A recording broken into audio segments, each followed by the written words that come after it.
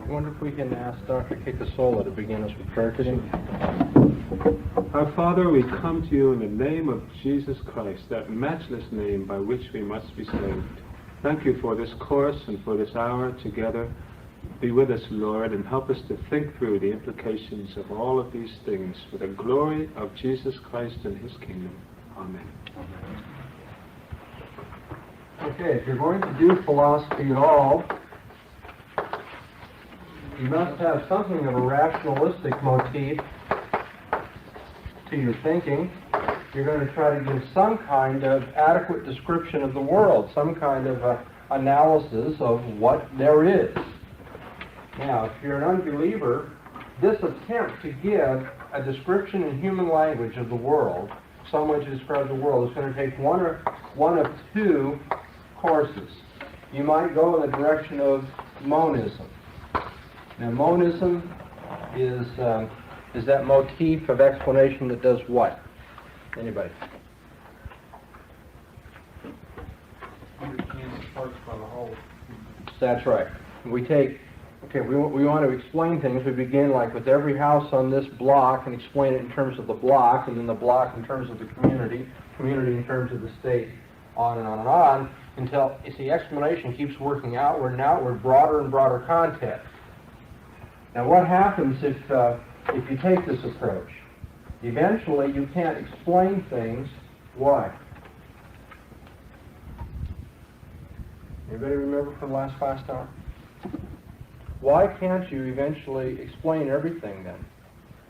You end up at an end point with a mystical definition of something that you really can't describe, that you can't. That's right. It's indescribable, and for what reason?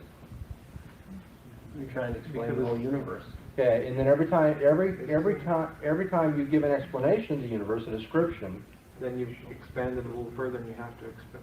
okay, well, the description is going to be less than the whole, is the point, right?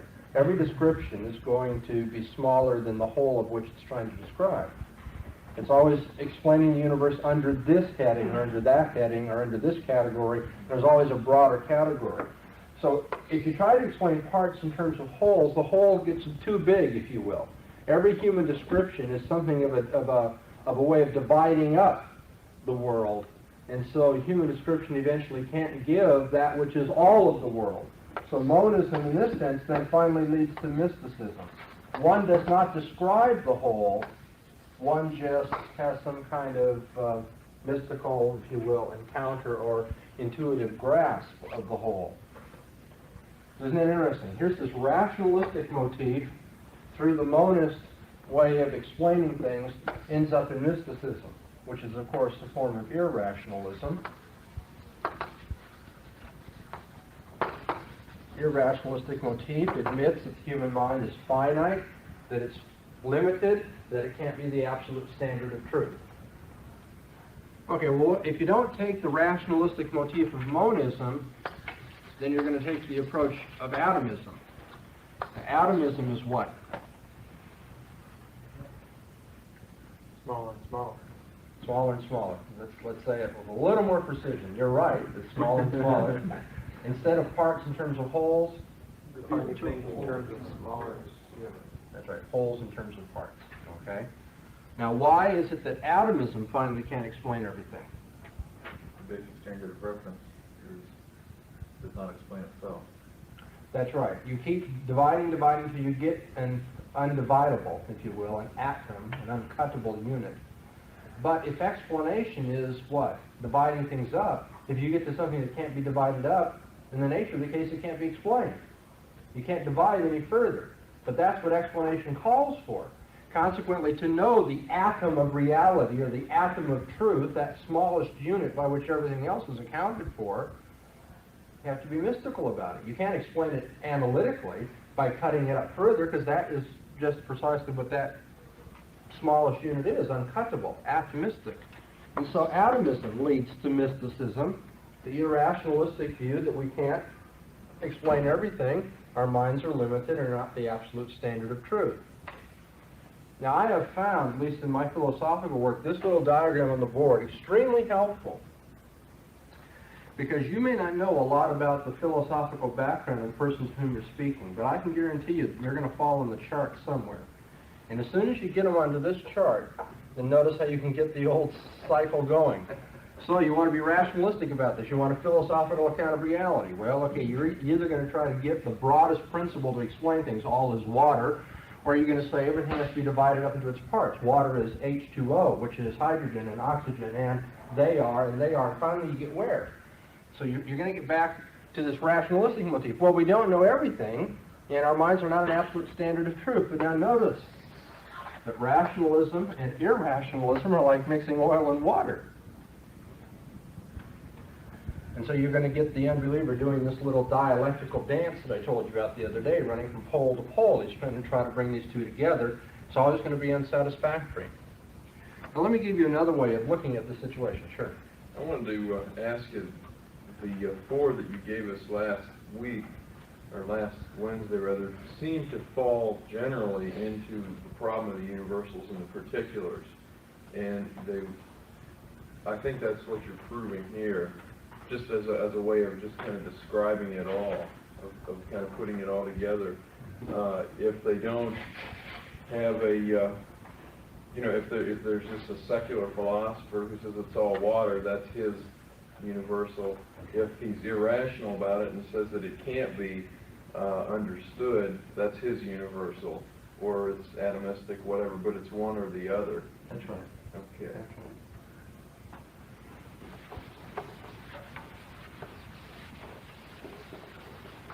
I think it'll be convenient now to diagram this in terms of what is the traditional square of opposition in logic.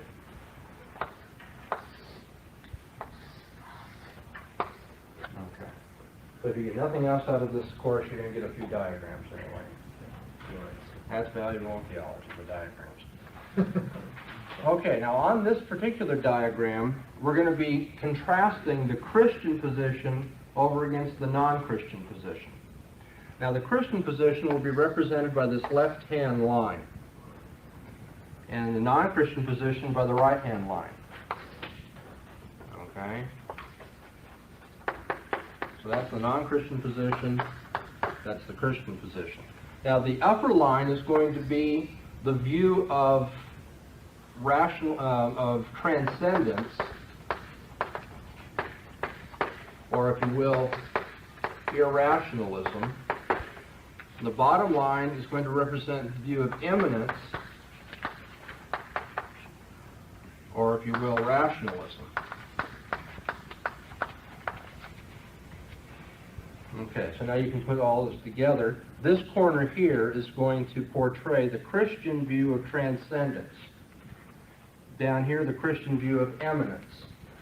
Over here, the non-Christian view of transcendence or irrationality, the non-Christian view of rationality or immanence. Everybody with me so far? It's just a matter of identifying the map right now. Okay, you know how it's going to work. Okay, now the non-Christian is always saying that whatever the absolute principle is, it is beyond comprehension. Atomistically, it can't be divided up further. You can only know it in a mystical way, or if you will, monistically, it is so large that it escapes rational description in human language. There's always a sense in which the absolute is beyond knowledge.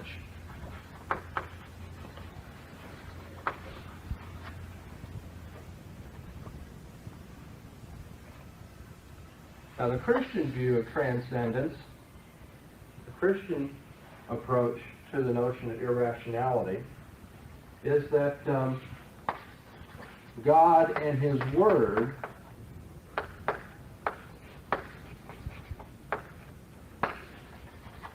are absolute, are, if you will, Lord over creation. Lord over creation.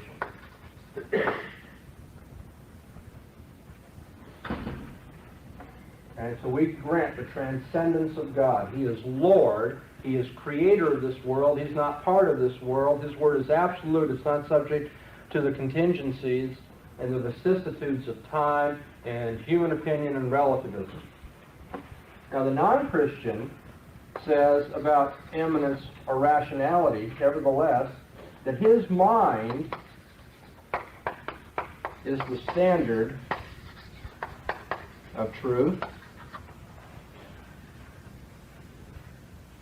And the Christian says that God's Word is the standard of truth.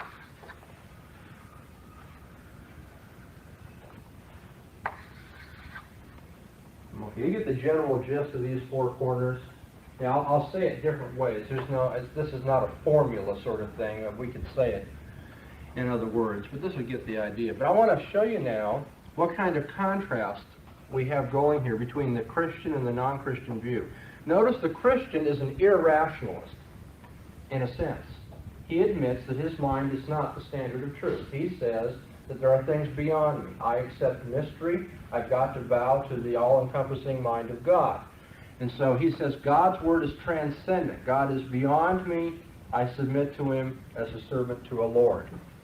On the other hand, the Christian says just because God is Lord, He can come right into our lives. Just because God is sovereign, just because God is all-powerful, just because He's the creator and the controller of all things, God can, in fact, come right into created history, right into the realm of nature, and show Himself clearly. He comes right into our lives in the Scriptures of the Old and New Testaments. He sends His Son right into our history. He sends His Spirit right into our hearts. And there's no ambiguity about this. There's no equivocation about this. There's no lack of absolute quality of it. Just because He's the Lord, He can give us a word that is a standard of truth. The unbeliever says that the absolute is beyond knowledge. You know, that mystical jump. There's his irrationalism. And then on the other hand, the unbeliever has to say that nevertheless his mind will be the standard of truth. You notice here you don't have something that's harmonious. The Christian view of God's transcendence is precisely what allows for the Christian view of God's immanence. It's just because He's transcendent that He can become immanent. And that's not dialectical thought. That's not paradox. That's just the way the Bible presents it. God is so powerful. The reason He's so powerful is because He's beyond everything. He's not limited by the creation or by history or by time. And just for that reason, He can come right into creation, history, time, our lives, and show Himself clearly. So those two are harmonious. But for the unbeliever, there's always this back and forth, this dialectical tension. These positions are pulling against each other. His thought is always pulling itself apart. On the one hand, he wants to be rationalistic. My mind and my mind only is going to be the standard. And on the other hand, he wants to say, but I realize my mind makes mistakes and I can't know everything, and so it's beyond me. I realize that the ultimate principle of explanation, whether it's a universal or a particular, is beyond explanation. The ultimate explanation is beyond explanation. So he has this contradictory approach to his thinking and to his philosophy and his life. That's always working that way. Okay, so the first thing, let me go back, I'm going to recapitulate now. First I put the square up on the board and I gave you the roadmap to what it was going to symbolize. And then I described the 4 different attitudes that you have here: Christian and non-Christian views of transcendence, Christian and non-Christian views of eminence. And after we've gotten that second step, filling in the different corners, notice that the Christian view of transcendence and eminence is harmonious. The two supplement each other, work together. The non-Christian view is always pulling against each other. It's what I meant by a dialectical tension. It's in tension, as I said after class, an ideological tension that's always yes and no. Can you count on your mind? Well, yes, but no. But you see, that's a yes and no that don't work together. Here I can say, do I count on my mind? Yes, to the degree it reflects the thoughts of God. No, to the degree that I'm relying upon myself. So, Christian view, harmonious; non-Christian view, dialectical tension. Now I'm going to add one more step to our diagramming here. Notice that there is an absolute diametrical contradiction between the corners, the outside corners now, okay? Upper left and lower right, upper right and lower left, okay? The non-Christian says the absolute is beyond knowledge. Nobody knows for sure. Nobody knows for sure. The Christian says, no, we do know for sure because the absolutes come right into our lives. Okay? The non-Christian view of transcendence is diametrically contradictory to the Christian view of eminence. Or if you will, I'll put it another way, the non-Christian view of irrationalism is the diametric opposite of the Christian view of rationalism. Christian says we can know for sure. There's an absolute, inerrant, infallible word right here that tells us. Non-Christian's always going to say nobody can know for sure because the absolute's beyond knowledge. And then it works the other way too. And this is the second step here. These two corners are diametrically opposed. The Christian says God and His Word, the standard, the absolute, is beyond our mental abilities. God is the Lord. The standard is this transcendent person. Whereas the non-Christian is always going to say the standard is going to be his mind.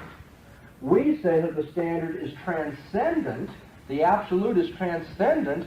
The non-Christian is always going to say the standard is in some sense eminent in his own mind or something having to do with history.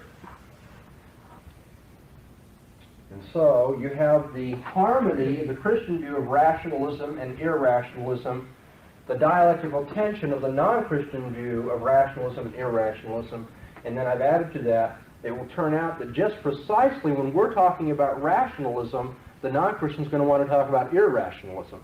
Just about the time you say God's Word is the standard, God's come right into our lives, here it is, here's this infallible revelation, the unbeliever is going to say nobody knows for sure, the absolute is beyond us. He's going to be very mystical. And then when you're mystical in the sense of being irrational, in the sense of admitting your finitude and your dependence upon something that's beyond you, when you're admitting your limitations, it's right at that time he's going to get very rationalistic and say, no, you see, if it's going to be believed, you got to show it to me, prove it to me, and that sort of thing. So you see then the relationship of unbelieving thought and believing thought in very broad strokes. That's what I've been trying to get at in the last hour and then today. Yeah. I believe in the transcendence and immanence of God, but at the same time, somehow you're explaining that I didn't understand how you explained Okay. the aspect of God's transcendence becoming immanent. When we say that God is transcendent, to put it in a word, we mean He's Lord. He's Lord. And as Lord, that means He is absolutely in control of all things, and He's beyond challenge, He's beyond finitude, He's beyond limitation. To say He's Lord is to say He transcends all of the limits we know. He's beyond us in that sense. You see, part of the problem is many times we think of transcendence and immanence in spatial terms. God is way out there beyond the universe, and yet God is right here in our lives. Well, the Bible never portrays transcendence in spatial terms that way. Metaphorically, it might. He's a God very near to us, to be sure, but his transcendence is always a matter of his power and authority. God is not part of creation. Nothing in creation captures God. Nothing in creation limits God. Nothing in creation is an obstacle for God. God is Lord. Okay, and in that sense, you see, he transcends all of our boundaries and limits. And yet, just because he's transcendent, he is able to come into history, come into our lives, be very near to us. It's just his all-powerful lordship that makes it possible for him to have a personal relationship to us that is not equivocal. When God comes into history, he doesn't lose his absolute character, because nothing in history can bind him or limit him or be an obstacle to him. And that's very helpful, by the way, in this inerrancy controversy that has been going on for a few years in the evangelical church. There's a view abroad which says that if God is transcendent, if he uses human agents, then something is lost in the process of revealing his word to finite men. So that as they express it in their words, there's some authority and some accuracy lost in the process. Well, that isn't the view of God's lordship you find in the Old and New Testaments. I mean, after all, God's in control of all things. He sovereignly decrees everything. If this person's personality has been determined by the hand of God and by the leading of God and by the providential government of God, then obviously he can use this person to say exactly what he wants. So the very fact that God is sovereign Lord over all makes it possible for him to come right into our lives. And so there is no problem with inerrancy in human language and all that, because we have a view of God's lordship or his transcendence. Yeah. You made a statement that in a sense the Christian position is irrational. Yeah, in a sense we have an irrationalist aspect. We depend upon the mind of God. We say we're not self-sufficient. My mind is not the ultimate standard. And so that's irrationalistic in the sense that we're not holding everything, all authority, all self-sufficiency to ourselves. And on the other hand, we're rationalistic. We say we can know things for sure. Now, I don't know what your own personal convictions are on this matter, but my own creedal position, the Westminster Confession of Faith, says that the Christian can, not that it's essential to salvation or that all do, but nevertheless the Christian can have an infallible assurance of his salvation. I think that's true. I think you can have. I think many of us lack it because of the lifestyle that we live and our sin and other reasons. But nevertheless, it is possible to have an infallible assurance, which means, one, you can know what the Bible tells you and promises you infallibly, and secondly, you can know how you stand with relationship to that promise. The Bible comes to give us knowledge over and over and over again. You look at Peter's preaching of the day of Pentecost. Let the house of Israel know with assurance. The Greek word there means certainly, without doubt. There can be no question but that God has raised up his Son to be Lord and Christ. Let the house of Israel know this. John in his first epistle says, I write these things to you that you might know that you have eternal life. And so the Bible says that we can know things. We can be very rational about it. No doubt about it. There is a God. He has the following character. He has sent his Son, etc., etc. Okay, so we're rationalistic, we're irrationalistic, in the sense that we say it's not because of my knowledge or wisdom, it's because God has revealed it. I depend upon something beyond me, but on the other hand, what I do know, I know for sure. The unbeliever says, well, I'm very rationalistic, my mind's the standard of truth, and then he has to be irrationalistic because his mind won't handle the task. So he finally says, well, nobody knows for sure. And so you see, it's just this reversal that I'm getting at. It's just these different views of transcendence and immanence that give the rational-irrational combination in Christianity a completely different flavor and direction than the rational-irrationalism of non-Christian philosophy. Well, this is your opportunity to ask some questions before I go on to another major thought. Yeah? There's a problem in communication between the two be involved in their starting points. So our starting point might be considered irrationality and theirs irrational. Or it can work the other way too. And in that way, they could, the weekly would be crossing That's right. each other. Or having a head-on collision. That's another way of putting it. And the dialectical tension within the non-Christian, is that all, did you call the tension between both of this dialectical tension? No. Between. His is a dialectical tension because there's an internal ripping apart internally. And then between Christianity and non-Christianity, there is, you see, no reconciliation. That's a head-on collision. That's not tension, that's just antithesis. And so here you see the antithesis, the square of opposition, if you will, and here you see the internal dialectical tension. Okay, I'm going to try to add one more thought. I think, yes. I asked you after class privately to define the two senses of dialectical. I think it would help the class if you would do that once again. Dialectical tensions, you mean in a generic sense. What is that, and how does that differ from neo-orthodoxy in the sense in which they're using it? The title of this heading that we're doing. Yeah.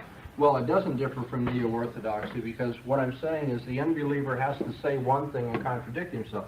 He says yes and no. Is your mind the absolute standard? Well, yes, it is. Anything that's going to be believed is going to be believed because you prove it to me. Well, is your mind able to comprehend everything? Well, no. So is it the absolute standard? Well, no. So is it the absolute standard? Well, yes. But no. Well, but then of course it is, but it's not. But I mean, that's dialectical tension. It's the yes and no philosophically of unbelieving thought. Now, on the other hand, I don't want to make this seem like it's just duck soup either, you know. That when you go to talk to an unbeliever, you say, now I know that you're a rationalist and an irrationalist, right? And he's going to say, that's right. Oh, shameful, shameful. Oh, no. They don't think it's that way. They think they've got a good thing going. And part of your work as an apologist in defending the faith and evangelizing these people is to get them to see that they've got more problems than they're recognizing. So, I mean, I'm not trying to talk about the way people will portray themselves. I'm talking about the way things really are. But dialectical means saying yes and no. It's a tension that is of that sort, contradictory tension. It's tension dialogue. It's yes and no. Dialectical is dialogue. Yeah. Now, that's the generic sense. The specific sense of neo-orthodoxy is yes and no in the same sense at the same time with respect to what? Same question, same issue. Okay, other questions? Okay. And number 5 in your outline, I think it should be 5. We've talked about the dialectical tension and unbelieving thought. Because I want to point out the ultimacy of worldviews.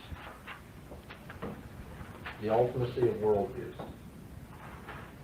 Now, what I'm getting at when I say that worldviews are ultimate is that a person has a metaphysical view,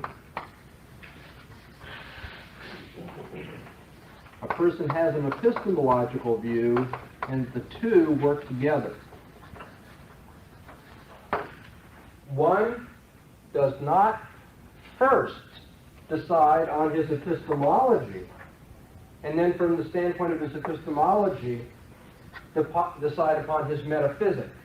That is, one does not first come to a view of knowledge, and then given his view of knowledge, decide what really is. Okay? That is called philosophical Methodism. It has nothing to do with John Wesley. Okay. Philosophical Methodism is one first chooses a method of knowing, or a theory of truth, or a standard of truth. One first chooses a view of knowledge, and then from that view of knowledge decides what really exists. From his epistemology, he moves to his metaphysics.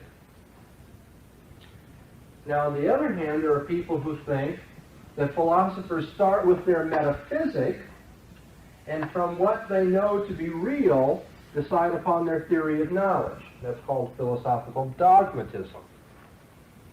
Okay? One begins with his view of reality, and then he forces a view of knowledge in conformity to his view of reality.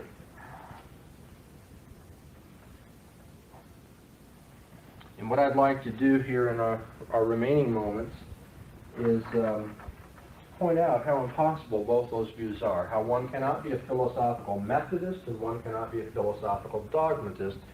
One must rather hold that what is ultimate is a worldview that contains both a metaphysic and an epistemology. If you will, people come to their view philosophically in one stroke. They don't first get an epistemology and then a metaphysic, or first a metaphysic and then an epistemology. They get a combination. But these two are on an axis with one another. And I'll try to use a homespun analogy to get this point across. Let's say that you're trying to build the world's best apple sorting machine. Okay, you want to sort out good apples from bad apples. That's a method, if you will. That's a standard for apples. You want a machine that's going to apply a standard for apples. That will be like an epistemology. In epistemology, we say, what is the standard of truth? What is our theory of knowledge? And the reason we want to do that is because we want to be able to decide what we do know and what we don't know. Okay, here are a lot of claims that people make.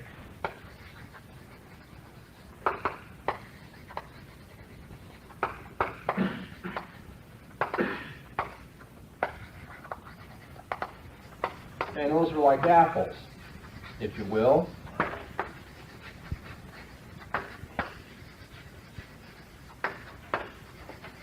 Okay. Now, some of the claims are going to be true and knowledgeable claims, and other of the claims are going to be false, ignorant claims. Now, how do you know which of these claims are the knowledgeable ones? Well, in order to answer that question, people have devised theories of knowledge. Okay, so an empiricist says, we know what is true on the basis of what we can sense. If you can see it with your eyes, feel it with your hands, hear it with your ears, that sort of thing. That's how you know. Rationalists say, well, if it makes sense, if it harmonizes with everything else we know, if it's consistent, if it's true to our intuitive concepts, then we know the claim is true and knowledgeable. These are different epistemologies, different theories of truth. One empiricistic, the other rationalistic. Now I'm using rationalistic in the school sense, not in the motif sense that I have been, so I don't want to mislead you now. My point is, here are all these conflicting claims, you got to have some way of sorting them out. And the sorting process is epistemological. And I've likened that to apples. You have good apples and you have bad apples, and you're trying to find a machine that's going to sort out the apples, right? Okay. And so you advertise in the paper, and you say, now, whoever will make an apple sorting machine is going to do the job so that I don't have to worry about eating apples with worms in them, then I'm going to pay them $10,000. And you have to produce your machine by Saturday, whatever on whatever month and whatever year it is. Now, come that day, lo and behold, 10 people show up at your place, and they have 10 different apple sorting machines. Some guy comes in and he says, now just watch how this machine sorts the apples. Okay, and you watch it, and lo and behold, some apples go over in the bad pile, some go over in the good pile. The guy says, it's done. Sorted your apples. The other person says, well, wait a minute, my machine will do a much better job than that. So you set up his machine, and it sorts out apples this way and that way. And the third guy says, no, mine's even better than that. And you go through the whole schmear, and you have 10 different machines doing 10 different ways of sorting the apples. What's the problem? No criteria. You got to choose which machine is doing the right job. Now, what are you going to do to test the machine? Look at the apples. You're going to look at the apples. What does that presuppose? That you already know what a good apple is. Am I right? If you have a machine that's going to sort the apples, you can only test the legitimacy of the machine, the accuracy of the machine, if you first know a good apple from a bad apple. What if we had some native from the South Sea Island that had never seen an apple? And we asked him to choose now, which of these machines do you think is best, Pongo Pongo? And what happens? Well, he has no way of knowing. He couldn't begin to answer that question because he doesn't know anything about apples. And so lo and behold, in order to sort out claims, one has first got to know some true ones, doesn't it? You have to know what a true claim looks like. You have to know what knowledge is before you can get a machinery by which to distinguish knowledgeable claims from ignorant claims, true from false ones. So what that shows is if you try to have an epistemology, this sorting machine for claims, you're going to have to know something about reality first, so that as everybody proposes a claim to you, you can have some test standards. You know, you can throw some good apples in and some bad apples in and see what happens. Okay, so somebody says, we only know things on the basis of our senses. And you say, well, I know this. I know that my wife loves me. Now, can that be proven according to the senses? Well, if it can't, then there's something wrong with this epistemology. There's something wrong because I know this much about reality, and your machine won't accommodate it. Or on the other hand, I know that something is false, and yet your machine makes it appear to be true. If we apply your standards, it comes out looking true.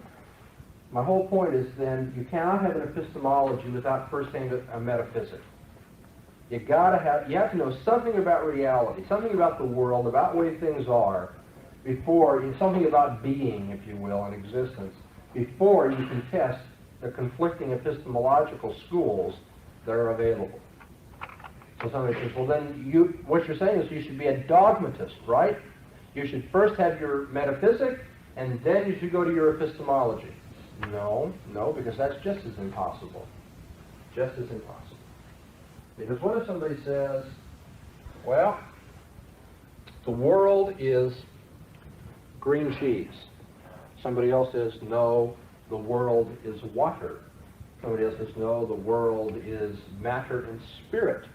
And on and on and on and on with all the different metaphysical views. What's the natural question? How do you know? How do you know?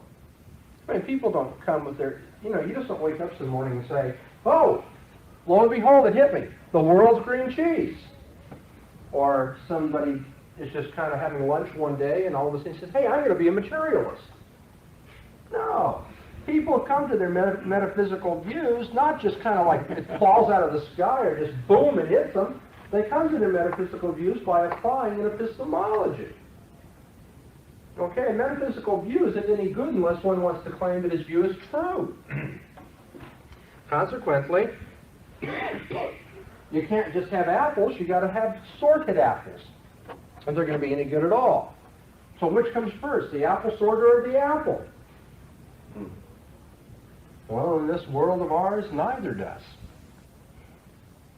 You got to start, first of all, with a knowledge of how you know as well as what you know. Now, that isn't to say we have a full-blown view of knowledge. I can tell you how many ants there are in Ethiopia right now. But at the most fundamental level, well, I mean, what I'm telling you is, the whole menu isn't given in one stroke here. But you do start out with the most fundamental principles of knowledge and reality as being harmonious with each other. You start out with a worldview. You don't start out with a metaphysic and then develop an epistemology. And you don't start out with an epistemology and then develop a metaphysic. You start out with a metaphysic and epistemology. I'd like to illustrate that a little bit from the history of philosophy here, and I think time will allow a couple of illustrations anyway. Yes. Trying to get a handle on metaphysical here, you distinguished how you know from what you know. What you know is a fairly general definition of metaphysical, as opposed to how you know. What you know about the world, about reality Okay. and being. In the case of the apples, what was the metaphysical? What was the metaphysical? The knowledge of a good apple. You know that this world is, that these apples here are good and these over here are bad. And that is like a metaphysician saying, I know spirits exist, but that material objects don't. Okay. And the epistemology in the apples was what? The way I know is because it went through this sorting machine and came out over here. This machine proved this apple to be good and that apple to be bad. Okay. I'm going to compare the views of a realist and a nominalist here. Now, you've all from church history studied a little bit that controversy, realism and nominalism, right? I'm looking for the nodding heads. I'm not getting it. No hands on this altar call. Okay.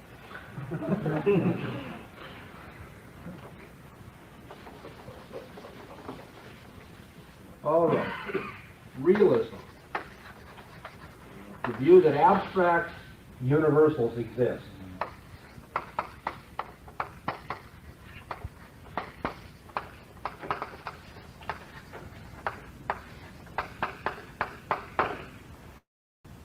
What's a universal? It's a general truth or a general concept. A general truth might be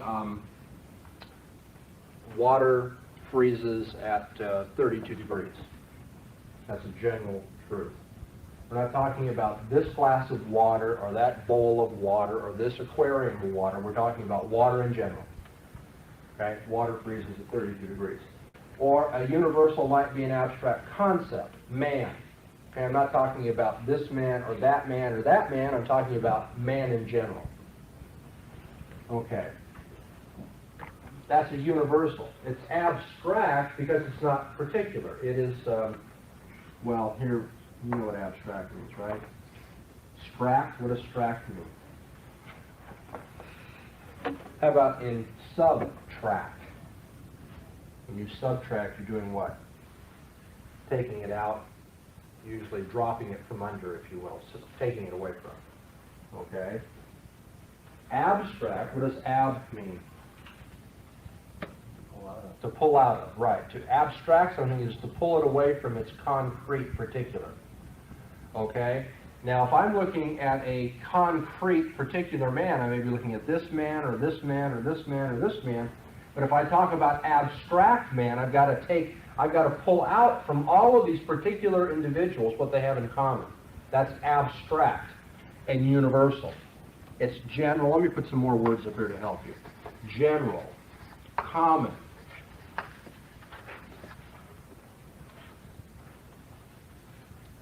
Okay. Abstract means that it is not something you're going to run into in your experience. It's not a particular. It's abstractive. Now, there is a view of philosophy held by men as famous as Plato or Descartes and Roderick Chisholm today. It's called realism. It says there are such things as abstract universals. Abstract objects exist. There is such a thing as duckness. Not just a way of talking, there actually is duckness. There are ducks, and then there's the concept of the duck. And the concept of duck exists as much as the ducks. Okay? Now, before we get too humorous about this, I happen to think there's something to be said for that philosophy. Okay, but now nominalism, on the other hand, says, nah, that's really quite silly. Abstract universals don't exist. They're only names. Nominalism. They're only nomina, names. Okay, so we speak of man, but the only thing that exists is men. For all the grammatical roughness of that gets the point. We speak of man, but the only thing that exists is men. So, it's true that there is this man and this man and this man, but it's not true that there is man, or mankind, or humanity in that sense. There's just men, just particulars. So instead of abstract, you have concrete particulars, not universals, just particulars. And every universal word is nothing but a word. It's only a summary, if you will. It's only a convenient way of speaking. Okay, abstract universals exist, realism. Only concrete particulars exist, nominalism. Yes, sir? Realism does not deny the existence of the particulars. No. In the case. No. But it adds to that universals as well. Particulars exist and universals. The nominalist says only particulars exist. How does the nominal handle things like justice? Things like what? Justice. Justice is but a summary word for all of the actions that are taking place in the courtroom. The only thing that exists are the particular decisions. And justice is but a summary word for those decisions. I think it's a rather implausible theory. Begs the question. Myself. Yeah, I like to talk about these things. I'll get off on it for just a minute. Let's watch what happens.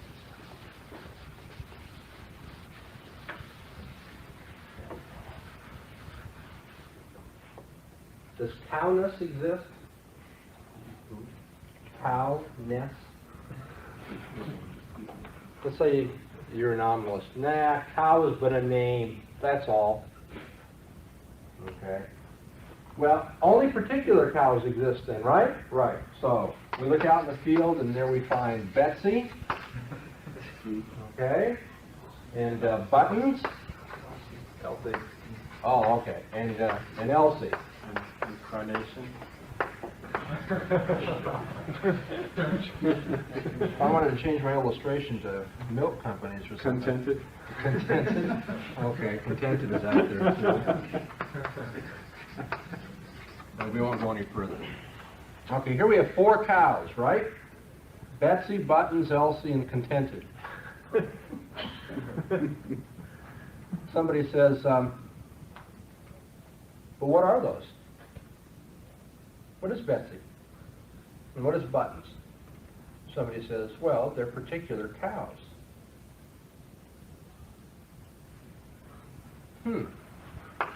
This one's a cow?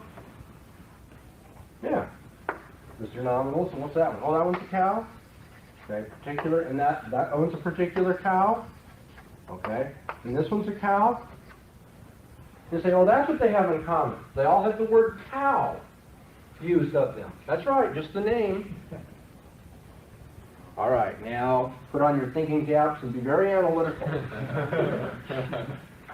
How many words do I have up there on the board on the extreme right column?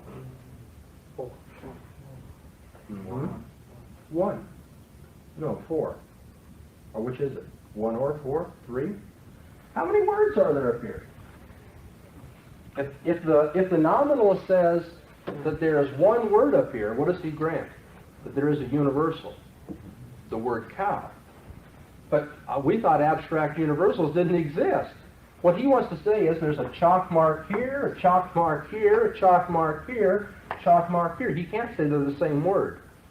To say they're the same word is to say that there's a universal, the word cow. You see how implausible the theory of nominalism is? Because he has to say these are the same word. They don't even look the same. My handwriting's terrible. But even if they looked the same, what would it mean to look the same? What is sameness of appearance? Unless there's a universal by which you identify 4 things as being similar. And so you see the nominalist transfers the question to the oneness and manyness of words, away from the oneness and manyness in the world, but he doesn't escape the problem. And what's the problem with realism? Well, of course, I think you all feel there's something wrong with the idea of, if I go along this row here and kick every chair, you know, I kick chair 1 and kick chair 2, kick chair 3 and kick chair 4, and now whammo, I kick chairness. Okay? Plato is arguing with David Hume. Okay, great moments of the past. Okay, you can you kind of reconstruct this thing in your mind. And here's Plato, and how are they going to argue with each other? Okay, David Hume brings forth his argument for the fact that only concrete particulars exist. Now, Plato is going to say, your nominalistic epistemology is wrong. He says, you're arguing on the basis that general terms are only names, and that's all. They don't denote anything in reality. And that nominalistic epistemology is wrong, Plato's going to say, because there are abstract universals that you're not taking into account. And so then Plato gives his argument, right? And then David Hume sits there and he goes, that can't be right, because you see, your argument for realism, for the existence of these things is wrong, because only concrete particulars exist. Because your realistic epistemology is wrong because only concrete particulars exist. Plato's epistemology was one of intuition, if I can put it very briefly. Plato says we intuit the forms. We intuit. But you see, this intuitional epistemology will not sit well with this empirical epistemology. Hume was an empiricist. He said anything we know because of our senses. We know it because of our senses. Plato says it isn't because of my senses. I don't sense duckness. I intuit duckness. Hume, okay, let's go through the argument. Plato says, I have intuited the form of duckness. Hume says, prove that you've intuited the form of duckness, that there is such a thing as duckness. Plato says, okay, I prove it because I'm now intuiting it. Hume says, well, you're obviously wrong, because to prove it means to give sensible evidence of it. Not reasonable, sensible in the sense of tactile. I can touch it, see it, smell it, whatever. Okay, so Plato's metaphysic is challenged by Hume's epistemology. It says you can't prove that abstract universals exist because you can't touch them. On the other hand, Plato says you can't prove that only concrete particulars exist because intuition tells us otherwise. Why did Plato hold to an intuitionist epistemology?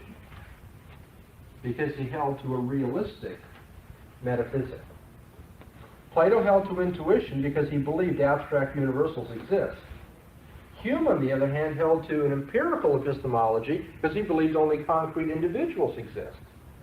His metaphysic determined his epistemology, and his epistemology determined his metaphysic. And one stroke, you see, these two have to go together. You don't have a combination of these two views. You don't have an intuitionist epistemology when you think only concrete particulars exist. Because if only concrete particulars exist, you haven't got anything to intuit. On the other hand, if you believe that abstract universals exist, you're not going to hold to an empirical standard of truth, because there's something that goes beyond our senses. And what am I getting at? Worldviews are ultimate. One's epistemology, his theory of knowledge, and one's theory of reality are going to supplement and support each other. They're going to determine each other. Let me give you another example. Maybe one that's a little bit easier to follow than this technical question in the history of philosophy. You have two general approaches to philosophy. One might be called the outsider approach to philosophy, and the other the insider approach. The outsider or objective observer approach to knowledge. And then you have the insider, passionate participant approach to philosophy.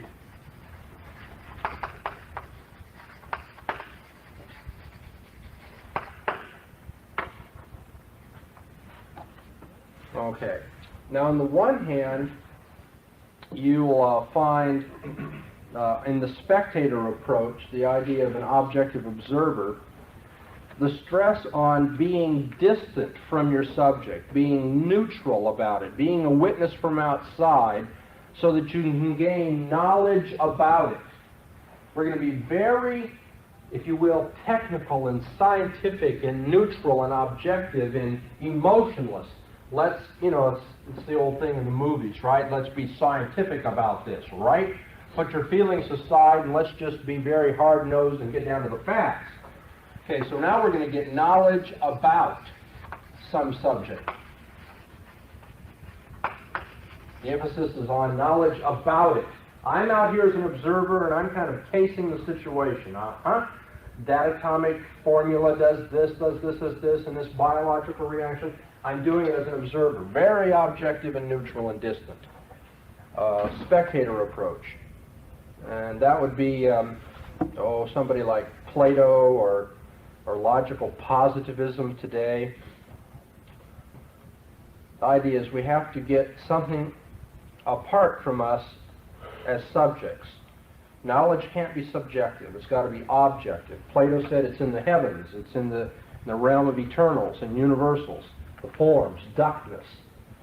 I look at these little ducklings in the pond, and there's something really strange about that. I can't be sure. But of duckness, there's no question. It doesn't move around. It doesn't get fuzzy. It doesn't get ambiguous. It's objective and plain. Or logical positivism says you want to know things for sure, you have to know them in terms of what is an absolute experience of it. Redness, roundness, here, now. That's an apple. Okay? Very objective about it. But on the other side, you get the insider, passionate participant approach to reality. So you have like Kierkegaard, who says that he doesn't want to be an impartial judge about truth. He doesn't want to trample upon the modes of experience.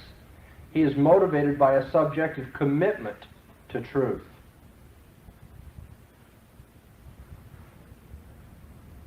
Okay, so here the insider doesn't want knowledge about things. He wants knowledge of things.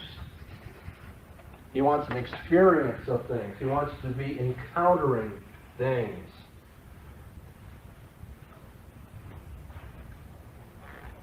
Okay, on the outsider, objective observer, knowledge about things approach, you're going to get an increasing distrust of reason.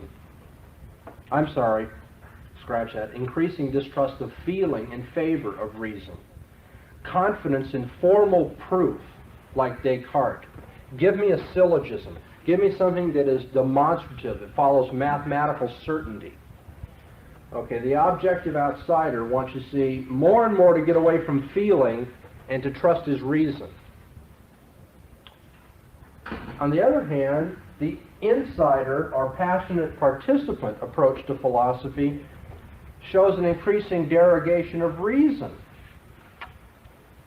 This reason, you see, is always distorting. Reason and analysis distort and falsify what experience really is.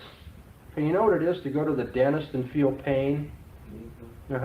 Now, read an account of going to the dentist and feeling pain. What a difference, man. There's something distorted about that. Reading about it and experiencing it are really different. There's something unreal about reading about the pain of a dentist chair. Something very real about feeling the pain in the chair.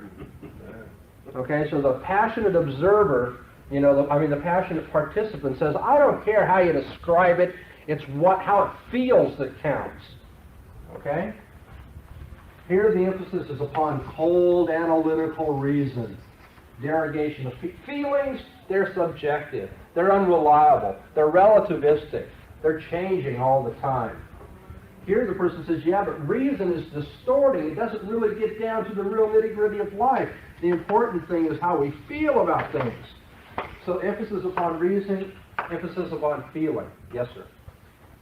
There was an advertisement in my home paper last year by a Unitarian church with big bold letters. They're trying to get people to come, and their come on was, nobody's going to tell you what to think, just feel. Oh, yeah. It feels good, it's right. Yes, sir. That's what you call the ultimate passionate participant approach to religion. Okay, now let's say we get this Unitarian pastor, if it's fair to call them pastors, in the same room with a cold analytical philosopher. And they're going to resolve their philosophical differences, right? Now what's going to happen if they try to resolve their philosophical differences? Okay, here's the cold analytical philosopher who says, you know what's wrong with your approach to life, Mr. Feeling-oriented preacher? Premise 1, premise 2, ergo, you're wrong. Okay?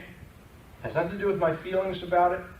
I may like you as a man, but the fact of the matter is your philosophy stinks, and here's why. 1, 2, 3, boom, boom, boom, fact, fact, fact, you're out. Okay, and then the Unitarian fellow, or the Kierkegaardian, if you will, stands up and with his passionate participant, he says, yeah, what does that have to do with life, those marks up there on a blackboard? Now I want you to tell me, you people out there in the audience, how many of you have been in a dentist chair, huh? Okay. And the philosopher's over here going, oh, this guy's appealing to feeling. How wrong could he be? Whereas the other fellow's going, that guy's appealing to cold logic. How wrong could he be? How are they ever going to get these two together? You see, their view of life and the way they argue about life is going to be completely different. Their standards and their conclusions are different. The one guy says, life is to be approached objectively as an observer. The other says, no, life is to be approached as somebody who wants to be part of the game and participate. And there the twain shall meet. To argue with each other, they're going to have to change their worldviews. Because as long as their worldviews stay the same, the way they argue is going to be different as well. They'll never be able to convince each other because it's not a matter of having done your homework wrong. It isn't as though the philosopher says, now listen, Mr. Feeling-oriented, if you'll go home and just, recheck your homework, you'll see that I was right and you were wrong. That isn't the problem. The problem is they have different conceptions of the kind of homework they should be doing. The one guy says, now look, don't go home and read a book. Go home and get involved in life. Play with your children. Get out in the political world. Turn on the TV. The other guy says, nah, don't worry about what, really makes you feel good or bad. You gotta get down the facts. Get out an encyclopedia. Pull out a book of logic. Start, working things out on paper. They're never going to be able to convince each other because their approach to life dictates different ways of arguing, and different ways of arguing are going to lead to different conclusions about life. Their metaphysic, their view of the world, and their epistemology, their view of knowledge, are determined by each other. And not one before the other. They come, if you will, in one stroke. And now that's what I'm getting at when I said worldviews are ultimate. Now, before we run out of time today, I want to go back and just review what we've done this week. This week has been calculated in my notes as a way of preparing you for the particular issues that are going to arise now in the philosophy of religion that we're going to be taking up week by week. This is our orientation, not just to the class, but orientation to the way we should be thinking as Christians. First of all, why should we study philosophy? That's your turn to answer. Why should we study philosophy? What's that? For the defense of the faith. Okay, so we can defend the faith. Why else? And treasure truth. So we can preserve truth, the treasure of truth that Christ has, that we're going to lose. Critical discernment. That we can have critical discernment for the sake of seeing which philosophies lead away from Christ and which are honoring to Christ. Very good. Okay, what is philosophy?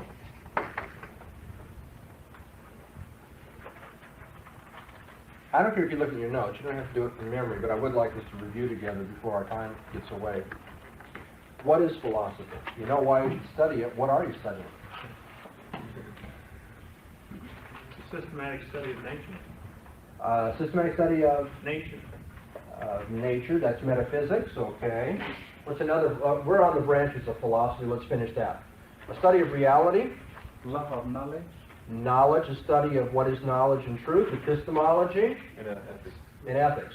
Human behavior or conduct. Okay, those are the branches of philosophy. What is philosophical study? What do you do when you do philosophy? Remember I said there's kind of, there's a double task in philosophy. Critical task and constructive task. Ah, right, okay. What's the critical task? Anybody?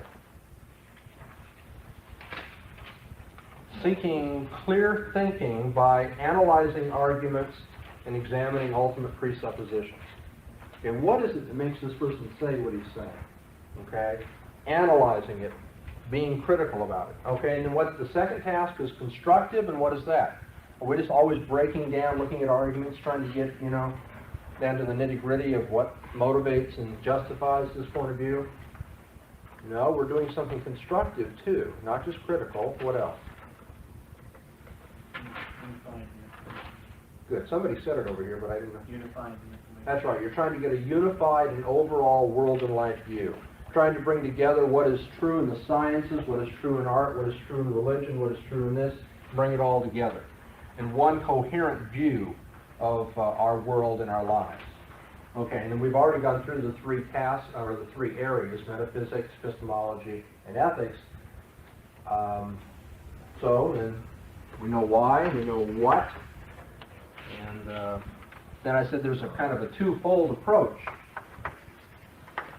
There's a twofold philosophy.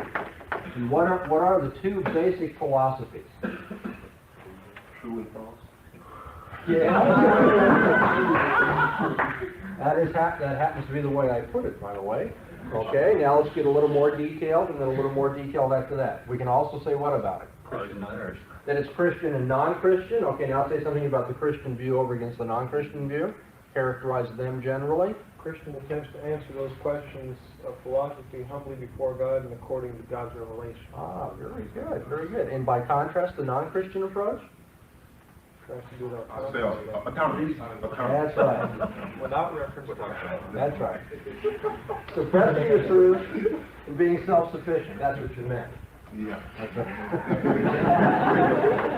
Okay. And then we said, after we looked at the twofold approach to philosophy, there's a dialectical tension in unbelieving philosophy. Can somebody just generally characterize that dialectical tension?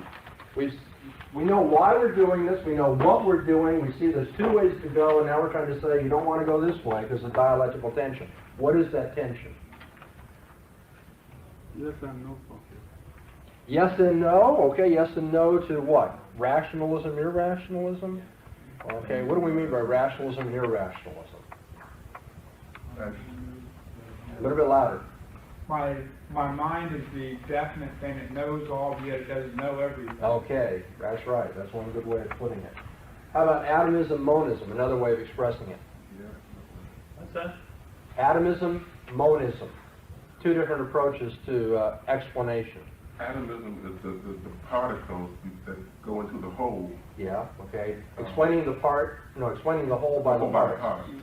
And monism. Just the opposite.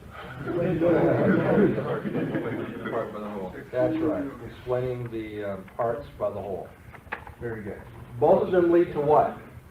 I had my, I'm not in the game, I'm going to ask a question here. Okay. Let's get the answer to this question.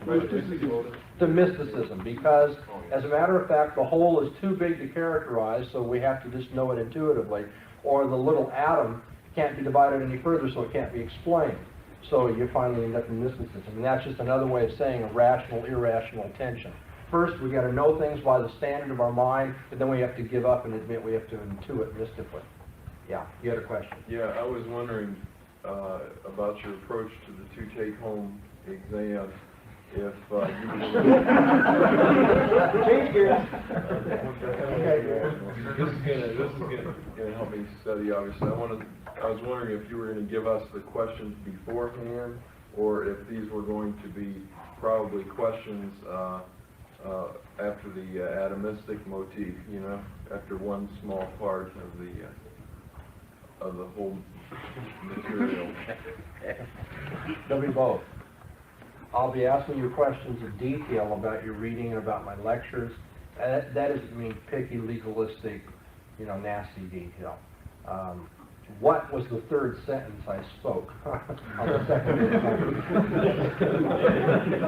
No, I'll probably ask you details like illustrate the dialectical tension, unbelieving thought in terms of monism and atomism. Detail that way. But then I'll also be asking you, if you will, overall questions of evaluation. Like when we get done here, then you'll have a basis for what am I trying to accomplish here? If you look at each unit of thought and say, why did we go over all that? Okay? And just in one stroke, let me put the fifth and final thing of our discussion up here, the ultimacy of worldviews.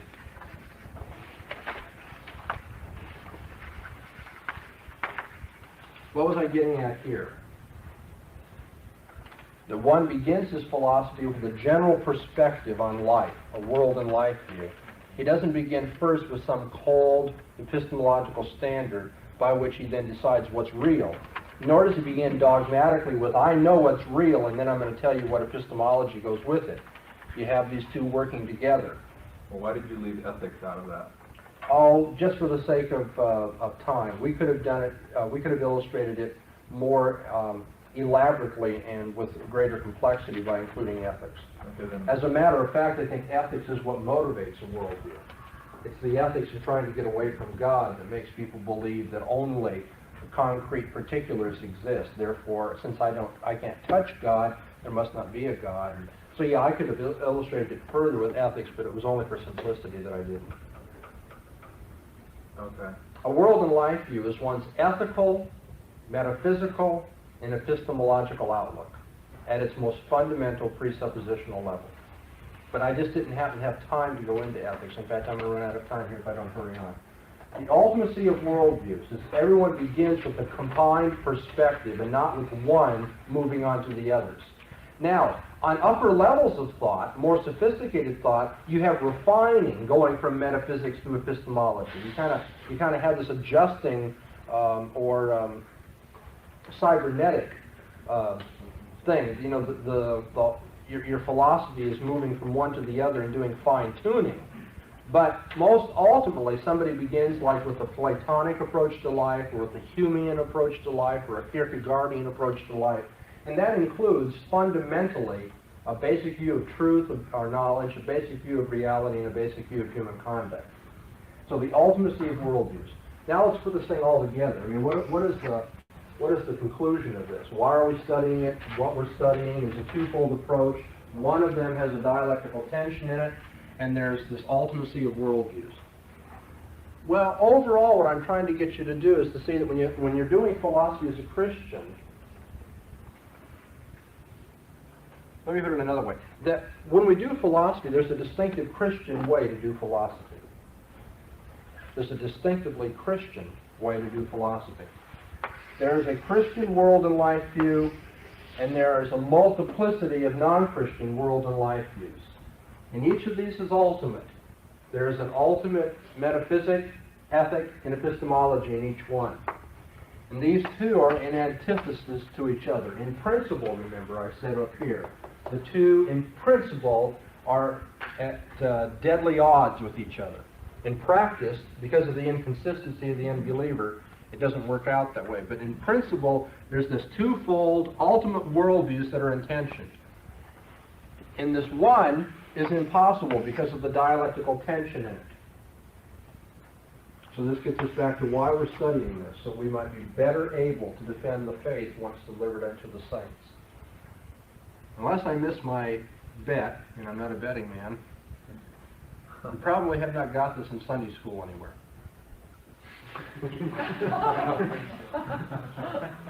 But there's no reason under the sun why we couldn't be working toward the day when the people who go to college know very well that when they approach naturalistic evolutionary thought or materialism in their philosophers, if they know why they're going to approach it and the way they're going to, the twofold approach, that is, if they know the presuppositions that inform them as Christians, then they're going to be prepared, you see, to keep mature Christian commitment that is intelligent.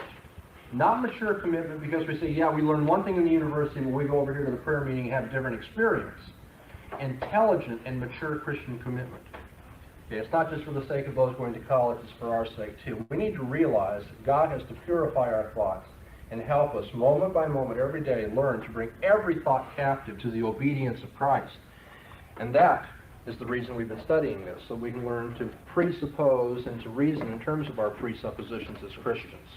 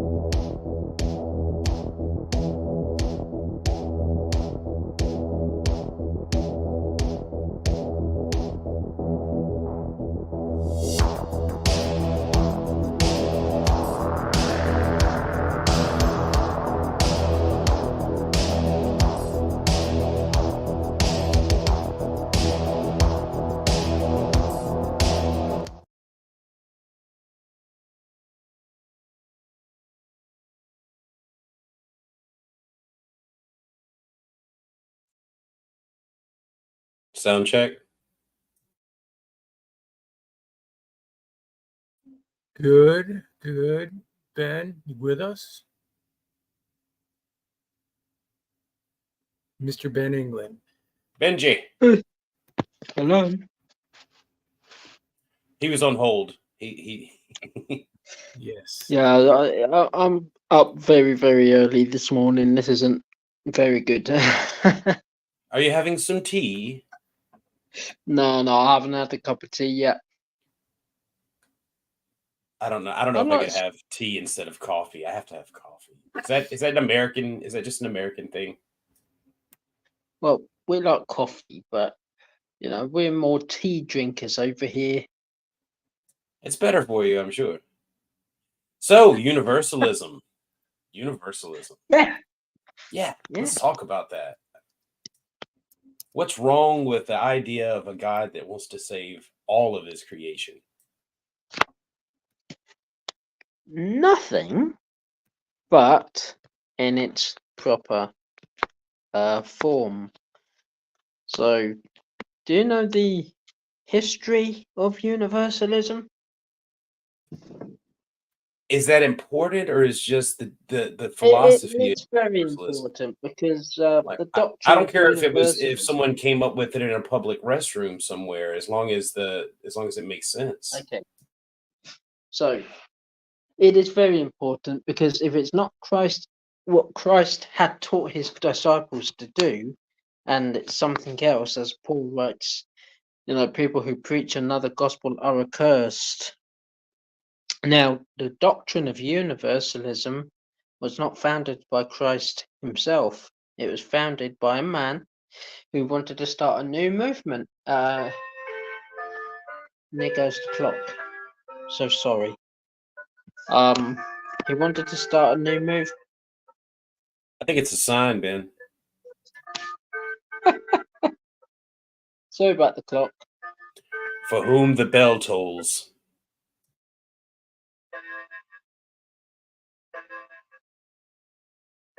Four o'clock. There you go, 4 o'clock. Is that happening inside your flat? Ah. Do you have like a big Ben?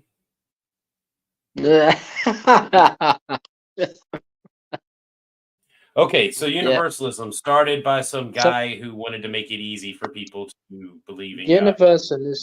Universalism is a doctrine that was started by George de Benneville. Now, George de Benneville didn't want the Christian way because even though in Scripture 3 times the title Christian, and it's not really a title, it's a name, Christ in it, and Ian means follower, and Christian is preached by Paul. He tried to preach to King Agrippa about the gospel, and King Agrippa said to Apostle Paul, "You persuaded me to become a Christian." But Paul could have said, "No, it's not Christian. No, it's not Christian. No, but it is. The word Christian means Christ follower, to someone who believes on the Lord Jesus Christ." And he says, "Not just thou, but those who hear me this day."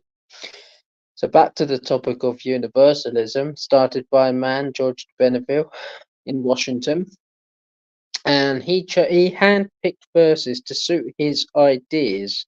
That because after what happened to him, he wanted his own way instead of Christ's way. So he came up with 1 Timothy 4:10, without realizing that the Savior of all, especially to those who believe, are the ones that are especially to those who are believing. Okay, hold on, Ben. First, can we just sum up what the goal of universalism is? The goal of universalism has no goals because it rejects what Christ taught his disciples. He commanded his disciples in Matthew 28:19, shortly after his resurrection from the cross, what he done on the cross, shed his blood on the cross for the remission of sin. But how do you have that applied to your life? It's what he taught what he commanded his disciples to go ye therefore preach to all nations, baptizing them in the name of the Father, Son, Holy Spirit, and So teaching belief is them the to key. command all and Belief is the teaching key. them to command all We don't what have he to has do it. commanded. Luke 24:47, that ye preach first of all in Jerusalem, and then all the nations, and that also he said that all who hear my word repeat this same message. It is faith by grace. Believe on the Lord Jesus Christ, and thou shalt be saved. This is what Could Philippian you explain jailer said. faith by grace? Faith. Okay, so faith By grace. Like Ephesians 2 verse 8 and 9, a very familiar verse you're familiar with, I should ask. I'm asking you to explain what it means, faith by grace. So I think you Ephesians just said 2 it. verse 8 to 9 says, "For by grace are you saved through faith." So we're saved by God's grace through faith. Faith is the substance of things hoped for, the evidence of things not So grace by faith. seen. Faith is faith in Christ, the Son of God, what Christ did for us on the cross. Faith in what he done. This is why we're called the children of faith. Those who are believers of Christ are called the children of God. Ben, I hear We are you, and I don't children want to of get God. sidetracked into these long tangents. I'm asking you a question. You're I'm trying- being given an answer, but it's not an answer you want, William Freeman. Right? No, it's not one I can understand. You're giving me more questions instead of. So I'm asking you, grace by faith. These are ingredients. Okay, so grace is what is grace then? When we're saying grace, what is grace? Grace is called the free gift. The free unmerited gift. Grace is the free grace is the free gift upon faith on God's Son Jesus Christ for what he did for us on the cross. Faith in God's Son, saved by grace. We are given grace freely when we have faith in Jesus. Given grace by God because by of God. our faith in Faith Jesus. in So Christ. our belief. Faith Our belief in Christ. Jesus. Faith in Christ, as Christ commanded, So am I even saying after it his wrong? death, burial, resurrection. You corrected me 3 times. Am I saying it wrong? Belief in Jesus is not the same as faith in Christ? Yes, faith and belief. Faith and belief go in hand. They come from the same word, which means pistio, which means to trust, entrust, faith, and believe. Okay. So how does one Faith, choose? again, how do you faith choose what you believe, Ben? What does do you that? mean choose what you believe? Yeah, you're saying that there is a thing that you have to do to get the grace, and that is to believe. Yes, Right. as So you don't Apostle Paul said, as Apostle Paul preached in the book of Acts. Yeah, you don't choose Apostle what you Paul, believe. the very Apostle Paul that the very Apostle Paul that Ace teaches, the very Apostle Paul that Ace gives. Right, the very Apostle Paul that Ace goes on about in certain verses in Timothy completely rejects the fact that in the book of Acts, a young man, a Philippian jailer, was given the gospel by Apostle Paul. Well, after they were released from prison by the Lord, because there was a big earthquake and everything, because they were thrown into prison after casting the spirit of divination out of the damsel of Thyatira. And of course, they were thrown into prison. They were singing hymns and praising God and everything. The Philippian jailer heard this and they brought him out, and he said, "Sirs, what must I do to be saved?" That's a beautiful question. And they said unto him, "Believe on the Lord Jesus Christ, and thou shalt be saved." How did he come to the truth of Jesus Christ? He was hearing them singing hymns Okay, and the word hold on. of You can't just take the whole stream and just tell the story. Like, you got to let other people ask questions about it, Ben. Okay, Well, so there's obviously a disconnect here. Ben's coming from a scripture position, right? He's presupposing the scripture. I'll always come from scripture. That's the basic or foundation here. Just let me finish what I was saying. Ben's coming from a scripture position, so he's going to always go back to the scripture for references, even though you might think they're long-winded. Those are his answers. You're coming from what position? I don't know. An autonomous position of some sort. Right now I'm just coming from asking questions. Right, but you still have a worldview that you're coming from, an autonomous world. Excuse me, an autonomous worldview. So you're bringing in personal questions from who knows where, and he's going to always go back to the scripture. So just be prepared for that is what I'm saying. Go ahead. Go on, read us more Bible, Ben. Go ahead. I'm not reading Bible. They're coming from inside. Okay, so belief again is not something you choose. I've heard the singing, the gospel songs. I've heard the gospel spoken. I've heard preaching. I once believed.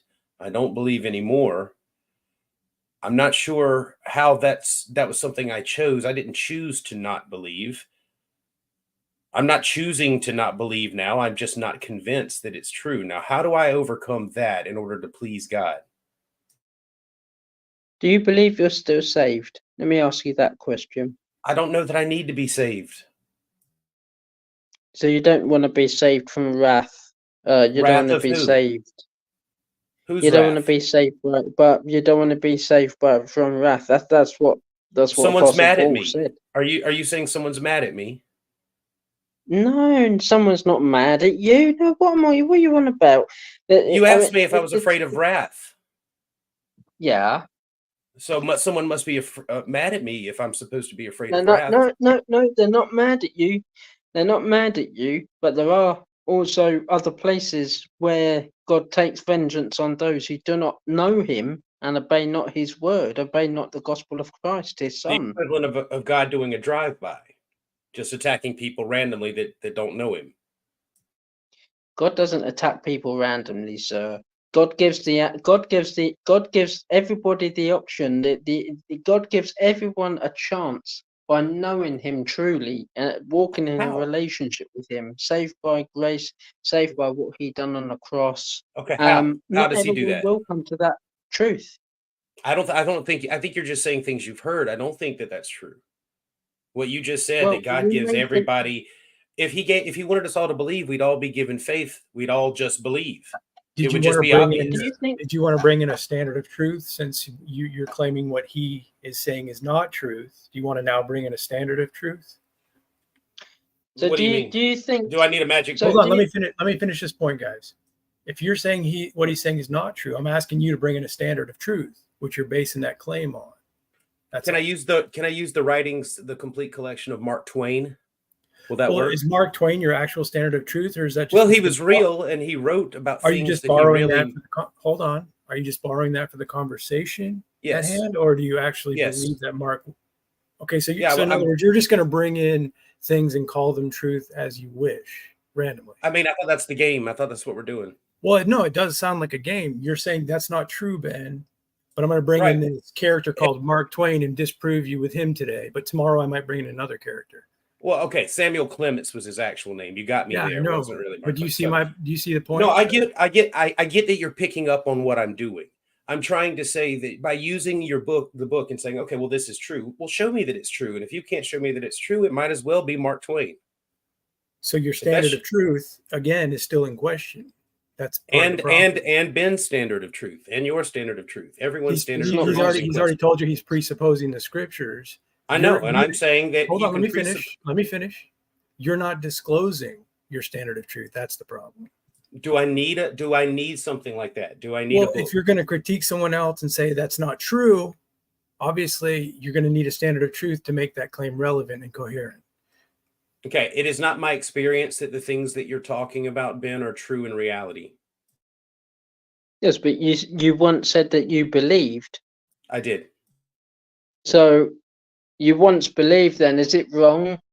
Is it wrong for those who are in Christ and believers that have believed and are saved by faith? Is it wrong for me to believe? No, not at all. You were convinced by the evidence that you have. Mm-hmm.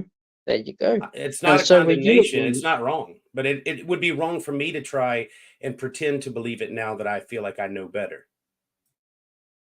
Yeah, but didn't you confess the other day that you still feel that someone's looking out for you? Didn't you say that? I'm a theist. Absolutely. I just don't believe in the Bible. You're a theist. You're a theist, but you still got a level of faith in something, then, haven't you? Yes. Yeah. Well, but that's the point. I mean, but what do you base your faith? Am I good? Well, I don't know. I don't know, to be God. honest, because at the end of the day, you know, who you put your faith in shows who you are following. You brought up Mark Twain and stuff like that. Do you have faith in Mark Twain? No. He's a man. It was Well, that there was you me go. picking. Listen, the reason, and I know you didn't catch this, Ben, but the reason I was doing that, I was challenging the validity of the Bible as evidence. We can get past that because what now we're talking about something with substance here. I did Okay. believe. I don't believe anymore because I don't believe. I was convinced that the Bible was true before I really examined the situation objectively, like to step away from my desire for everything that my parents believe and everything that my grandparents believe, all that stuff to be right, you know, and to feel like I was right.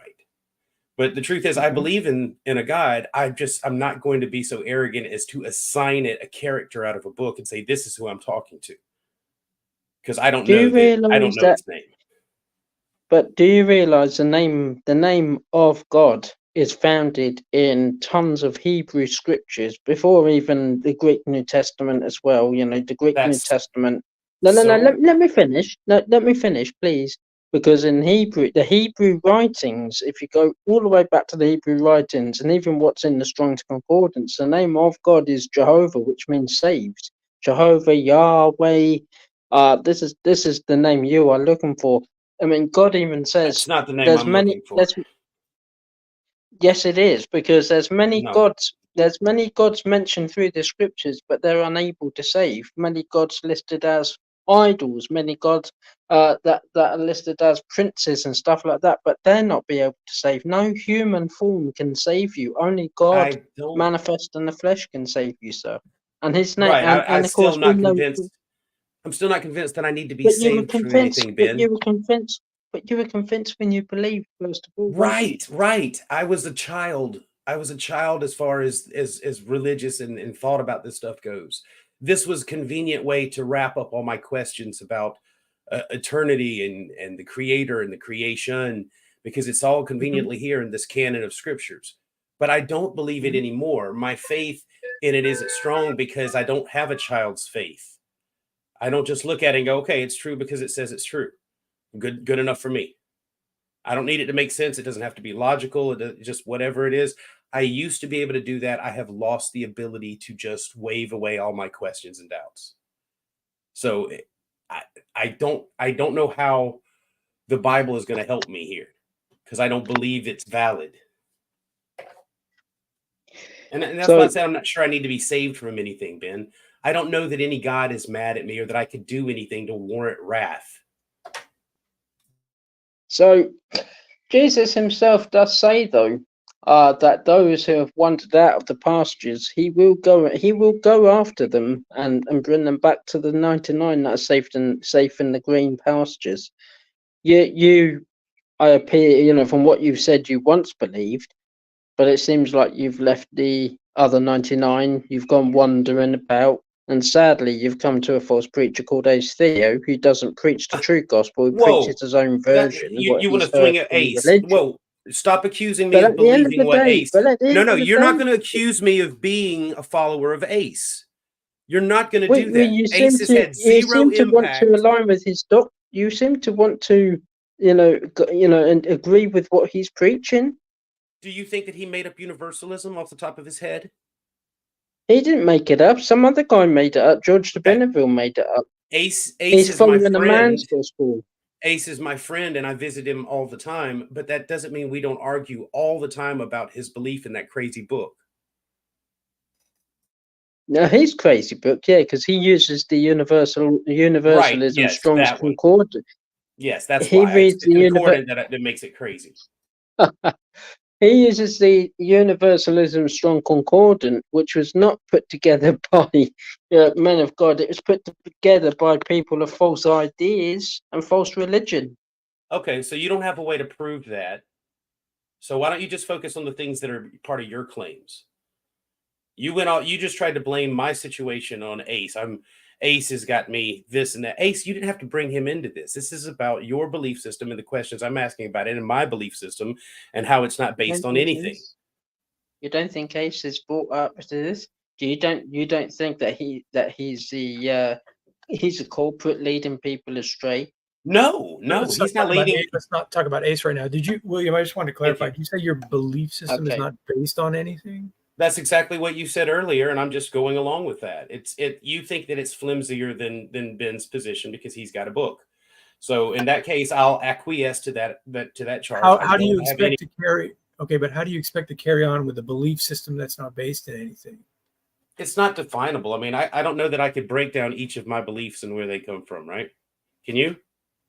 No, I'm saying if Ben wanted to, he could simply just keep knocking you down, saying, "But you don't know where you're coming from." If he thinks that's effective, right? Well, If he thinks I that's mean, an effective strategy, he could, but it's not going to make his seem any more certain. It's a I mean, defense against having his.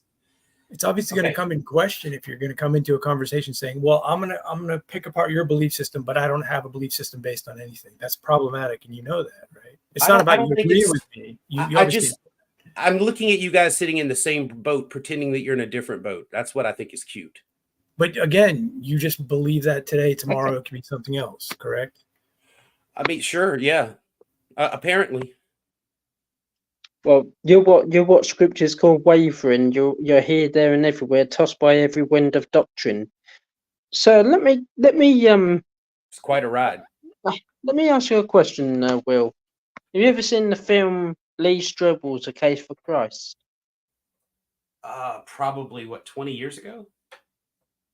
I don't know if it was 20 years. Was it 20 years ago? It seems like a long time ago. I don't think it's that old, but that's a good film if you haven't seen it.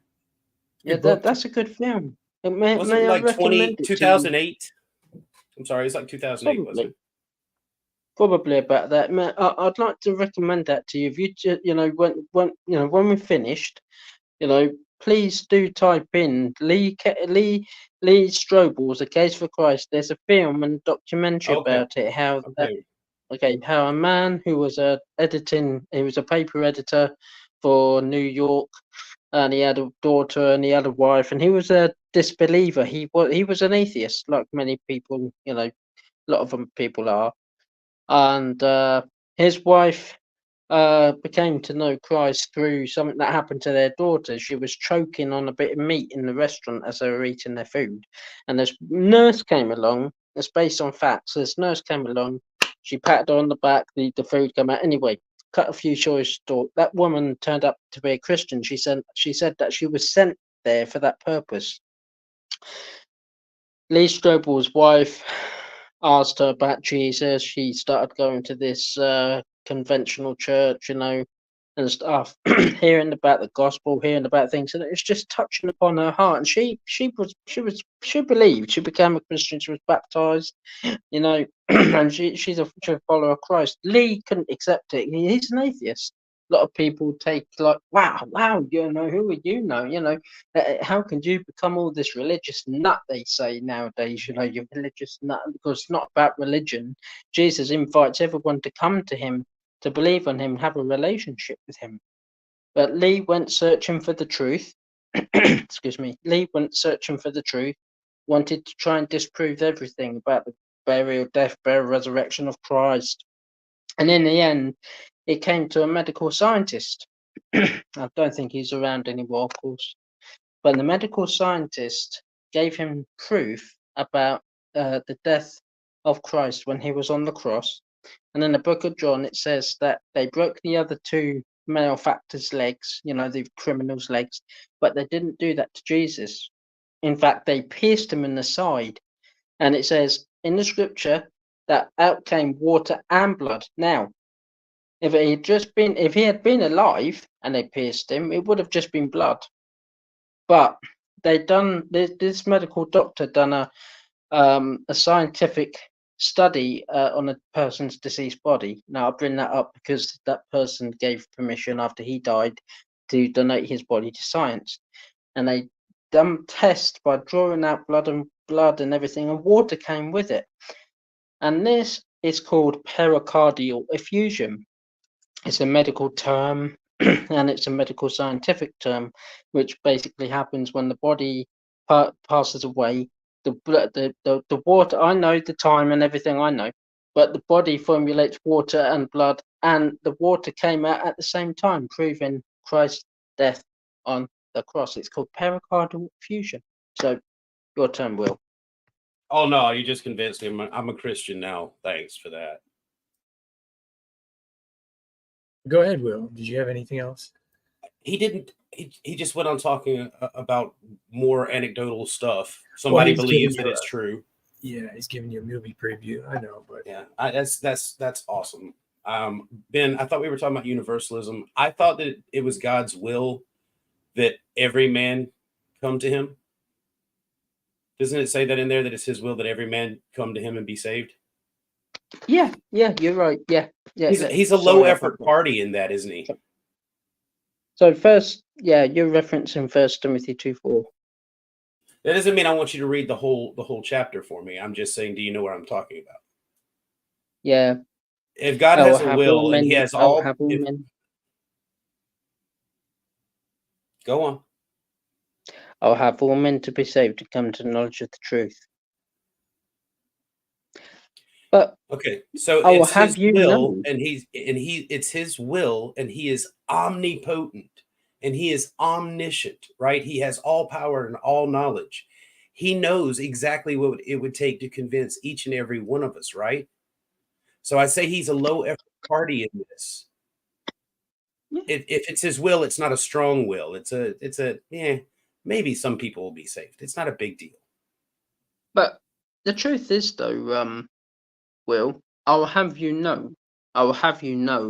You'd ask me to believe. I'm a good artist.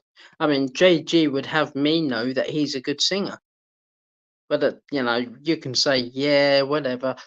Again, it goes back to what Paul wrote in other verses about justification by faith. Okay, but where does faith come from?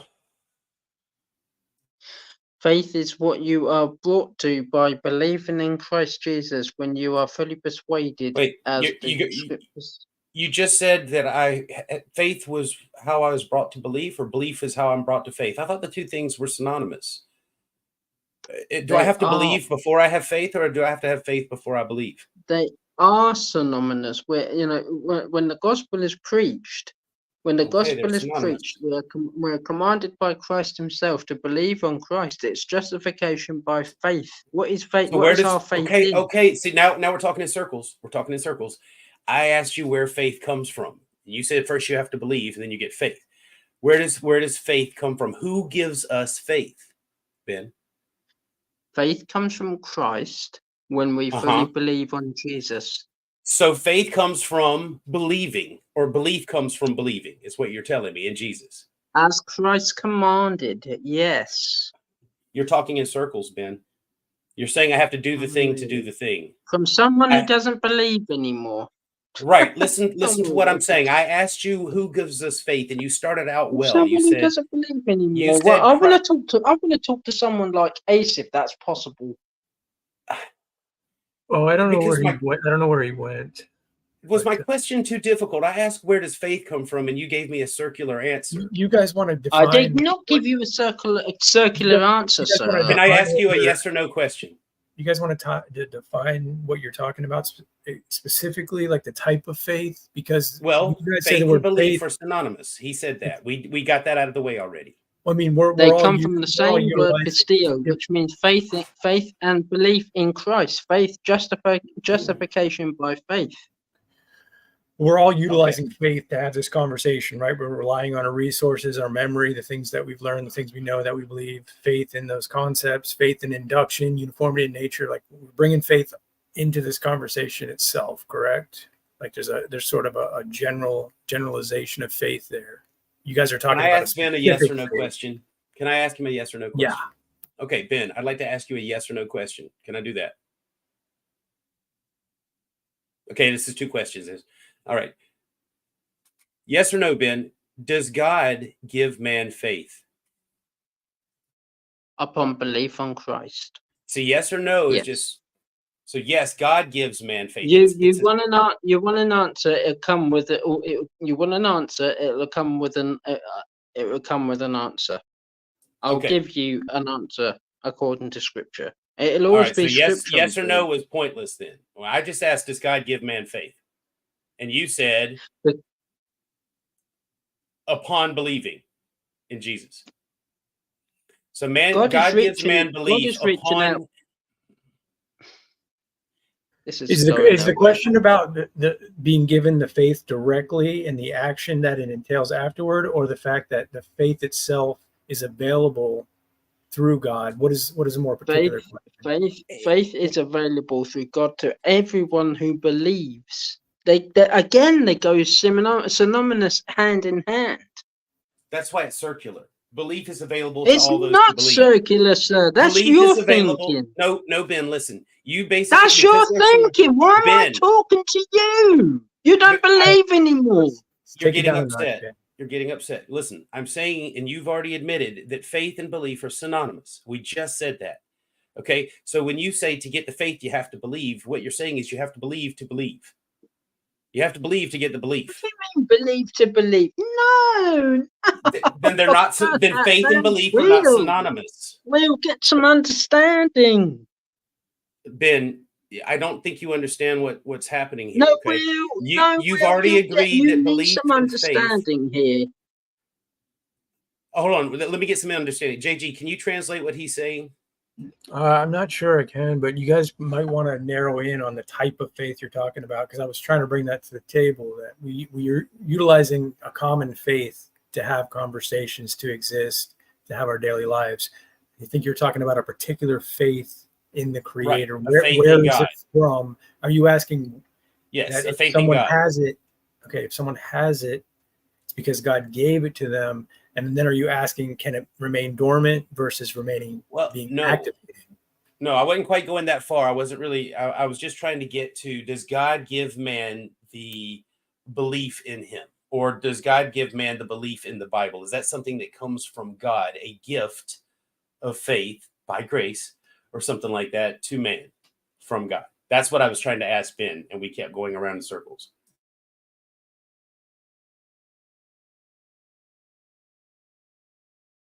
Okay, Ben, do you want to try to address that, or you just want to leave it alone at this point?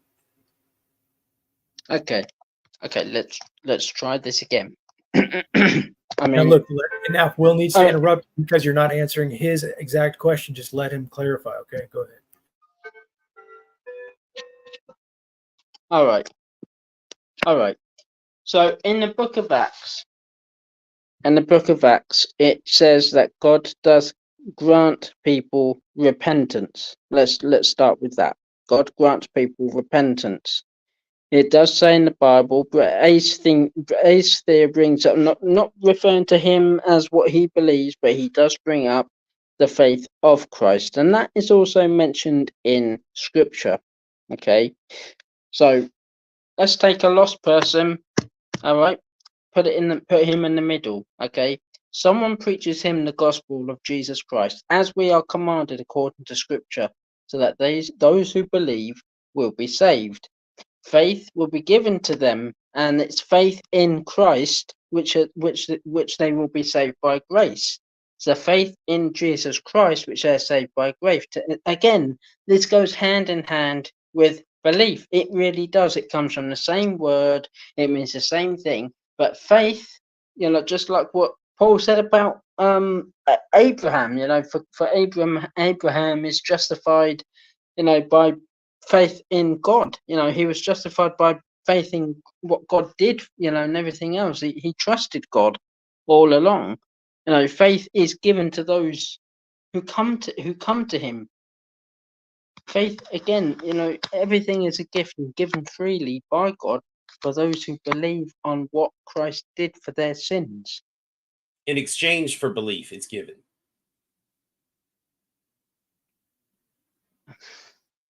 Faith in exchange for belief. That's kind of what you just said.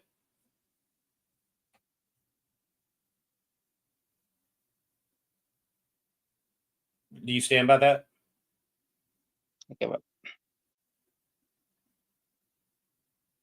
Is that a yes? You do stand by that? I stand by preaching the gospel. People believe. Faith of Christ is given to those who come to him by the gospel of Jesus. Repentance, Holy Spirit, Mary Magdalene. Look, I could just say things out of the Bible too, but I want context. Okay, what you told me is that, you know what, If there's an exchange, Mary it's a free Magdalene. gift, but you have to believe to get the faith. Is what you told me. Why are we It talking just about, came out of your mouth. what did you bring up Mary Magdalene for? Why did you bring up those Bible verses rather than just answering my question? You just Mary started saying a whole Magdalene. bunch of things. You talked about We being we can repentant talk and all about that. we can talk about No, I Mary don't want to Magdalene talk if you about want Magdalene. to. I did it to make a point that you're just pulling things out of the Bible that are not in We can context. we With what can you we just can said. talk about Mary Magdalene if you want to. I clearly don't want to. What I'm saying is that what you told me is there's an exchange. If I believe, then God will give me faith. But when you say that belief in God and faith in God are synonymous, then it's circular. There's nothing wrong with that. You're just not getting it from your point of view. I get that you're roundabout saying You're that not faith getting it. comes You from you don't faith understand what the comes from scriptures are God. saying. You don't understand No, these I things because you don't. don't believe these things anymore. I don't. Who do you have faith in? Let me ask you that. The God. What's The your God or faith? gods. My faith is in What the is your God or faith in? gods. I just said it. That's the correct route, I would say, Ben. Exactly. Okay. Okay, My so faith is your in the faith God or gods. your faith is in someone you don't know them. That's correct. Your faith is in someone that you don't even know by name? Is that what you're saying? I don't know their name. You don't know the name, so you could trust in the Tooth Fairy then. You can have faith in the Tooth Fairy. Well, I don't. Well, yes, you could actually, because you don't know the person or the names of these gods or God or the so-called God you're going on about. I've You never can been have faith in the encouraged. Tooth I've Fairy. never been encouraged to leave my teeth under my pillow, except from by my Oh, parents. you could have faith in the Easter Bunny if you wanted to, or Father Christmas, Christmas. I could, but I'm not going to give it any name because I don't believe that unless it tells me what its name is personally, I'm not going to trust Ben. I'm not going to trust Ben. I'm not going to trust Ben to tell me. I'm not. This Ben, conversation, you're unsure of who you. Ben, I had to mute you. You need to let him finish, okay? I'm not going to trust Ben to tell me who I'm talking to. If it wants to tell me its name, it will. Until then, I'm not going to assign it a character from a book that I don't know is about it. I'd rather have faith. I'd rather have faith that God gives to those who believe on His Son Christ Jesus, rather and know Him by name, rather than anyone you don't know. Apparently, you have faith in an imaginary someone. And that's fine if that's what you think. That's cool. You can name your God whatever you want to name your God.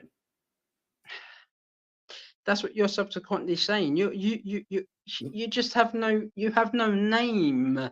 You don't know the person that you have. I'm not going to assign it a characteristic. Yeah, I'm not going to assign it a character from a book just because that would be convenient. Well, you have for my no beliefs. faith then. If you don't know the persons. Listen, you asked me. No sense. You're making no sense. Are you going to tell me what I believe now, Ben? Is that what you're going to do? That's the point. You don't. Well, you asked me, and I tried to answer, and you're arguing with me about what I believe. That's the point. It's true, Ben. We're going around circles here, sir. We really are, Will. You're in defense mode. You can hear me, right? Yeah. You guys can hear me? Sorry, Jake. Yeah, when you ask him about his faith, you should give him the opportunity to express that. It's key. Yeah, but he has, and it seems to be an imaginary person. Just let me finish. I'll say over. If you need me to say over when I'm done, I'll say over. So you need to give him an opportunity to express his faith and where he's coming from. That's what came up at the beginning. We didn't know where he's coming from, so he's trying to at least give that information. So let him finish and then ask him questions about those particulars. Just don't argue with him right away. I mean, just give him some time. Thank you. Okay. So it may be that I don't know. It's true that I don't know the name of the God of all things, the one that got it all in motion, or the few, because even from a biblical standpoint, there's a spiritual hierarchy of creatures or beings, the powers and principalities. There's all that. So even for me to say they or them, that's not anything that you should bristle at, Ben. I don't know how to distinguish precisely what makes one thing a God and another thing not a God. But whatever they are, the thing that I can detect is patterns in nature. And like, you might laugh at me, but the Fibonacci sequence is evidence to me that's convincing of an intelligent creator or designer or first mover, whatever you want to call it. Okay, so I can go as far as to say I think there is a God or gods. I'm not going to be so arrogant as to assign it a name out of convenience if it hasn't told me that's who it is. Because what if I'm not talking to the Yahweh or the Buddha or the Brahma or something like that from one of these faiths? What if I'm actually talking to a power or a principality? What if I'm talking to the actual God that everyone is, coming up with their own ideas about? I don't know. And I'm not going to be so arrogant as to say that I know. I believe the thing that is guiding me is benevolent, but I don't know its name. And that's the best I can do, man. I'm clueless.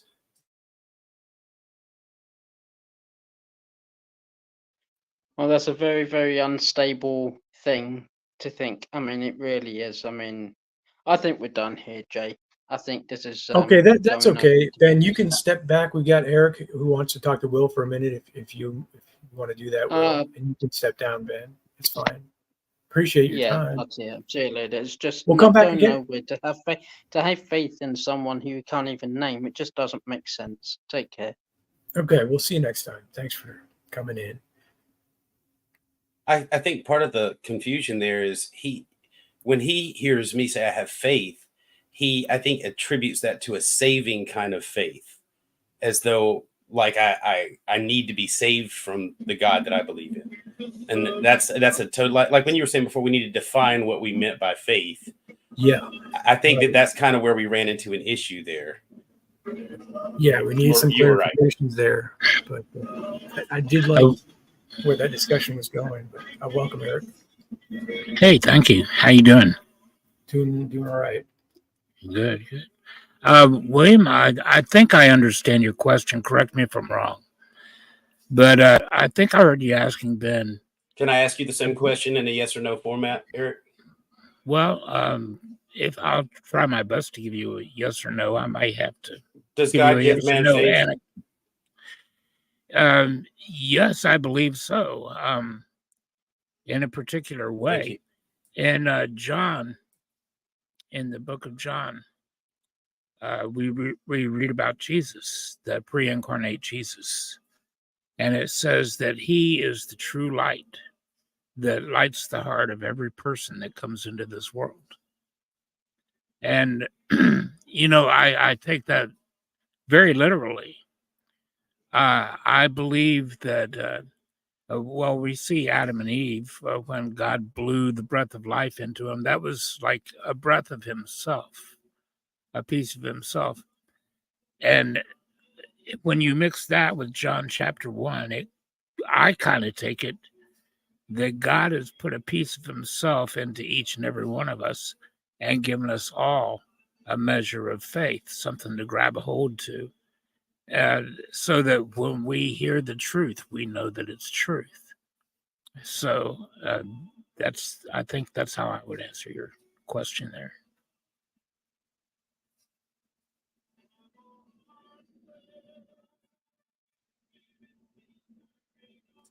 Okay, so God gives man faith is what I heard in the yes or no. Then there was a Bible verse. Yeah. By putting a piece of himself into each and every one of us. Yeah, I don't know that that's true. Well, that's what I believe according to the scriptures. That's fine. I also believe that if man has faith, it's a characteristic or a trait that is instilled by the creator. Yeah. Or creators, or however that goes. So whatever I believe is a product of my design. So wouldn't you agree then that God has given us all an assurance that he is? I would say that there's evidence that there's likely deities or supernatural like creators. And wouldn't that be the end result, though? The purpose of putting this faith in us? Wouldn't that purpose be it's what JG said. It's what JG said. We all are operating off of faith, even just to have this discussion. We have to have faith as part of our operating system, just to know, how would you describe it, JG? The functional faith that we all use. Yeah, I was saying we're utilizing a common faith just to have these Common faith. conversations, relying on our memory and our knowledge and so forth. Yeah. Yeah, that I agree to. Could I clarify faith too? Yeah, that's a good idea. Yeah. You see, a lot of people, they say we walk by faith and not by sight. A lot of people say that. Now, a lot of people interpret that as blind belief, blind faith. Now, I do see blind faith in some people in the church. I do. And I do see blind faith in some agnostics and atheists even, but not in God. But blind faith in other things like evolution, which is a theory. Okay, all right. I don't want to get into an evolution discussion again. Right. But I'm just saying, I see people on both sides walking in blind faith many times. But I think that there's a faith that goes beyond blind faith. It's a faith demonstrated by purpose and results and repetition. And where does that come from? Well, it's like when you walk to the light switch, you don't walk wringing your hands wondering if that light's going to flip on. You walk over there and flip on the light. Common faith, like AG was talking about. Yeah, you have faith that light, and you don't even think about it. You get up and you go over and turn on the light switch in faith. Now, that's not a blind faith. That faith is built on something. So I think that we can have that same sort of faith when we experience God over and over and over. And the more we experience God and the closer we get to God, the more that faith is grounded. And it's more a knowledge than it would be anything else. It certainly isn't a blind one. Okay.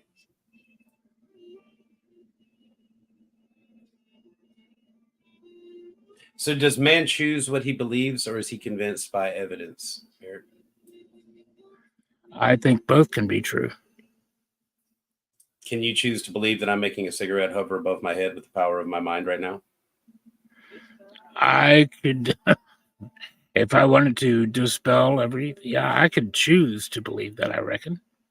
You really think that you could choose to believe that I have the power to hold a cigarette over my head? Well, anybody can choose to do whatever they wish. No, I challenge you right now to try just as an experiment to make yourself believe that. You see, I wouldn't do that though. I mean, right, even if I don't have any evidence or reason to believe it. Even if I had the power to choose to do that, I wouldn't waste my time doing it. I mean, why? Okay, and that's the way a lot of people feel about the claims in the Bible. Well, that's okay. They're allowed to feel what they want to believe whatever they want. All right. So we were talking about faith earlier, and the faith that Ben was describing is a faith and a need for some sort of salvation. And I don't understand that by looking at nature that I need to worry about death. It happens to every creature. It's not anything that I should have. It's a natural part of the design for this program. Or this machine. I'm going to grow old, or maybe even malfunction before then, and I'll expire into whatever is planned for this substance next. The substance that I think I am. If I got you right earlier, you believe there may be some sort of an entity, right? Some entity sort of or entities? Yes, absolutely. Okay. I feel like there's intelligence that got all this going. Okay, that's cool. So, do you believe that that this intelligence or intelligences, do you think that they would have certain moral standards? They might.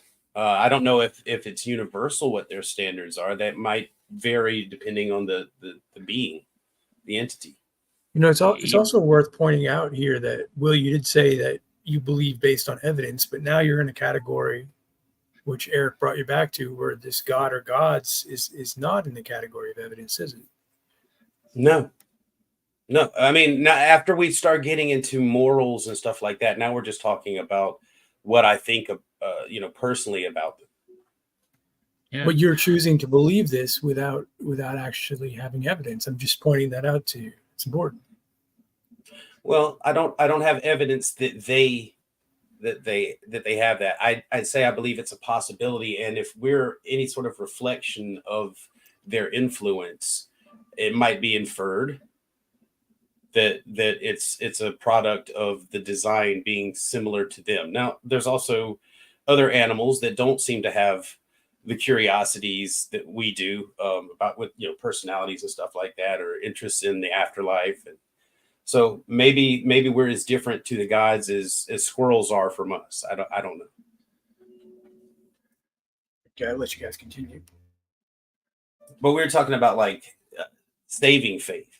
Like I need to know all this in order to save myself from some sort of calamity brought on by wrathful gods. And I don't know how to infer that from looking at nature and its design to think that there's this turmoil and that my decision about something is so crucial.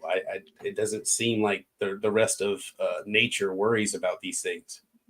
Well, let's see what we can derive from nature, though, and take it a step further.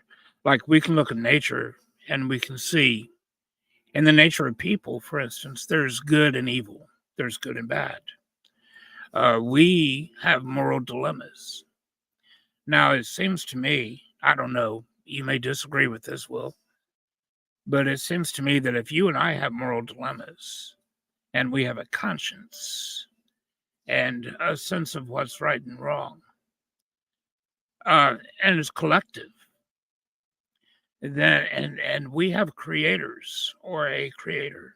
But it's not collective. Like we have different ideas about what's right and wrong. You and I have clashed before about the idea of mockery, because you think it's bad and I think it's beneficial. Do you think murdering the innocent is right or wrong? Oh, that's wrong. That's wrong. There's certain things we can agree on based on actual, but based on the criteria of, does it actually harm someone? There you go. Okay. But it's gonna, whenever we get away from that to just like the idea of hold on, mockery, now you've brought in a standard, whether or not it harms someone. So that standard is going to be in question, and that's going to trace back to whatever this God is that you believe in, I assume. I don't know. I don't know if it comes back to that or just society recognizing I don't like it when that shit happens to me. It's sort of an empathy that we have. Well, here's the thing, though. You see, and a thing that we have, that's right. But if we have a creator or creators, didn't they create that in us? And if they created that in us, yes. And then why would they do that unless they wanted us to be able to relate to them? Now, see, that's what I said earlier about my gods, that we could kind of infer based on, if we look at people, that maybe that it's to be able to relate to them. They created us with the capacity to relate to them. Okay. Now, when you say your gods, are you referring to something similar to Wicca? Natural? No, just nature? the unseen hosts, whatever they are. Okay. So you don't really know. Mentioning nature, so that's maybe where that question came from, I'm guessing. Yeah. What you see in nature seems to be. Oh yeah, no, that was the kind of convincing about like an intelligence, because of all the secular patterns and the symbiotic relationships in nature. And so I look at the orders and patterns of things. I'm like, this seems well designed. Like if I designed a house, I couldn't design a house to function this well as this planet does, right? So you're seeing nature and yourself and existence as the evidence, then you're going inductive into creative design behind that.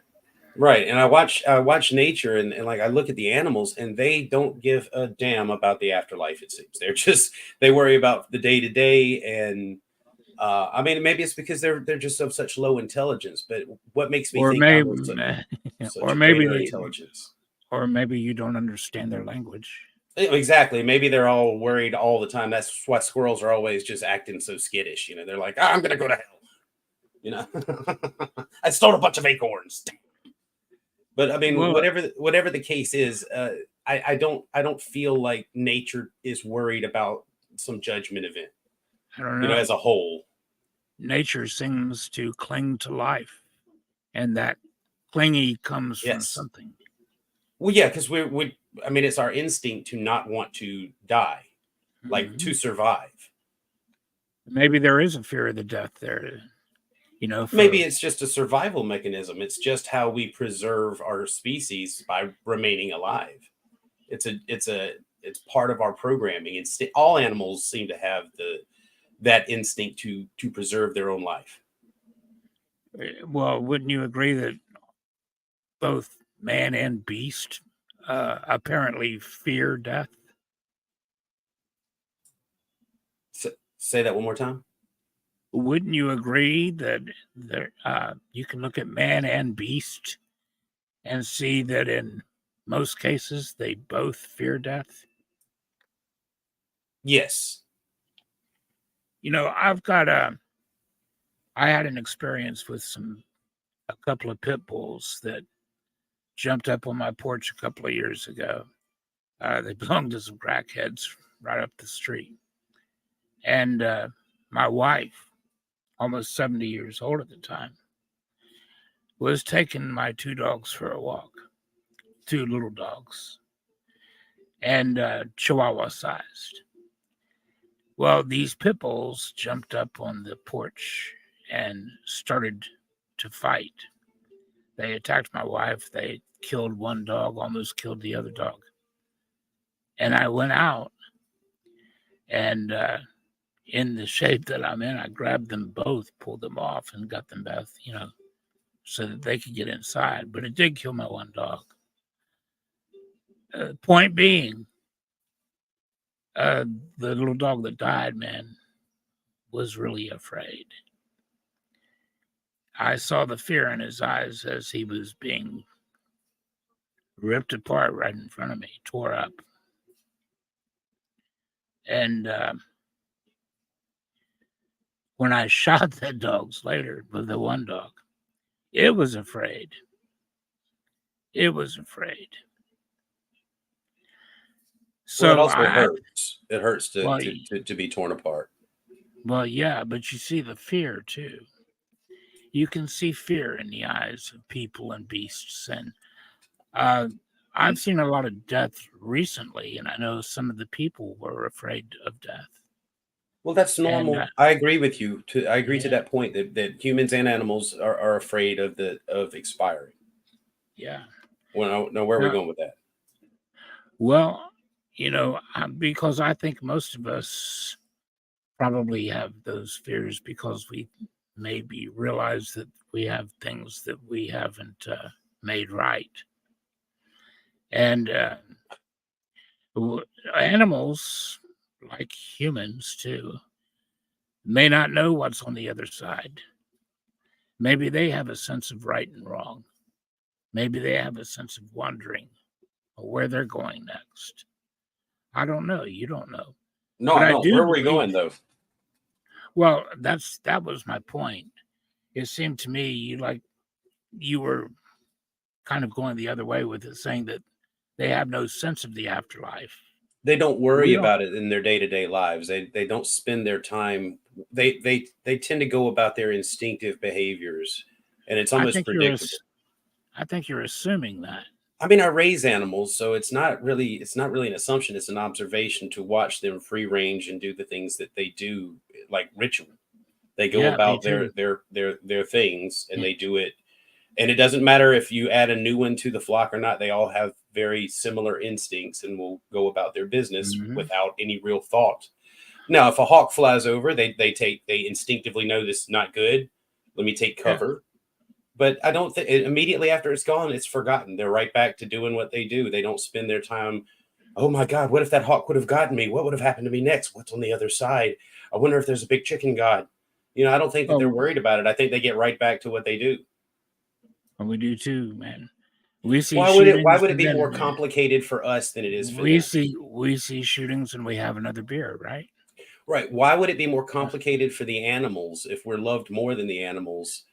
Why, if is our programming not sufficient? The animals do what they do, and that's nature. That's normal. There's no evil seen in that, but we do what I we might, do. I I'm think you're going to chime missing my in here. point. This might have to do with moral agency, right? That's the difference between humans Yeah. and animals. We have a separation of more complex moral agency. That might be Yeah, the answer there. I think he's missing my point though. It's a really simple point. My point is simply that you're assuming they don't think about the afterlife, dude. Or Yes, that I'm they won't. assuming that they don't think Yeah. about the afterlife. They don't Well, give any evidence that they're I've concerned. okay. Well, I've raised animals too, man. I've raised cows, I've raised chickens, I've raised pigeons, I've raised dogs, I've raised cats, we've raised possums. I'm a country boy. And Okay, what if I you just know, concede that they're all worried about death, and would we no, be able to I'm get not. out of this marsh? You don't have to assume that either. I'm just saying I don't think we can make a blanket assumption that. Okay, I I personally recant. feel- I retract it. I don't know what they think about. I was wrong to even assume that they don't think about it. Can we get out of the animal marsh? Yeah, it's cool. I mean, you can even have that opinion. I'm just saying. I don't care if you have that opinion. I just think it's an assumption. Yeah, You're it's right. actually it's a fair point because you did bring up how you believe things based on evidence, and then you went into that assumption. So that's a fair. Right. So I don't, and I just recanted it. I don't know what animals think about. I observe them. Maybe they are in deep thought about these things. I don't know. Okay, but they don't tend to interrupt their daily patterns to make a big deal out of it the way that we do. Anyway, and I don't think that I don't think that they have to believe in Jesus to go to animal heaven or anything. I don't know what we've got over there, but Have you ever maybe watched, you can tell me about that. Have you ever watched one animal grieve over a dead Yes. animal friend? Yes. I watch children grieve over loved ones too. That then they don't understand the concept of death either. It's a loss. That's what they understand. It's a personal loss. That person is not there anymore. They don't understand why that it's not moving around, why it's not animate. It's just not responding to anything. They don't understand, and they Why grieve. are we so afraid of death, Eric? It's clearly going to happen to all of us. We can look at it and see it. It's totally unavoidable. Who's As afraid? though it's right. So why would we be afraid of it? It's part of the design, the very design that we trust. You know, our lung capacity filling with oxygen, exhaling carbon dioxide, that we don't think Yeah. about it. It just happens, just like But death. You don't It's mean not anything everybody. to worry about. You don't mean everybody, I hope. What? I don't fear death. No. I mean, we as a species, we as animals. You said yourself at the beginning of this. The basis of all this was that, everything fears death. Well, every species. Right. surely So I'm does speaking in that share. same generality that Yeah. in that way, That's cool. we as a species worry about death constantly, even though it's something that we should just accept as being a fact of our life, like breathing, sleeping, dreaming. Well, one of the differences we have with the animal kingdom is the ability to plan ahead, right? To plan far into the future, to project into the future way ahead. So this might have to do with our fear of death and possibility of things that could happen if we take certain steps. Animals don't seem to have that same processing, right? Well, yeah, they do. They do. I hate to be the Lionheart and this one and bring up animals, but beavers do, and I mean, they build for future generations even. Building a nest is planning ahead. Yeah. Right. Yeah, And that's a they fair store up. So they do a little bit of planning, but again, it seems to be all instinctual. Because no matter where they are, what they've been exposed to, they do these patterns. They will build. You could put them in a perfectly controlled environment, and they would still seek to gnaw down trees to build dams and do the thing that they're programmed to do. That's what's so cool about instinct. I don't understand it, but it seems like it's an imprinted program for each species to do its own function within the created environment. That's a good point, William. I agree. And we may very well be appointed as caretakers of it, but I don't trust men to not bend everything that is woo to a personal advantage. I think that we are instinctively like we should do what we're designed to do instinctively instead of trying to cultivate a new thing. Getting back to our earlier thought, that William, don't you agree then that because we do have moral dilemmas and we do contemplate death and the hereafter and reckoning and etc., and the fact that we are given this measure of faith to understand things and to know things, doesn't it seem likely that this was intentionally put into us by beings in that same likeness? In other words, with that same ability, the moral fortitude and etc.? I would say that that's true to a certain degree. I'm not going to go into saying there's specifics that I can point out about that. I think that we have instincts. I think that there are things that we can agree feel right to us as a species. This is instinctively, like, you don't murder the innocent. You have some outliers, but we kind of instinctively have a program that we run on as a species. I think man has complicated it by trying to add loops and hoops for people to jump through and loopholes to get out of problems and things like that, to deal with shame and guilt and things like that for actions that they have, or maybe just to have a controlling power amongst people. But honestly, I don't see where men get off telling other people that the gods have spoken and this is what they say without evidence. I'm sorry if I jumped into that, but that's where my head's okay. at. But let me ask something about that then.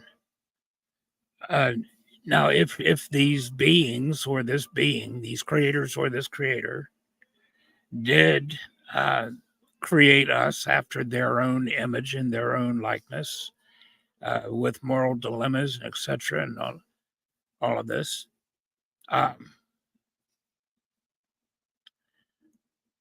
don't you think it was so that we could share it?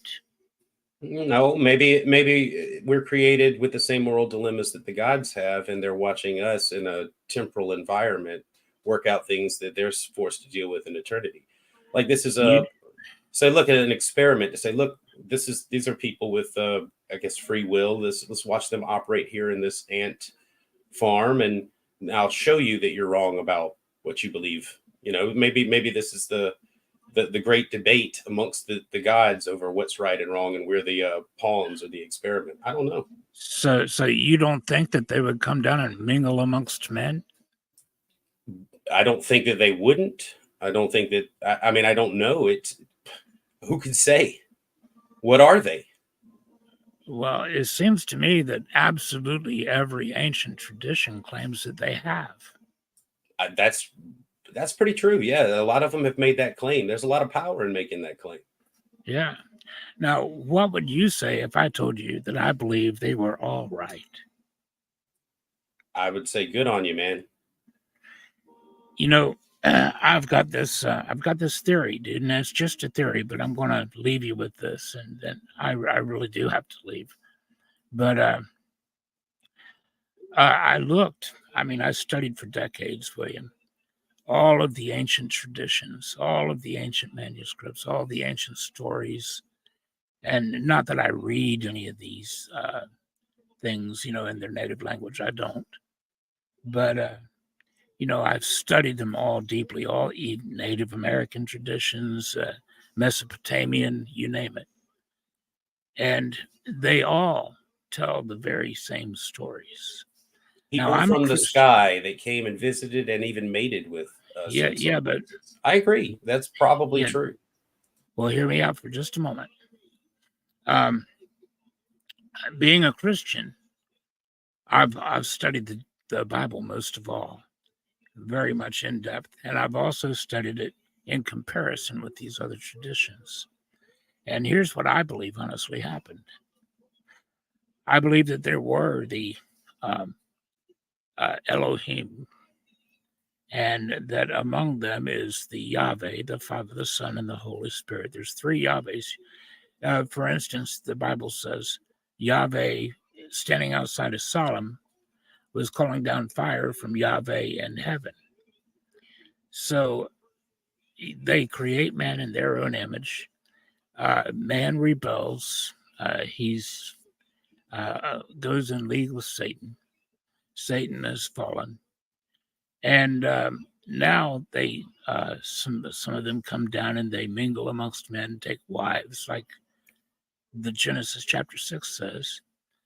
And then all of a sudden, these Nephilim, they want to be praised, they want to be worshipped. And this is the foundation of all of the other pagan religions that came down through the Mesopotamians, the Egyptians, the Greeks, the Romans, all the same characters, just the names change. That's all. The stories are the same, characters are the same. So these were real beings, fallen angels, and their offspring that ruled all of these nations. And they were worshipped as gods. It's not that they are gods, but compared to us, they sure seem to be. And they were worshipped as gods. My But dogs think I'm a god, by the way. yeah, he probably does. So that's where all of the ancient mythology comes from. That's why they all have the same stories, the flood and everything. They're all telling the same stories from their own point of view, where each of them who is telling the story is the good guy, trying to paint the other one as the bad guy. But I believe that's what's happened down through history, William, in a nutshell. And I'll just leave you with that thought. We can talk about it some other time. I Okay. really do have to go. Well, But I appreciate thank that. It was a good talk, Eric. It was, William. And Thank Jay, you. thank you, buddy. God bless Yeah. you, my friends. Take care. Thanks for coming in. God bless. Yes, sir. Bye-bye. Cool. William is the man of the hour, ladies and gentlemen. Come in and ask him any question, even about his personal sex life, if you want to. No, I'm kidding about that, but you know, Well, it depends on the question, honestly. Yeah, maybe, maybe you can. He's open-minded right now. I'm guitar sexual. You're what? Guitar sexual. Okay. Yeah, I get aroused by guitars. It's weird. Oh, guitar talk. Yeah. Yeah, it makes my credit card stiffen and I have to use it. Seriously, I think I might have an addiction to buying Yeah, guitars. you said you had 8 guitars, so it seems like more than enough. I know, but like the way my YouTube feed is, it just keeps showing me new affordable guitars that I could modify, and I'm like, oh, but I've got these others I want to modify, but oh, this one looks really nice. I don't have one like that. So now I've actually got to get control over that. So when you're modifying them, you're modifying them permanently. You need to move on to a new guitar, or you have one that you can just keep moving around. That was the case before, until I realized that Guitar Fetish sells a system where I can change out the pickups and things like in 10 minutes instead of the hours and hours that you spend modifying it with soldering irons and shit like that. So, crap like that. So I'm going to rethink. That might be my saving grace, that I can take these guitars that I have and just modify the way they sound by changing out the pickups. Or you can do like, what was it, Cheap Trick? Like glue 5 of them together. That big stack. So absurd. Brick up. No, I mean, that it's really, I think it's, I have a collector instinct, like a ferret. It seems like when I see shiny things, I want to collect them, and guitars are my shiny thing, you know. And so I have to tell myself, look, it's just calm down. You've got as much time as you've got breath, so just relax and with the guitars you got. You know, I'm polyamorous when it comes to my guitars. I love them all. shiny things, materialism. Get back into Proverbs and Ecclesiastes. Yes, right? yes. I'm storing up treasures here in my studio rather than in heaven. You mentioned earlier guilt and shame, and I was wondering if you were thinking of those things as tedious things that follow in our path or in our instincts that need to be, or perhaps can be suppressed if they get in the way of a greater will, something like that. No, I don't think they should be suppressed, but they shouldn't be played upon to the point where you're manipulated by them. Like the natural guilt and shame that you feel when you wrong someone else is empathy, right? You're like, man, I shouldn't have done that to that person. I wouldn't want that done to me. That, I care about what I did there. I'm not happy with what I did. I want to, and I don't need a God to tell me when I've hurt someone that I didn't really want to hurt. Well, what is it? Something in there is going beyond just Seems instinctual. Right, saying instinctual, but then other people don't feel the same things you feel. Like you mentioned, the subjective reality, right? The experience. So some things that really make you feel guilty and shameful, you'll see in other people that they don't care. How do you work that kind of thing out? They're calloused. I think that a lot of them just get callous to it. They're neither right or wrong. That's just how they are. I can't tell them what to feel ashamed about. I might feel ashamed over something that you look at and be like, well, there's no reason to be ashamed of. That's completely normal or whatever. But you can't alleviate my sense of shame or guilt for something, right? Because that's personal and seems to be coming from inside the individual. Would you agree? Well, maybe, but you might talk to some of those callous people and pick up on their reality and say, oh, that's how they did that. And that's helpful to me because this guilt shame is getting in the way of things I want. And they're more calloused and they give you advice. And then you start to pick up on that and actually can utilize that, right? So if I felt shame or guilt for spending a few years in pest control where I killed massive amounts of rodents and things like that, but suddenly I feel guilty about it. That sense of callousness from someone else, like if I was just drowning in guilt over something and they were like, look, man, I know you feel bad about it, but you're doing your job. If they were a pest animal, let it go. Okay. Because worrying about it's not going to change anything. That could release me from that prison of ridiculous obsession. Right. You wouldn't want to go to the vegan crowds to explore that. You'd have the reverse. The vegan crowd, yes. But basically, this is what we're talking about is a relativistic approach, right? You feel guilty about something, so you go talk to someone who will relieve that guilt and say, oh, I've done similar things, or groups of people who have done worse things, and then you relatively feel a little bit calmer about your experience. And it's the equivalent of going to a group of people who believe that they know right and wrong and can tell you that the gods forgive you because you said the things the right way. Right. Whatever it is that alleviates that prison that you're in, that's great.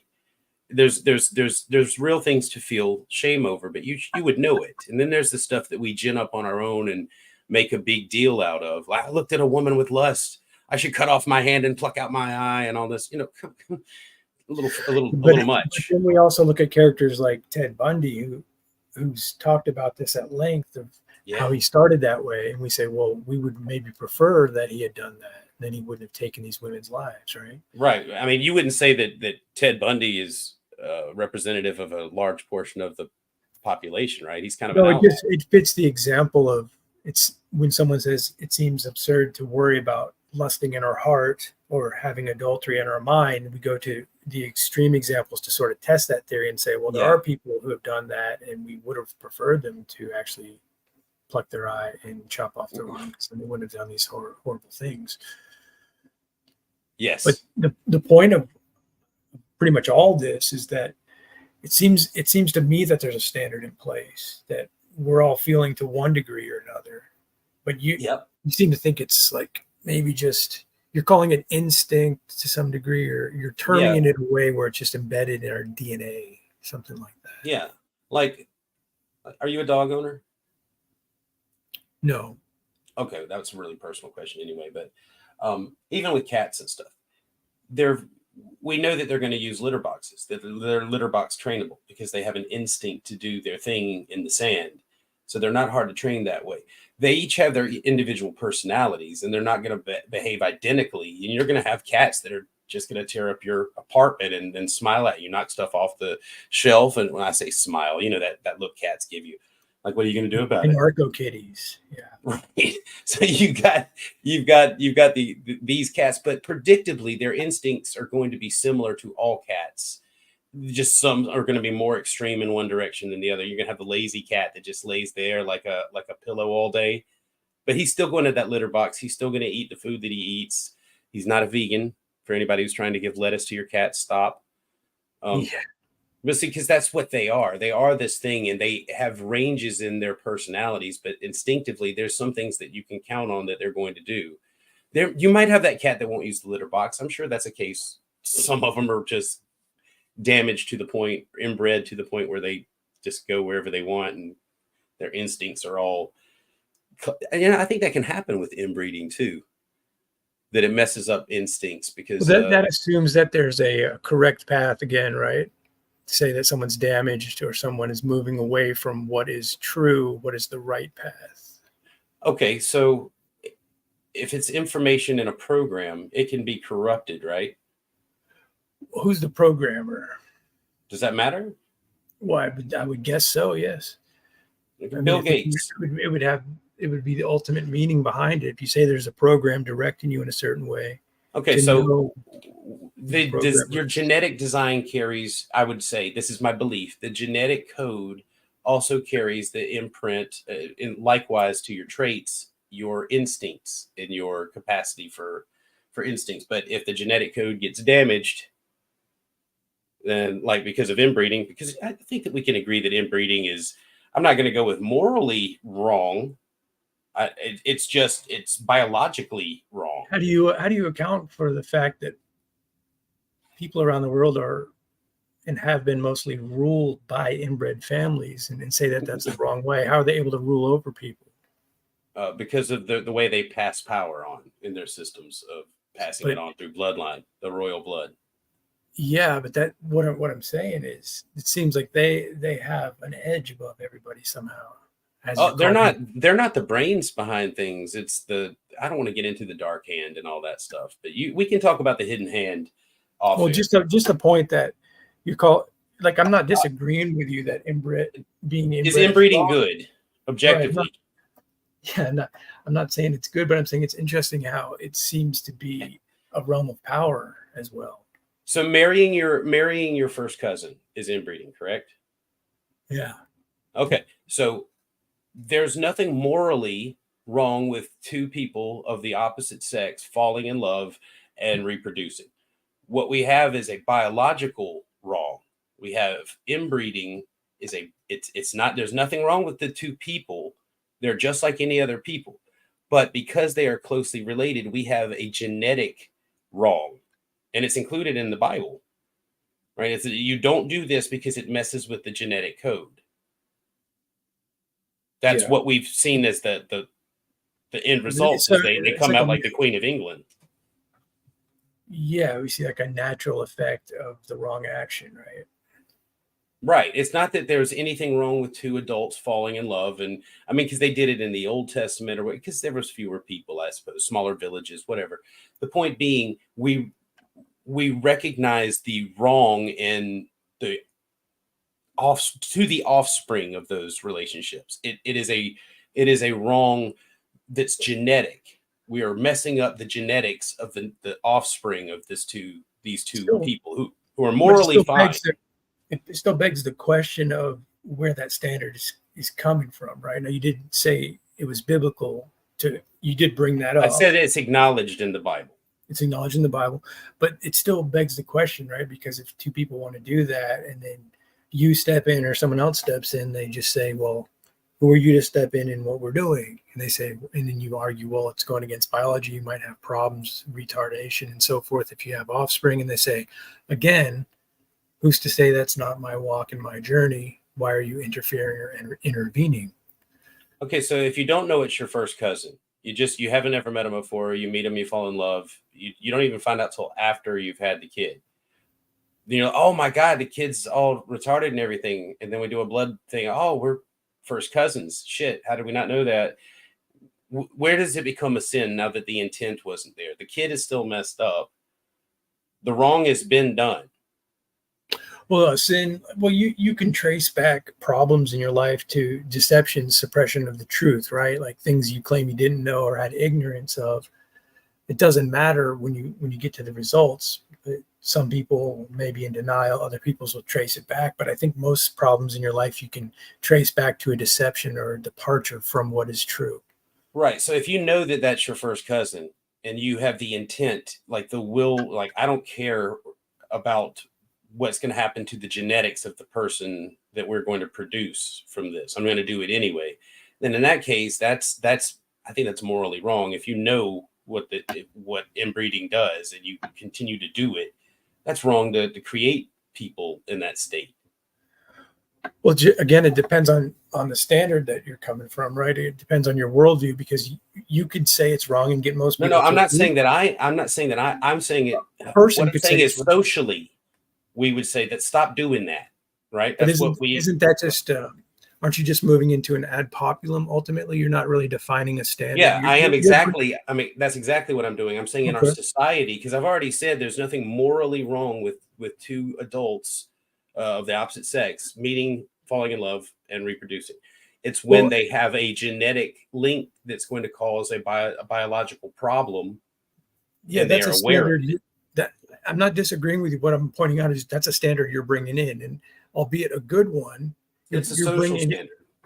But a social standard is going to be based in the logical fallacy of ad populum, right?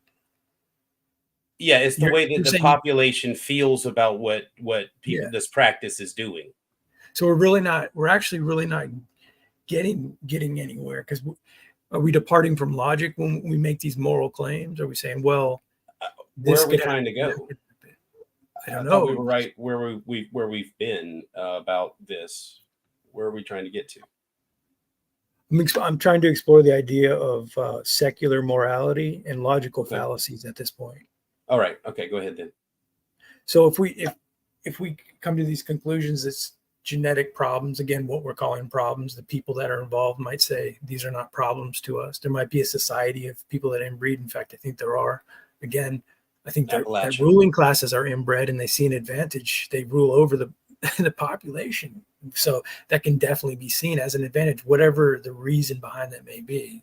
Explain Appalachia. I don't know. I'm not familiar with that. Well, there's a shit ton of inbreeding in the mountains of the Appalachians, but none of them are rising to any sort of power. They just live in their little shacks and, eventually learn to take on the moonshine trade. I mean, yeah, anything you want to bring up, any group you want to bring up. It's of inbreeding. That's what we're talking about. Inbreeding. Yeah.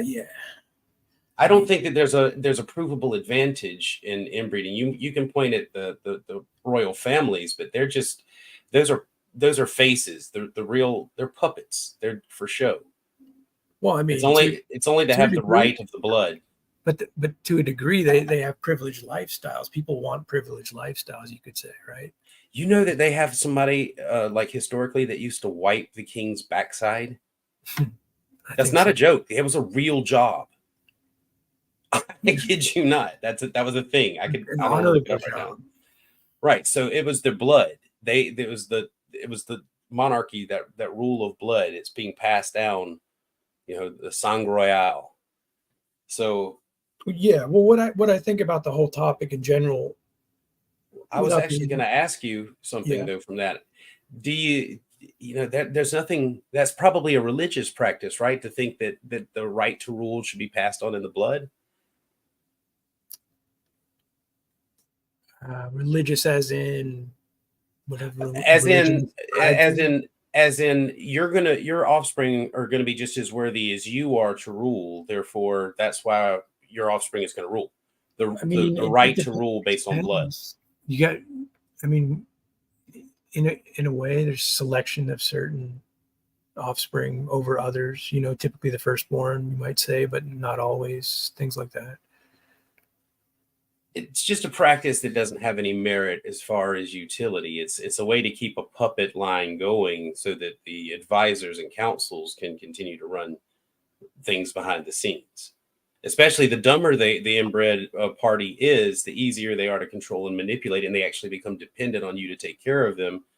And you just have to stand them up at Christmas and make them wave that funny wave, read a couple of lines to the people, and then go back into their playland or whatever you've got for them. I don't envy their lives. You brought in utility, right? Just then. Yeah, yes. What do they call them? Useful idiots. Exactly. So it seems to me that the overall idea that I'm gathering from you is that morality, in your perspective, is a subjective idea. There's no actual standard except what you might prefer and others might prefer, and then social constructs are built upon the population's preference or opinion. I'd say that is a huge part of it, but I also mentioned that a lot of it, empathy and all, seems to be an instinctive thing that can be altered over time, like you said, with experience, people getting calloused, but there is a natural sense of shame, and when we do something that we feel has harmed someone else.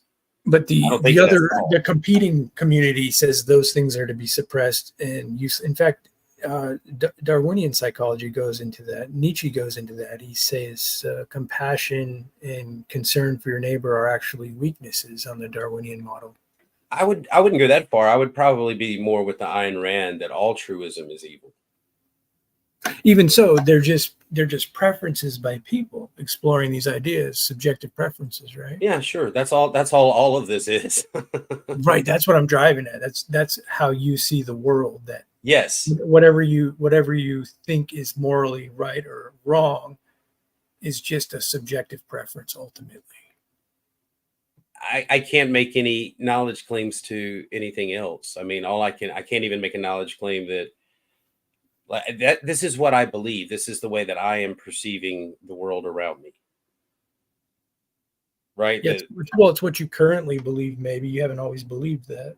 Right. I am a very fluid character right now, because I'm going to continue to evolve or devolve depending on whose perspective you're looking at. There you go. In one way or another, I'm going to continue to change throughout my life until my clock is up. And that's the goal. I mean, I feel like that's what we're created to do, is to become.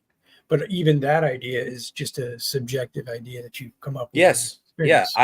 That's right. It's a feeling that I have that we were created to become. Oh, good. So feelings. So you're breaking this down into feelings. I'm trying, JG. I'm trying to be as honest as I can about it. It's fine. Feelings. Yeah, right. No, I'm saying it's interesting because when we explore this and we go this direction, you're basically saying that your starting point is feelings. Yes, I think that's all that we have.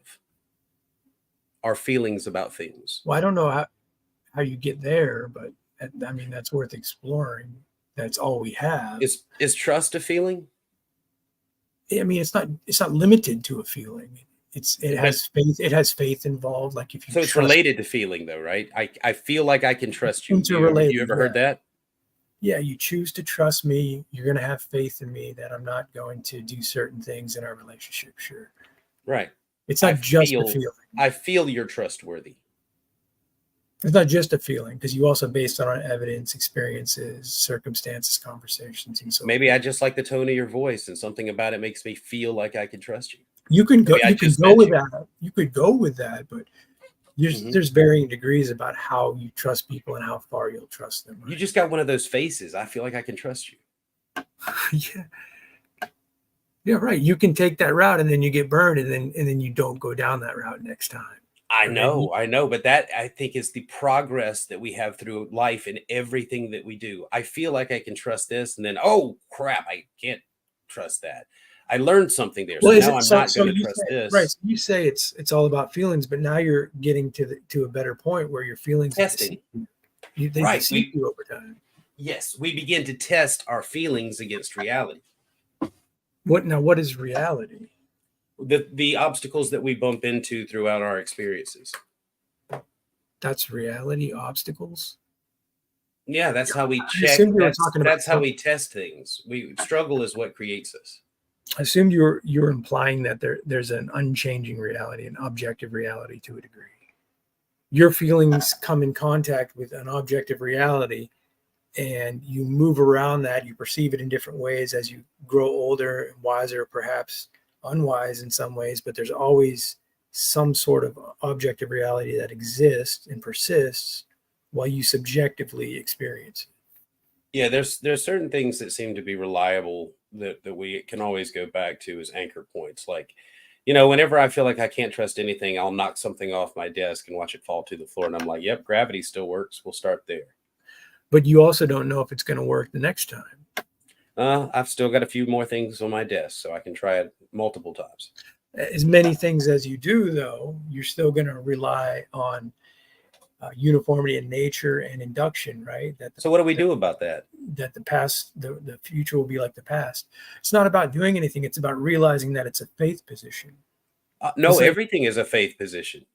Good. Like I've been on this, that we don't know half as much. We don't know much of anything. We believe everything. We believe a lot, but we don't know these things to be true. We test them as best we can, but we can't, like you said, show that they're going to be consistently that way. So every day is just kind of a discovery on a journey. There's certain things that we test and we feel like, hey, I can rely on this. I feel like I can trust gravity, but Right. that's our whole experience. And some people are into religion because I think having the marker set to deal with the problems after death is a way to slide them off the table and be like, I don't have to worry about this. It's done. I don't know. These questions are answered. Now I can move on with my day to day. Well, you could say that, but you really also, based on what I'm gathering from you, can't really argue that a religious position is wrong either. That's just no, I can't. to that I'm person. not.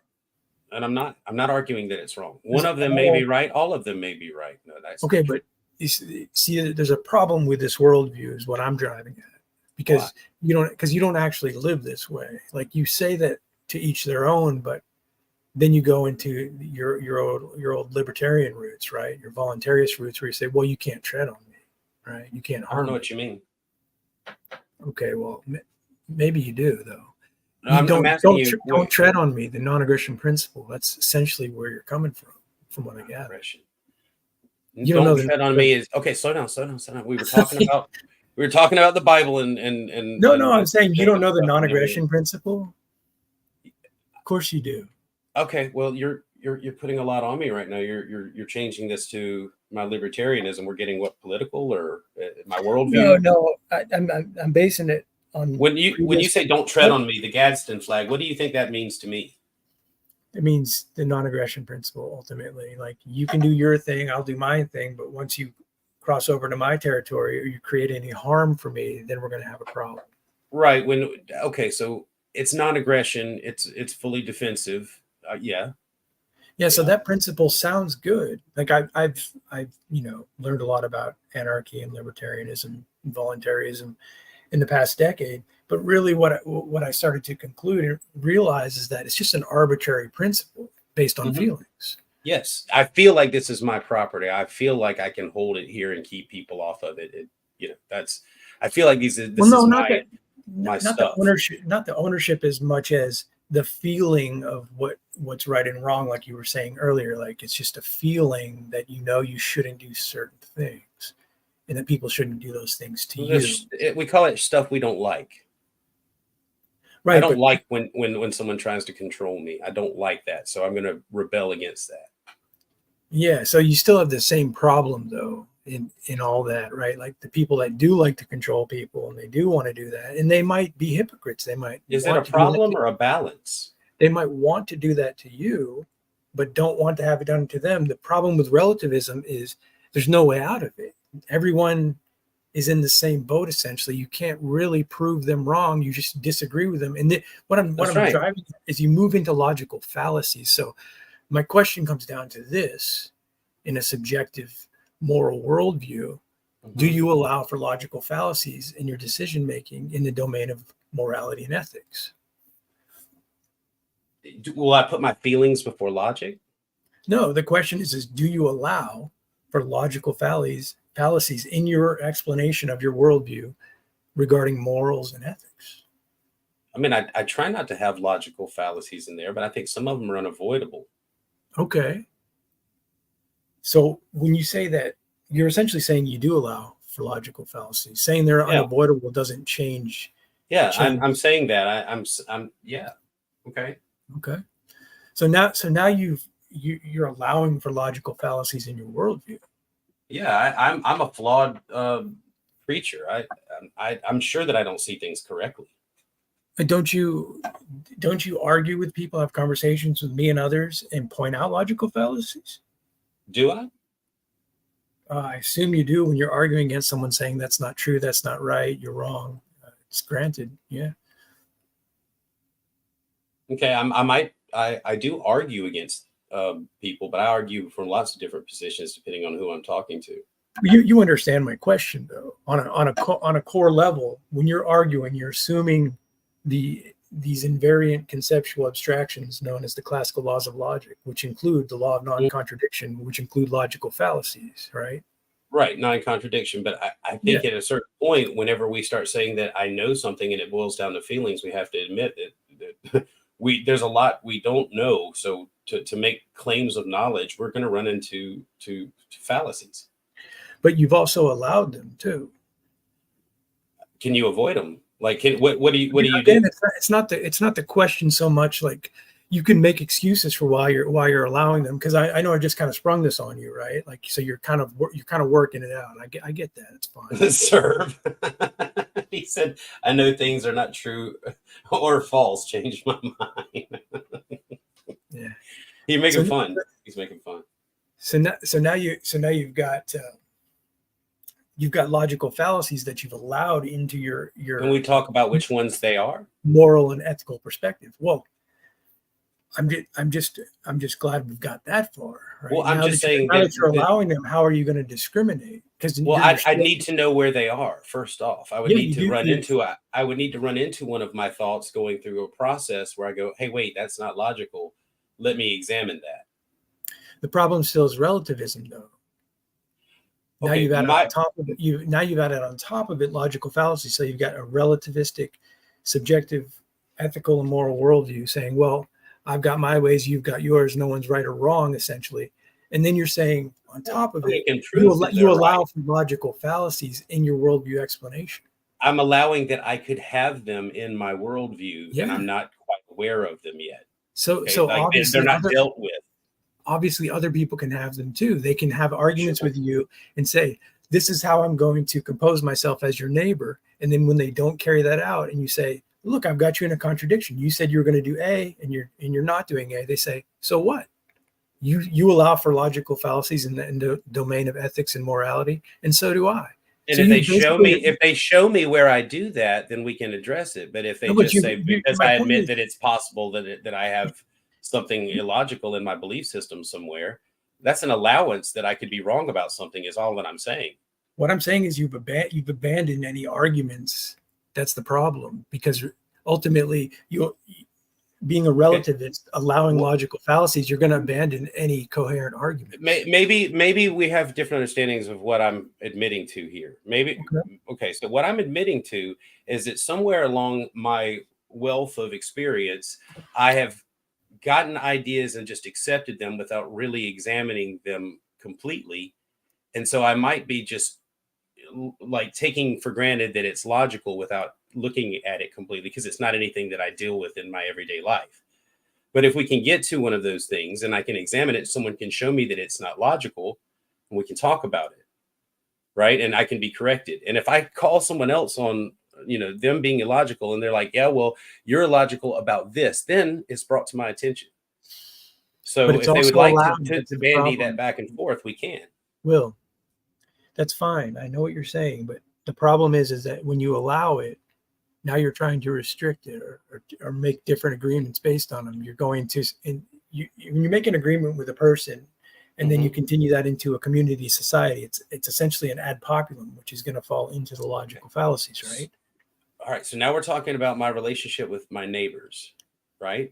Yeah. All right. In my relationship to my neighbors, they believe that I have allowed a logical fallacy somewhere. Is that what we're saying? That my neighbor thinks that I have a logical fallacy in my belief system?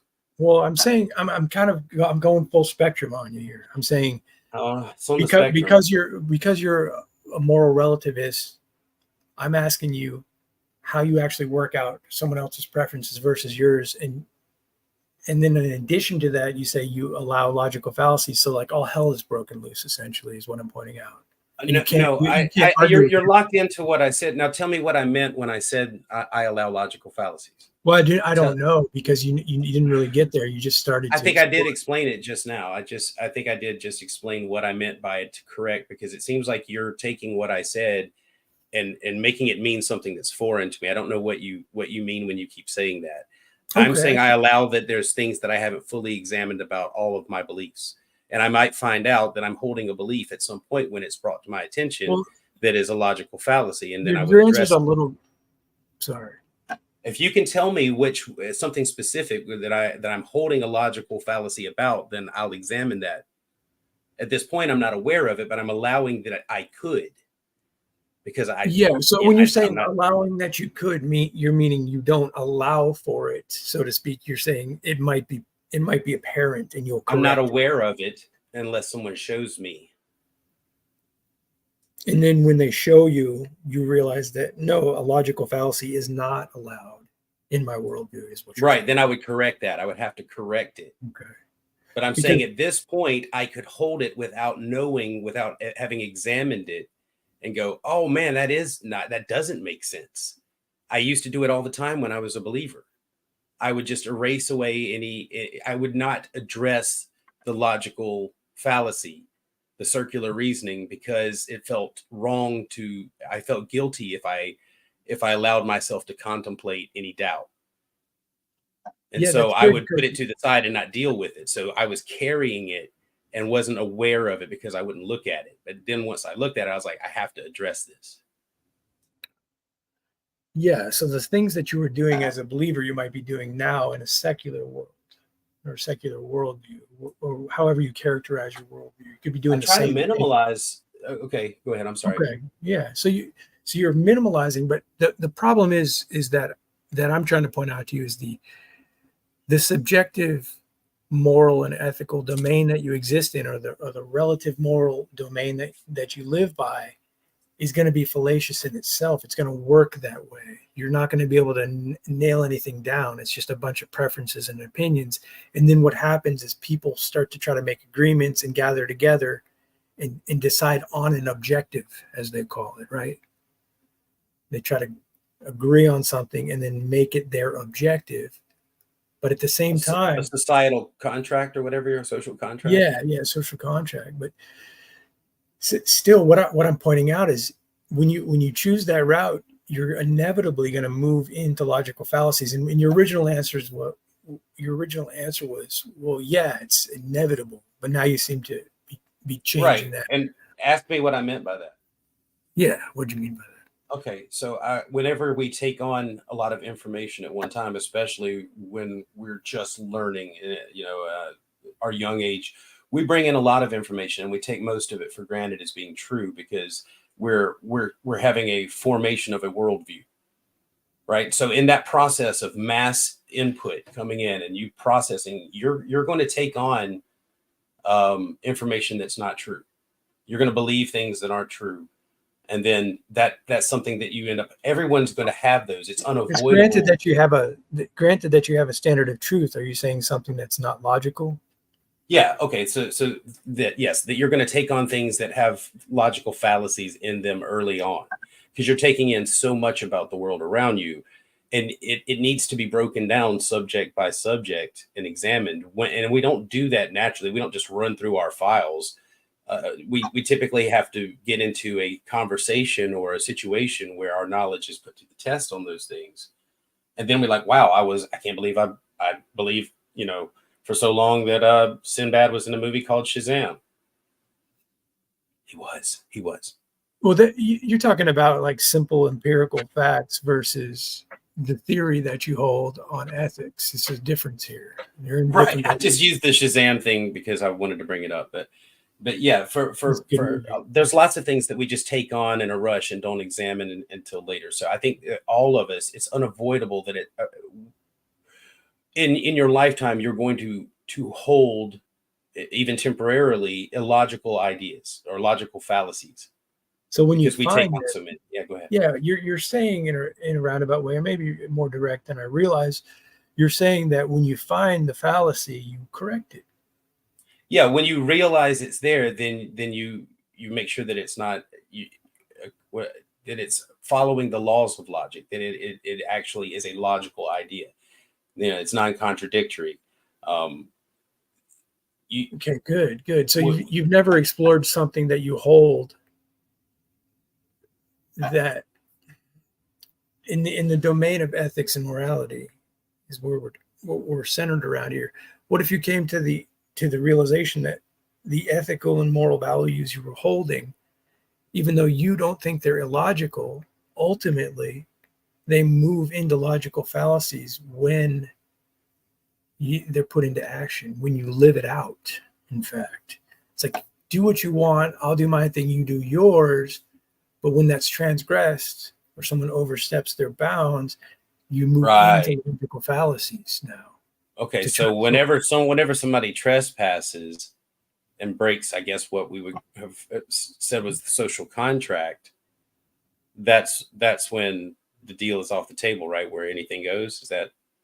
Well, if you've got a contract in place, you said a social contract, right? Didn't we agree that? Well, no, the social contract is it's a little bit more of a vague idea because not everyone necessarily is involved in They don't agree. They didn't sign on. It's just a concept. I know.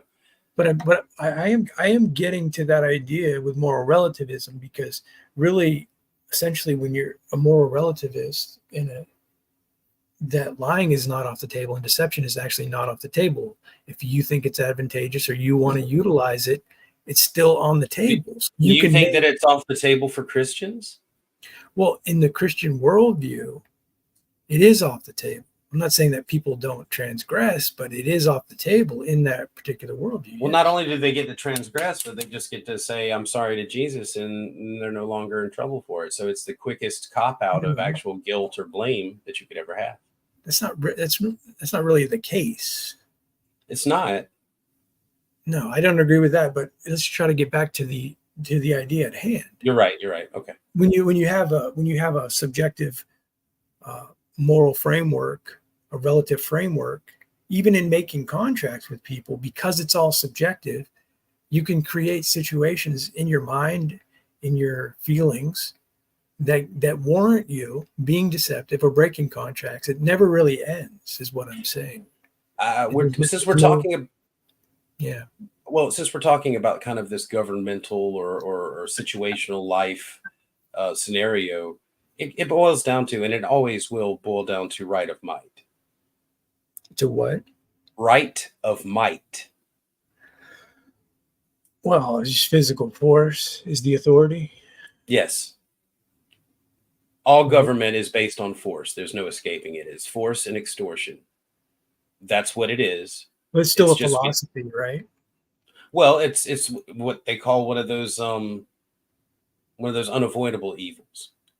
It's still a philosophy. It's a philosophy. It is a philosophy, right? Because man, will violate man. We know that that's going to happen. Man's going to violate another man. Or the government is deciding their philosophy and imposing it on the people. Right. They're telling you what your morals are going to be. So they're not only using physical force, they're using psychological force. Oh yeah, most people worship the government. Propaganda. They'll do whatever the government says. That's why when a lot of people claim that they have only one God, I'm like, nah, I bet you have more than one. You worship that government, don't you? Statism, definitely. Yeah, that's a false idol, right? Absolutely. Yeah, I've always felt like that. I just, it's definitely a golden calf. It's just a bunch of people pretending that they're the high priests of the God of state. Again, with a subjective framework and a relative framework, that isn't wrong. It's just that way. That's just what is. Well, in a relative framework, I guess you could also say that as far as humans know, we're the closest thing to gods on this planet. all the other animals, except for the ones that might try to eat us. Those are just the ones that don't believe in us. They look at us in awe at the things that we do and wonder, and we're mysterious to them and powerful and scary. I mean, except for the non-believers, then they try to eat us. You know, like sharks. Those are non-believers. They don't give a damn that we're basically gods. They will gobble us right up, right? But for the rest of the animal kingdom, I mean, we must be. The animal kingdom is might makes right. That's where you're getting the sharks and the squirrel differentiation. No, humans are human. Well, also it's sort of universal, but government is might makes right. Animals are, you know, that's the survival of the fittest or whatever, but it's not a matter of right, it's survival. But what I'm getting at, it's the same thing. It's always going to be the same thing, because I've got a purposed position here. Okay, all right. So which is fine. I'm just letting you know it's going to circle back to the same thing, because just give it to me in like a motto. What is the motto? Yeah. I keep giving it to you. You've got a subjective relative framework. So no matter what you choose or what you point out, it's just the way it is. You can't. Right. All you can do is say, I don't like that. Right. Yes. What? I don't understand. Why is that a problem? What can you do something different? Well, depending on your worldview, yes. What can you do differently? You can have an objective standard. Right. And what will that do to change your situation? Well, your worldview is going to start with how you view the world, right? Are you free? To certain degrees. So that's no. Like if I'm in shackles, but I can still wiggle my toe. If I'm in shackles and I can still wiggle my toe, I'm still locked up, right? It's like if I'm a soul inside of my body, I'm still encased in this meat suit. Are you not basically property of a government entity? Does someone not? Well, rule yeah, you? the government does claim that. In my adherence to that is my social security card, for instance. Okay, so what do your beliefs gain you or cost you in this battle with your masters? Well, it'd be a step-by-step process to try to unlock one chain at a time, right? Oh, okay. So your beliefs can step by step at a time unlock chains that hold you. Well, no, psychologically.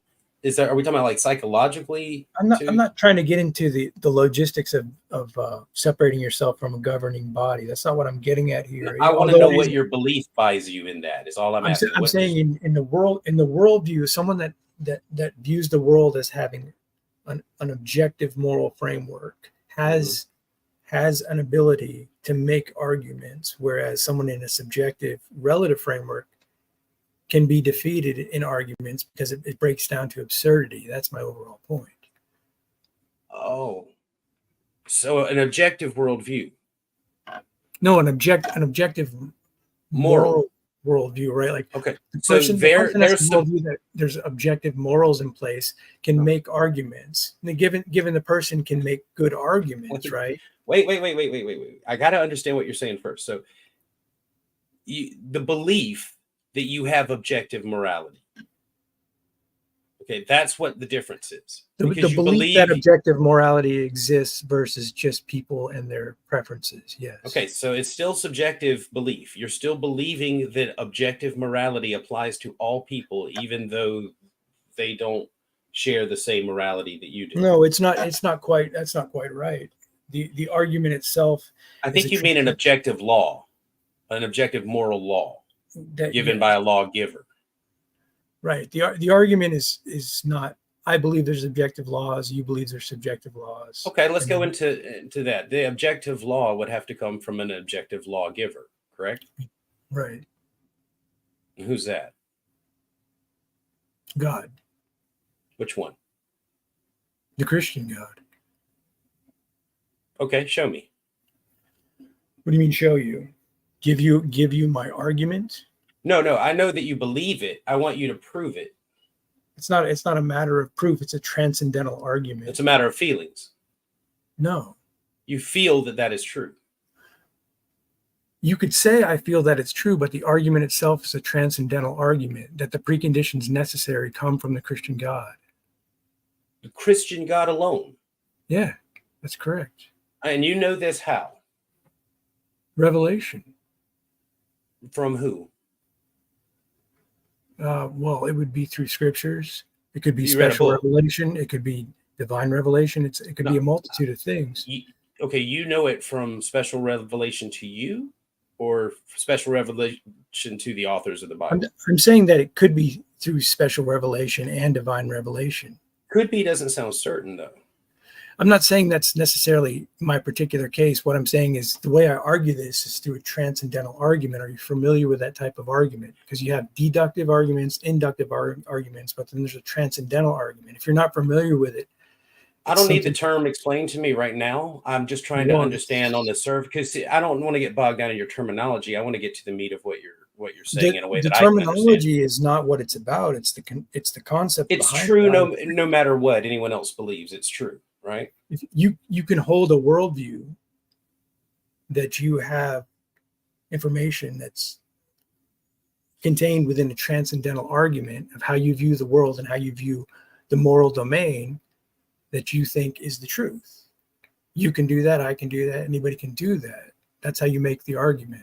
But I asked you how you knew that, though. How you knew that the Christian God was the lawgiver. Those are his laws, and they are objectively the laws.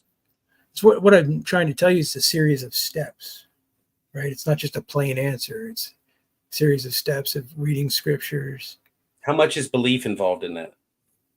Like a percentage? Yeah, let's go with the percentage. If you're asking what the crux of the argument is, it's the impossibility of the contrary. The impossibility of the contrary. So it's impossible that any other God could give laws to its creation. Yeah, that's the transcendental argument for the Christian God, correct. So there's no other books that have the creator God giving laws to the people. You sure? The point is when you have the transcendental argument in place, you're arguing for the Christian God. You see? You can say, oh, well, I'm going to use the transcendental argument. I hear you saying it's the Christian God because I believe it is. It's the way I understand the transcendental argument. Okay, but I hear you saying to me that it's the Christian God because you believe it can be no other way. The impossibility to the contrary. Right, that's your belief. That's how the transcendental argument works, right? Right, you're explaining what you believe. What I know to be true. You know it to be true because you've seen proof, and it didn't just come from a hearsay document. When you say you've seen proof, I don't know what you're asking me there. Where did the God speak to you of his laws? Did he tell you? You don't understand the transcendental argument, right? No, clearly I don't, because it sounds to me like you're saying it's true because I believe it is. I know it to be true is what my claim is. Through the I know that's a knowledge claim. That's bold. Right. So the Ten Commandments, the Ten Commandments. What I'm saying to you is the problem for you. The problem for you is when you try to refute this transcendental argument, you have to have knowledge to the contrary. That's where this leads. Like you can ask as many questions and say, well, I don't believe what you believe. Right, because your fingers are deeply in your ears. Let me finish my point, right? Like I'm saying, like you can pose any amount of questions you want to, or try to copy the transcendental argument with a God of your choice, or a ham sandwich, or a banana, or whatever you want to do. Bananas. I like bananas. Yeah. But the point is that a person can hold a transcendental argument for the Christian God in particular. And if you can't overcome it, then that's just what they hold, right? You can disagree. They believe it because they believe it. I get it. It's not a complicated thing you're saying. You're trying to make it sound complicated, but it's really as simple as my fingers are in my ears. I believe what I believe. You can't change my mind. No, it's not that. But I don't know if I can explain the it doesn't sound like you're interested in the contents of I'm probably just too simple to understand such a deep concept. Well, I don't know. I mean, I don't know what you're saying. I don't know what you're saying. You're saying I believe it and I know it, and I ask you, how do you know it? Well, so you're assuming, right? I told you that there's the transcendental steps. You told me steps. Revelation. Now we're talking about the chapter of Revelation, a book. No, of Revelation. no. I'm saying personal revelation That, but you're not going to share any of that because it's anecdotal. It's like Lionheart stories. No, right? It's through scriptures. So you read a book, the Christian Bible. right? Well, you read a lot of books. It's a lot of books in one canon. I get it. So you read a lot of books. It's not what I'm not saying. I read a lot of books, and that's why I know this. I'm trying to give you the transcendental argument, but you're either saying in a funny way you don't understand it or you don't want to. I'm saying what I'm hearing from you now is that the steps involve for you to know these things, reading the book. Okay. That's one of the things. And reading the book is one of the first steps. Is that, did I get that right? You have to read the book. You don't have to do that to make the transcendental argument. No, not exactly. No. Okay. All right. What you should do, if you want to further this conversation, is you should look into what the transcendental argument is to see if you can come up against it and do so coherently. I could do that. I like to hear people explain themselves the concept that they've attached to this word, like transcendental argument. I want to hear how they describe it to know, all right, like, how do you make sense of it in your mind? Like, what are you really saying? Or did you just pick this up somewhere? Because I understand. I understand the transcendental argument is that the Christian God provides the necessary preconditions for reality, for universals, so like morality and logic. No, the argument itself is that the Christian God provides universals. And that is based on which piece of information? Yes, we refer to the scriptures. That's true. Yeah. Yes, that's what I'm saying. In order for you to overcome this argument, you have to be able to say, I don't need to overcome your belief system. I don't know why you guys look at it that way. I will challenge you on your beliefs, but it's not an attempt to overcome your belief system. The point I'm making is because I'm saying I'm arguing for the impossibility of the contrary, and that's you. You're contrary. I know that's what you believe. It's okay. Right. That comes into your belief system. So if that's the way it is, if that's what I believe, if I have a transcendental argument for the Christian God, believe this, then that's where I stand. And you just accept it and walk away. But if you try to argue it, that's where it gets interesting. That's all I'm saying. All right. And I'm as interested in hearing you talk about yours, because you rarely do that. So it's been good to talk to you about where you come from. And I appreciate you sharing that with me. And I'm not here to overcome your worldview. It's just as much on the table for dissection as my own. Well, you might be able to. I don't know what you're gonna be able to do with me. What I'm saying is I've observed different people making this argument in different ways to different people, and I haven't seen it overcome. That's my point. Now, whether or not you could crack a hole in it or be the first one to do that I've seen, that would be interesting. Okay, so why is the transcendental argument only applied to the Christian God? Because there's lots of books out there. Yeah, that's what I was saying. Explanations of. You can try to posit. You can try to posit a different God into the transcendental argument. That's typically where someone would move in the situation. They say, I don't agree with your beliefs, and now I know you're not trying to do this right now. I'm saying in a situation, they'd say, well, now I'm going to try to overcome it.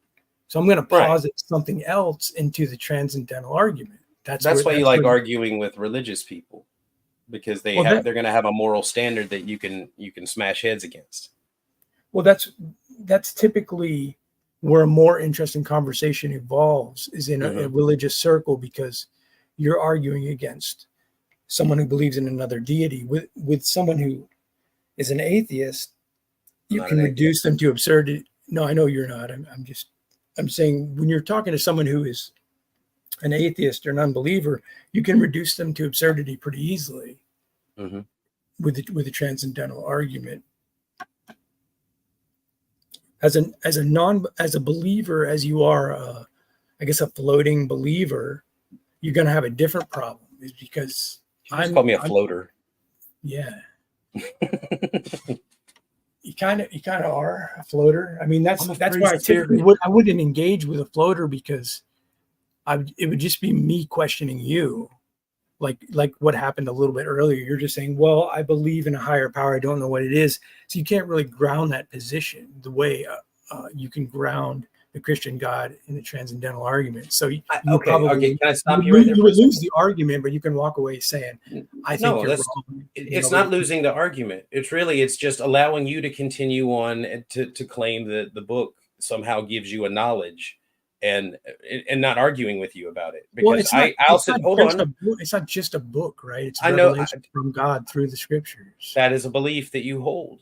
I get that. And that's fine. I don't see any evidence of that.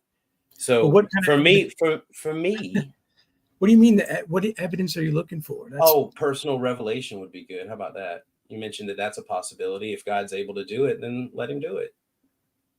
What if I told you he has? He needs to speak up. No, the reception is bad.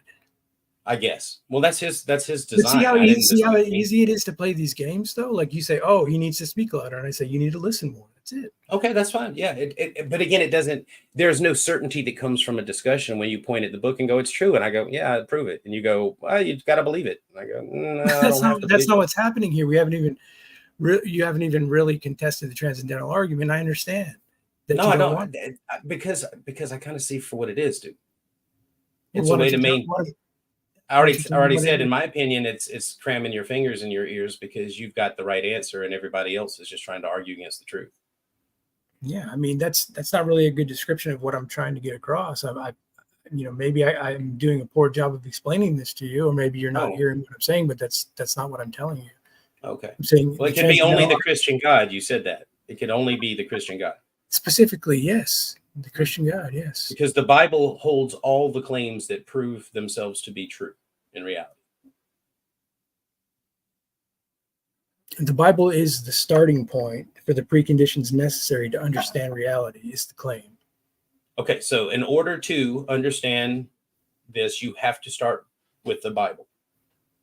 Because the truth can only be found there, nowhere else. You can understand a transcendental argument without the Bible, so to speak. Like you could read Immanuel Kant. He couldn't really ground the transcendental argument. He's known. Yeah, I've read the Bible, but I don't believe that Yahweh is the lawgiver.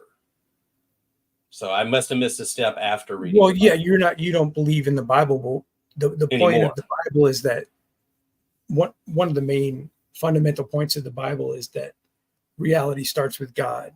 You presuppose God in reality. God created all things. You understand that much. Yeah, I'll go with that. You don't agree with it, but that's no. I said, yeah, I agree that it all started with the gods. That's not the agreement. There's no the gods. Oh, really? It's not the biblical agreement. Do you want to talk about that? Because I think that you're saying the same thing I am. You believe in powers and principalities. I know you do. I think I don't know. I think you're shifting it somewhere else. When I say the gods, I mean the supernatural host. Whatever you would call them, the host of the unseen place. The God of the Bible? He's probably there. Even in the Bible, there's a host. See what you can learn about the transcendental argument and see if you can what you can come up with. Because I hear you, and I'm going to go ahead and take my leave, and I'll get back to you after I've thoroughly studied the transcendental argument. And I appreciate the hospitality. Yeah, guess who's been trying to do it with Peter? He's been trying to insert like ham sandwiches and stuff. Yeah, I'll leave so that guess who can come in. I don't want to talk to guess who about that.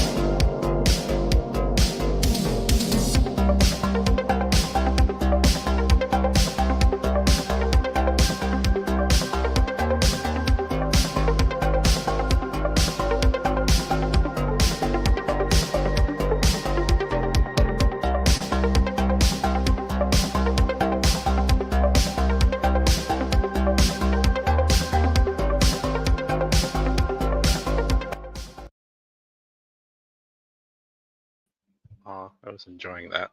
It was pretty jamming. Okay. What was the goofy thing? Okay, I said if you say something goofy. All right, so you were capitalizing existence. Yeah, because it's a proper noun in the way I'm using it. Are you okay? A proper noun as it's a deity. I don't consider it one, like automatically anyway, but it could be, I suppose. Okay, because I've already told you before that I believe, and yes, this is a belief, JG. I believe that whatever the God is tied to existence as though it's the same, like it's existence with a brain or a mind or something. Yeah, we talked about it where you would say God is existence with its own individual mind separate from all the other minds. Yeah, is that illogical? I'm just going to say I'm not sure there's evidence for that individual mind, but I will agree that it has mind. It has a ton of mind. What are you guys talking about? Existence. Existence. Yeah, the God. I was saying that in my opinion, my belief, the God or gods are tied to existence. They are the at least the creator being, or the monad, if you will, is tied to existence. It's like existence with an intent or a purpose. All right, well, sir, you've got to hash out what existence is, right? Oh, I mean, I can, I guess. It is all places, all wheres, all things, it's everything. So it's all illusions, all fabrications, all Yeah, non-things? it's everything in whichever way the thing is, right? So it includes Harry Potter, even though Harry Potter is a fictional character in a book, right? It doesn't mean there's Harry Potter walking around, but it includes the book. It includes the inverse of all the things that exist? No, because the inverse of all the things that exist would be non-existence. Right. So existence only includes certain things. And it includes all things. The things that are actually so the things that are the things. Hold on. The inversion of things still fits that category. The inversion of things. You mean non-existence, or do you mean something else? Just illusions. I'm not sure what the distinction is what I'm saying. You're not Within sure existence. The distinction between what I'm confused about what the other thing is you're talking about. Well, you're saying existence, things that exist materially and immaterially? Yeah, if there's immaterial things, then yes. Okay. And the opposite of those things also exist within the existence? Define opposite of immaterial and material. Well, like illusions. Illusions exist within existence? If they are real. Real yes. Illusions versus fake illusions don't exist? They exist as a fake illusion. So like if you're talking about like a story or something. They exist in whichever way they exist. Is not a fake. I mean, a story is not a fake illusion necessarily. But then I'm not sure what you're talking about. Are you talking about like a ghost? Are you talking about a fictional character? Are you talking about a mirage? It seems like existence can be anything. It is everything. It's everything. Anything that can come to mind, and the opposite of those things, the inversion of those things, the absence of those things, the multiplicity. If those things are real. If those things are real, yes. What do you mean real? In that they have some kind of being in some fashion. Some kind of being. Yeah, in some fashion. They don't have to be physical. They don't have to be physical or non-physical, but they could be entirely mental. They could be a fictional character. They could be all sorts of things. Where did you get this information from? Where did I get this information from? I guess existence. So circular. I get information from existence, and therefore I have the information. How's that circular? I'm asking where you get the information of your theory of existence, because you have a theory here. They gave it to me. So it's circular. It. You have How's a it- circle.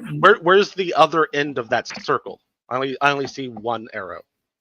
Where's It's the just a other circle. You say, how do you know what exists? Where did you get that information? You got it from existence. Yeah, yeah. But Circular. knowledge, that's what knowledge by acquaintance is. It's not It's just- circular, it's it's just a knowledge by circular. acquaintance. You got a problem Experience. right up front. I mean, you can call it get a circular, different- but you have to define Okay, what hold the on, other hold end on. of the circle is. It's just Right there, one hold arrow. on. I want another clarification here. All right. It's all circular. What does that mean? I missed the first part of the sentence. Can you repeat it? It's all circular, you said. What does that mean? I didn't say it's all circular. I You said just did said it's all circular. no, I didn't. Yes, you did. No, I didn't. Feel Anyway. free to go back and look. We can go back and look. Let's pause. Okay, Pause and go look. go ahead. Oh no, I know I didn't say it. If you don't believe me, I I'm mean, I saying don't have the. go I don't look. have the. Okay, hold on. What was it? Well, you could just start over and say it all again. They exist as a fake illusion. I mean, So that you're talking about like a story or something. They exist in so when I play this back and you hear it, then you're gonna go, "Oh, I did say it, but I didn't mean it." Is that where we're going with this? well, why don't we hear it first? Okay. Story is not a fake. I mean, a story is not a fake. I'm not sure what you're talking about. Are you talking about like a ghost? Are you talking about a fictional character? Are you talking about a mirage? It seems like existence can be anything. It's everything. It's everything. Anything that can come to mind, and the opposite of those things, the inversion of those things, the absence of those things, the If multiple. those things are real. If those things are real, yes. What do you mean real? And that they have some kind of being in some fashion. Some kind of being. In some fashion. They don't have to be physical. They don't have to be physical or non-physical, but they could be entirely mental. They could be a fictional character. They could be all sorts of things. Where did you get this information from? Where to get this information from? I guess existence. So circular. I get information from existence, and therefore I have the information. How is that circular? I'm asking where you get the information of your theory of existence. So you have a theory. Again, So it's circular. instead. You have a circle. Where's the other end of that circle? I only see one arrow. Where's It's the just a other? circle. You say, how do you know what exists? Where did you get that information? You got it from existence. Yeah.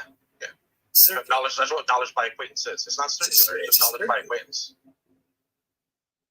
You got a problem right up front. You can call it circular, but you have to define what the other end of the circle is. It's just Right there, one hold arrow. on. I want another clarification. All right. It's all circular. What does that mean? It's the first part of this. You have to define what the other end of the circle. I didn't hear it. Where did you? No, I might have misheard you. You're right. Yeah. Circle. Knowledge. That's what knowledge by. Okay. Where's the other? Circle. I got that wrong. All right, we were at knowledge by acquaintance was the last thing that was said before that. Yeah, I misheard you. I'm sorry. Okay. Is So all it's knowledge not- by acquaintance circular to you?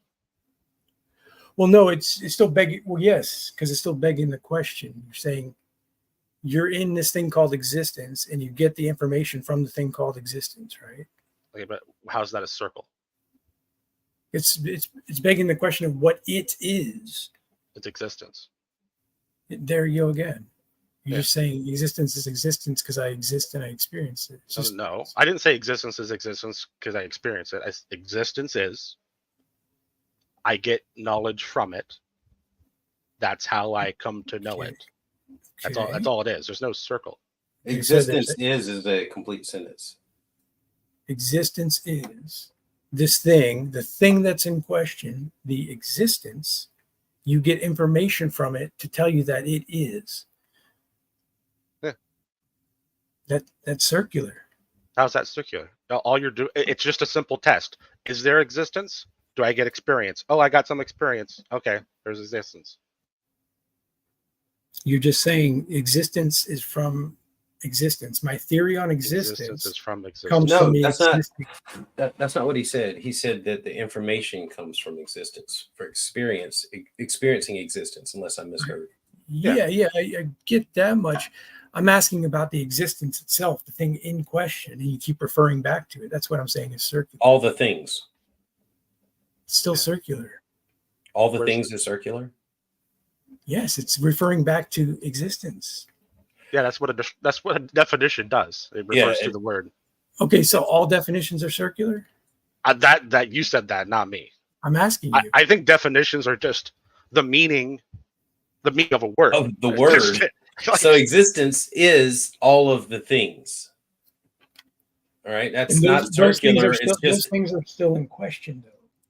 the things that are in question. Mm-hmm. Like what? Anything you can think of. Cups, Anything's in red question? Solo cups, are they in question? You're essentially it's either circular or you're not saying anything. You're just saying existence is, right? Because that's a complete sentence when you're talking about existence. It's all the things that are. It's only the things that are. Yeah. So it's not the absence of the things that are. No, an absence is literally nothing. Right? Well, where does nothing exist in your theory? Exactly. Right. It's the opposite of that. That's a category that is completely empty of anything tangible or real. Yeah, this is why I always give it as a dichotomy. Yeah, I know. It's just existence and then nothing. Okay, so there's a concept. I put it in the private chat too. There's a concept of a square circle. But if you try to visualize it, you can't, because the concept, although the concept exists, it lacks logical cohesion. So you can conceptualize a thing that is nothing. It's not a thing that can be in real life. It would be a concept only, right? The concept is the thing, right? But the actual thing that you're trying to conceptualize, you can't conceptualize a square circle, right? Because it's illogical. And it belongs in the nothing category because the concept is all of it that exists. It's just the thought of it. Am I wrong about that? I would say it wouldn't actually be in the nothing category. What would it be? Because it isn't.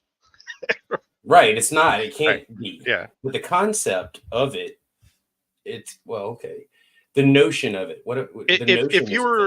If you were doing sets and not Mariological sums, you could put it in the set of not a thing. Let's say it like that. The concept is a thing, but the thing that it's referring to is not a thing. So the concept of nothingness is the same scenario, right? Yeah, I would say the concept isn't actually referring to anything. Right. So we have a concept of nothing. But in that there is no thing that exists. No thing. Yeah. We have a concept of nothing, but there isn't actually a nothing. Right. That's what I was trying to hash out with that other thing. Maybe that was unnecessary. Yeah. But I mean, to make it less weird, I mean, we have a concept of Harry Potter, but there is no Harry Potter. Oh, that's what they're trying to convince you of. But you would be surprised at what happens in secret societies. Okay, so you're presupposing existence? Yes. I have in the past, but I no longer need to because I have done my tests and I have gotten the evidence. Yeah. Okay, so you're. That's a bold claim. Yeah. What is your most fundamental presupposition? Existence? Well, I would say, again, it's no longer a presupposition. It's a tested hypothesis. So it's a theory. But yeah, we can say, let's just say presupposition, existence. Isn't existence just a word that describes other things? All the things. No, that's exist. No, existence is a word that's describing other things. Okay, what are you existence? Am I existence? Yeah, or do you exist? I don't know what this has to do with it. No, I get what you're saying. I'm testing what you're saying. Yeah, it makes no So grammatic sense. you're giving a name. You're just giving a name to everything and calling it existence. He said everything exists as a describer, but everything that exists. Does existence exist on its own with nothing else? It exists. What do you mean with nothing else? It is everything. That's what I'm saying. It's just a Yes, word. yes. If you got rid of existence, there wouldn't be existence. It's just a label. It's an abstract label of things. It has no causality, does it? Peter, is there a you, or is there just a thing Does that we're existence have describing any as you? causality? Peter, is there a you, or is it Wait. just? Or are we just Try- making see up if a you word can to answer describe Peter- other things? See if you can answer Peter's question though, because I like that one. you brought up existence and he's trying to hash it out with you. So yeah, sir, does existence have causality? That's a good one. Well, yeah, it's all causality. It's all things being caused. It's just a word. I guess. No, Yeah, it's yes, not. there is a It's word. Yeah, I description got it. of other things that have causality. That's a Like good just point. like How does the Peter's word just a word. existence- How does the word existence have causality? No, does God exist, Peter, or does God have existence? No, slow down, guys. This is important though. Like he's saying existence has causality. How does that word have causality? Something would have to exist to cause other things to exist. Try to let Well, someone- aside from the passing of the word between people would cause things, or are we just talking about the word now, or are we talking about the actual thing that the word? Peter's saying the it's label not just for a it? word. It is just a word. That's the point, right? He's saying you're just making a word and saying it's all things. So he's asking you about causality at this point. Oh yeah, I was pointing out how ridiculous it is because Peter's just a word. No. Look. Yeah. You're bringing in existence as a fundamental presupposition. So causality is in question. Yeah, but the word itself, by itself, isn't the presupposition. So if we're just talking about the word, we're not talking about one. Are you using the word as a noun, Cerberus? Yes, it's a proper noun. So, Okay, so this said, we can refer to it as a noun. Yeah. So this thing existence has causality. Just try to hash that out. Yeah, in a sense, I'm not. It is a label of everything that exists. There's quantum weirdness going on. You might. It has no causality. Effect, but you said there's quantum weirdness. Yeah, on the quantum level, there's no such thing as cause and effect. But that's why I'm hesitant to say that there's causality to it. In the normal, mundane, everyday, normal person sense, it has causality. We don't have to get into the weeds of what reality is actually like. And can you explain to me how God is dependent on this word existence? It's not. If your God is real, it's not dependent on a sound. What is it? What is God dependent on? Existence. The thing that the that's just the word and the sound. Not the label. The thing the label's on. It's dependent on the thing that's You labeled. just said existence was a label. Yeah, it's a proper noun. That's what proper nouns are. A label of other things. Yeah. How is God dependent on a label? I didn't say he's dependent on a label. Are you dependent on the name Peter? No. Oh yeah, then clearly that's not what I'm talking about, right? I don't think that's what Peter's talking I'm about. just saying God existed. He's a creator. He existed, and then he created creation. This existence stuff is just nonsense. You know it is. You made it up. Nothing about what you said there contradicts what I'm saying. Okay. You're saying you made it up. He wants to know about the That's made causality. up crap. Saying Well, I get existence- you don't like it. Existence is your fundamental presupposition, and it has causality because quantum weirdness and things happen. No, why is it so hard to say that existence is a necessary presupposition? Because even if you believe that God existed first, you're still positing existence as a necessary factor for God. Yeah. No, or not. Yeah. God existed. Yeah, you are. Then he created creation. You just said it. You just said it. You just said it, Peter. I said God existed. Yes. So he was in a state of existence. How did you miss that? I'm not A saying about state of existence is different than existence itself. right. Or existence Right, has it's a noun. causality. Existence is all of it. It's all of Existence has no causality. It's just a word. Yeah, I'm trying to hash that out too, sir. Like it just sounds just like you're saying the word existence, and you're saying it means everything. But then when we question, does it contain this or that, or does it contain illusions? And you're like, There in a is sense, something that contains all Say things. that's The part label of for it is existence. That's part of the trick, is to use the word existence, so then he can say in existence. God is in existence. That's part of the trick. Yeah. That's where he Well, wants to it's put not him a in trick, a box. but it's just It is a just trick. obvious. How's it a trick? Because you want to put him in a, you want to put him in an That's existence label. box on your. It's just on a your power word. chart. You want to put him in that existence box on your power chart and move him around, right? What, do you want him to be in the not existence box? I'm trying to hash out what existence is, what it fully It's all entails, things. It's all things. It entails all things. but not nothing. Because nothing is not a thing. Right. Things that are in absence are also nothings. Things that are in. You just said things are not Illusions. things. You Illusions. just added extra words in between it. That made no saying- sense. I'm saying illusions are part of existence. Show me an illusion. What do you mean? I'm show not. me? I'm not even sure what you mean. An illusion. You don't know what an illusion is? Well, you said there are things that are non-things, and then you said, "Yeah, illusions." And that's an illogical, nonsensical statement. Yeah, I would like don't- further explanation on illusion, JG. Illusion is a deception, right? Yes. So it's a representation of something that isn't real. Like a misrepresentation of an idea, Sure. perhaps. Okay, Right, so but like it's the- not. It seems like that exists, is what I'm saying. Yeah, the mental state exists if you're deluded. What is a mental state? Mental Illusions state. either work or they don't. Illusion may not work, in which case, it's actually not an illusion for that person, right? But if a person falls for the illusion, then it's real to them, or feels real to them, right? But it doesn't change the fact that it was never real. You say it exists in a mental state, but it also doesn't exist in existence, something like that. No, they believe it's real. Yeah, go ahead.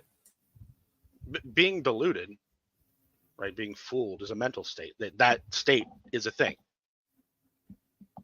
Right? The state is a thing, okay. Yeah. It's part of existence. Yeah. So, But it I guess doesn't. the answer to your illusion question is yes, if that's what you're talking about. Okay, so illusions exist in some state, yet they're non-existent in another state, which are all in the same state.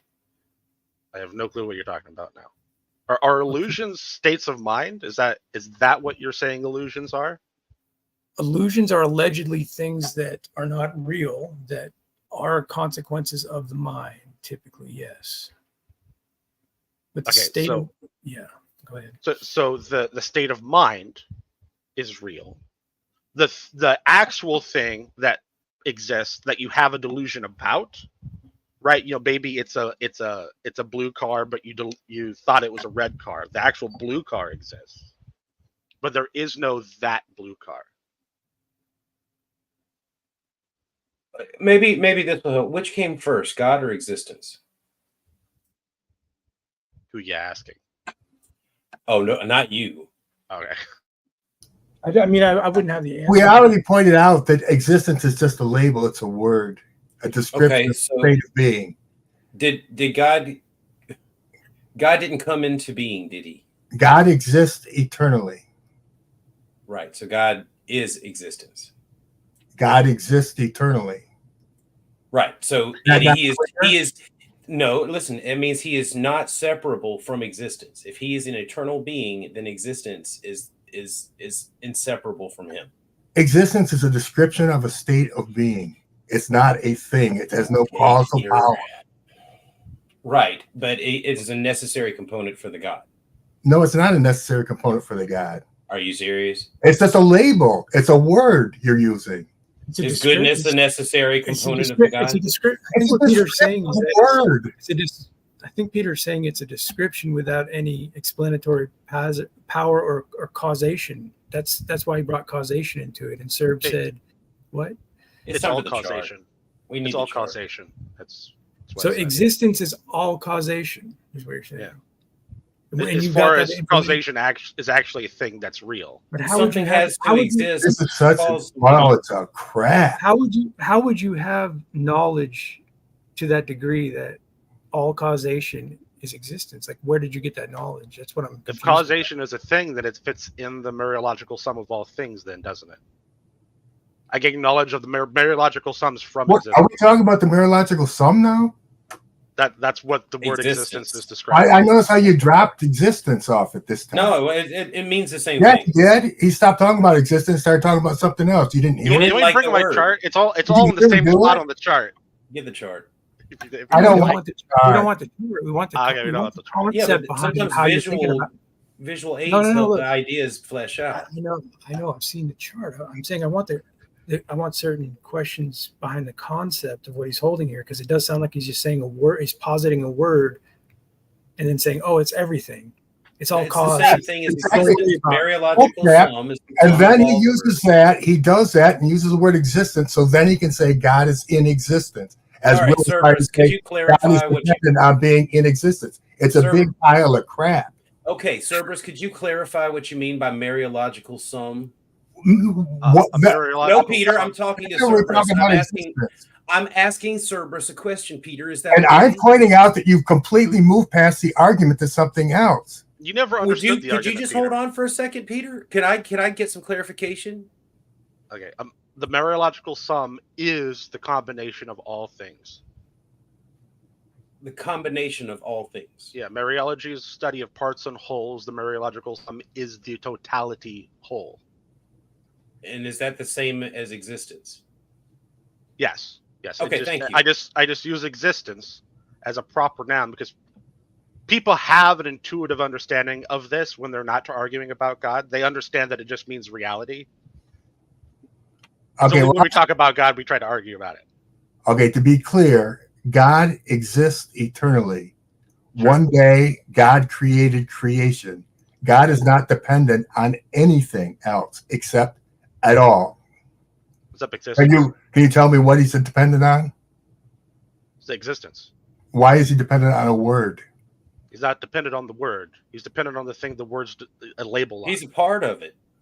So what is He's it that literally a part of He it. existed by himself. He's the only thing existing. Was he dependent on existence? Are you If there dependent on was no existence? existence. Stop it, William, with his stupidity. That's not Look, if- stupid. It's the if same ex- concept. Well, look, Just if hold on a existence is all things, and then you get rid of all things, I'm asking you, when God existed, was he dependent on existence? yes. That's a loaded What is existence at that time? What is existence at that? If it's only God, Right. then it's equivalent. But God's not dependent on existence, is he? No, he is. Without it, he wouldn't be. What is he dependent on it for? What does it do for God? Well, if existence is all things, It's if you only if you him. remove all things, then you don't have a God anymore, do you? So how is God dependent on existence when God existed? I just explained to you how. I just gave you the basic example. No, give it to me. Tell me, how is God dependent on existence? A word. Because without it, there wouldn't be God. Yes, he exists. God exists. Yeah, great. Then there's existence. Glad How we is agree. God dependent on existence? Because if existence wasn't, then there wouldn't be a God. If God didn't exist, there wouldn't be existence. I don't know how I can get to that. There can be other things. So There aren't. God only exists in the beginning. like if we took existence and let's say there is your God and removed your God, No, there we're would not still be moving God. existence. We're not playing games.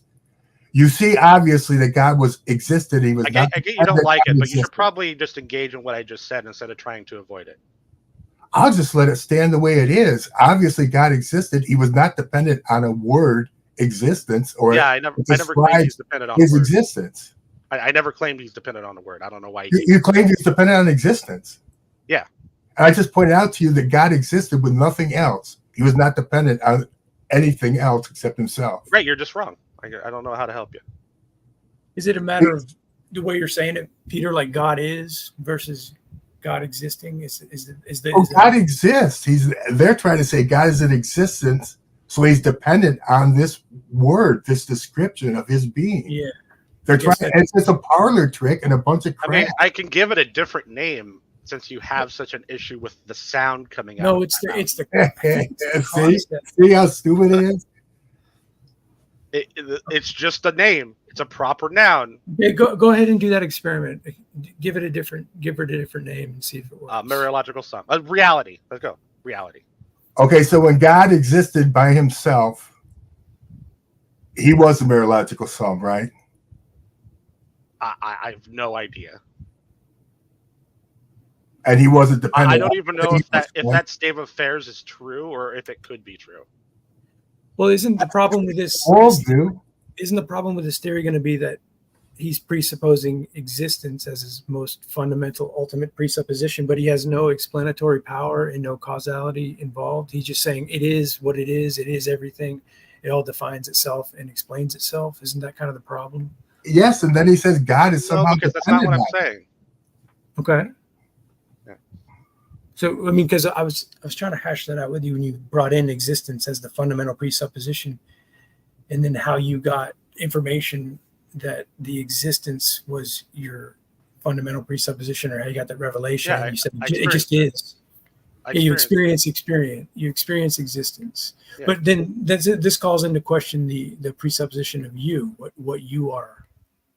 I am the thing having experience. What is the thing though? Like what is your left? Yeah, you're saying it's just circular answers. Me, you, the thing. Well, no, me has a definition. In this case, would be the thing having the experience. Having experience. So the thing having the experience still circular. You're not explaining what you are. It's a definition of a word. Definitions aren't circular. Definitions are just the unpacking of a word. You said definitions were circular. No, we can go back and watch again. Never once No, said you said they it were circular. you said it in the comments a little while back. You said all definitions are circular. No, never did. So some definitions are circular. Definitions by their very nature are not circular. Okay, so there's actually a rule for creating definitions that keeps them from being circular. Okay, so you are me, as you said. I am me. Yeah, you are me. So you don't think that's circular. You're just saying I am me. I have a question. Well, no, those are just synonyms. You were talking about acquaintance knowledge. Knowledge by acquaintance, yeah. What's your justification for that knowledge? Experience. That's what it is. But what's the justification for it? What do you mean justification? It's experiential. Well, knowledge is a justified true belief. No. That's propositional knowledge. Right. Yeah. Do you have any propositional propositional knowledge by acquaintance? Not. Do you have any propositional knowledge? No, I don't think propositional knowledge. Thank you. I think it actually makes no sense. I think propositional knowledge is just you've took a bunch of knowledge by acquaintance and try to cram it together and say it was something different.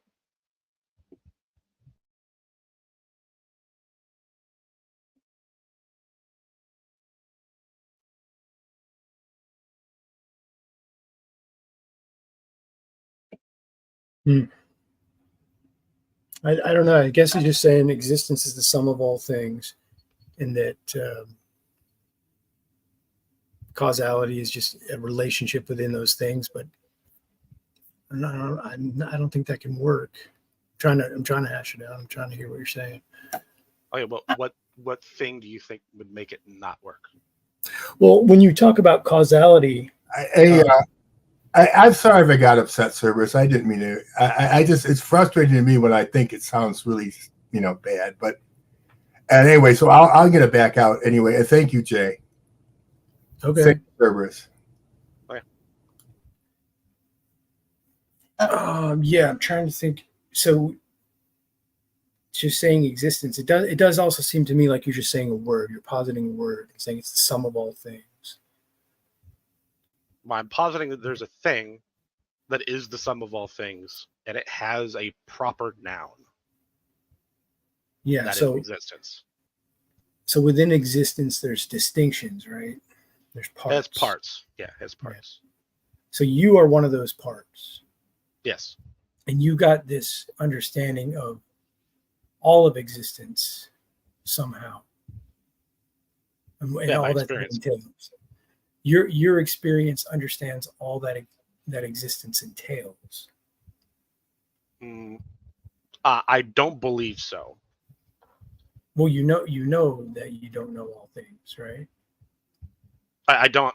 Are you talking about experiential knowledge? I don't think I have experience of all things.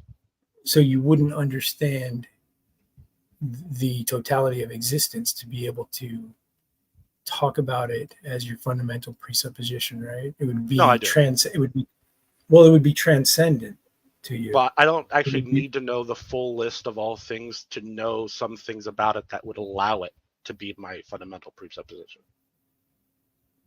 Because it transcends your knowledge, in other words. Yeah, just like you think your God transcends your knowledge. You don't have to know everything about your God to know that it's your Right. We say God transcends the human experience. So you would say that existence transcends your experience as part of that whole, something like that. Yeah, there are parts of it that I am sure exist that I will never be able to experience. Yeah. And how do you make those distinctions of where you exist and the separate from the whole, let's say, or is there no separation? Well, there is no separate. The parts of the Mariological sum are for convenience, essentially. It's a necessary thing to do to like navigate, but it is just for convenience of navigation. I'm not sure that answered the idea. Let me think about that. You're saying you have, as a part of the whole, you have limited knowledge of what all exist. You have limited knowledge of what all existence is, essentially. That's the point, right? Yeah. There's a horizon defined by the speed of light within space, which is where I'm located. So when you start to talk about existence and all it entails, you have no basis because you can't get to that knowledge, right? I mean, no basis. I have what's necessary for it to be the basis. You can't get to all it entails, though, so it still remains a mystery of what it actually is. The totality. Well, no. I know what it actually is. Right, but I don't know all the details. So how do you know what it is without the details? Give me an explanation there. Because it is all things. You're saying that even if I can't list all things, I can still know it is all things. And you got that knowledge how? By experiencing it. You didn't experience all things, though. You're right. I experienced Mariology. So you experienced some of the things as a part of this whole that transcends you. So you don't have knowledge of the whole. You have knowledge of the idea of this whole. I have some knowledge of the whole. I don't have all knowledge of the whole. So you don't know what the whole entails, in fact. I don't know what the complete list is if we're listing the parts. I know what the whole is. I don't know what all the parts are individually.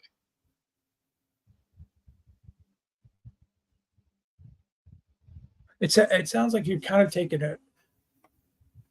a concept of God and just redefined it, but maybe you didn't do that on purpose. I don't know. Maybe you did that over time. I'm trying to sort of navigate like where you got this theory, if you came up with it on your own, or if there's someone you learned it from. Well, I mean, like I said, Mariology, but I don't know if it makes sense to say that it has its own individual mind that isn't a part of another part. So I would say it is in no way compatible with like a Christian God. Well, the compatibility that I'm seeing is that it goes beyond what you know, but you claim knowledge of it. And you're saying it's the fundamental presupposition. So I see an analogy there, is what I'm saying. Yeah, in the sense that they're both being used as presuppositions and the basis for other things. I can agree. The thing about when you talk about the scriptures and Christian God, we go into scriptures that define and account for the way we do things, the creator creature distinctions, and so forth. But when you have the word existence, and I start to ask you for causality or teleology, value or meaning, you're just going to refer to your subjective experience, right, within existence. So it's You would have just, to be more specific in that. I would say that existence is all those things. anything I can name, like In whichever way that it is. Yeah. So no matter what I can say, you agree that its existence. If I say it's cause and effect, or if it's random, they're both what you're calling existence. No, I'm saying both the concepts are real. The words are real. There might be a thing that you're referring to with those words that are real. What I'm saying is, if I claim something is cause and effect, and you claim it's random, we're both essentially right in some way or another. I think we would both be wrong, actually. We'd both be wrong. Yeah. Well, tell me more about that. Well, at least in space where we are, on the most minute levels, there is no cause and effect. So it's done by weighted randomness, which isn't actually random, and it's not cause and effect. Weighted randomness. Yeah.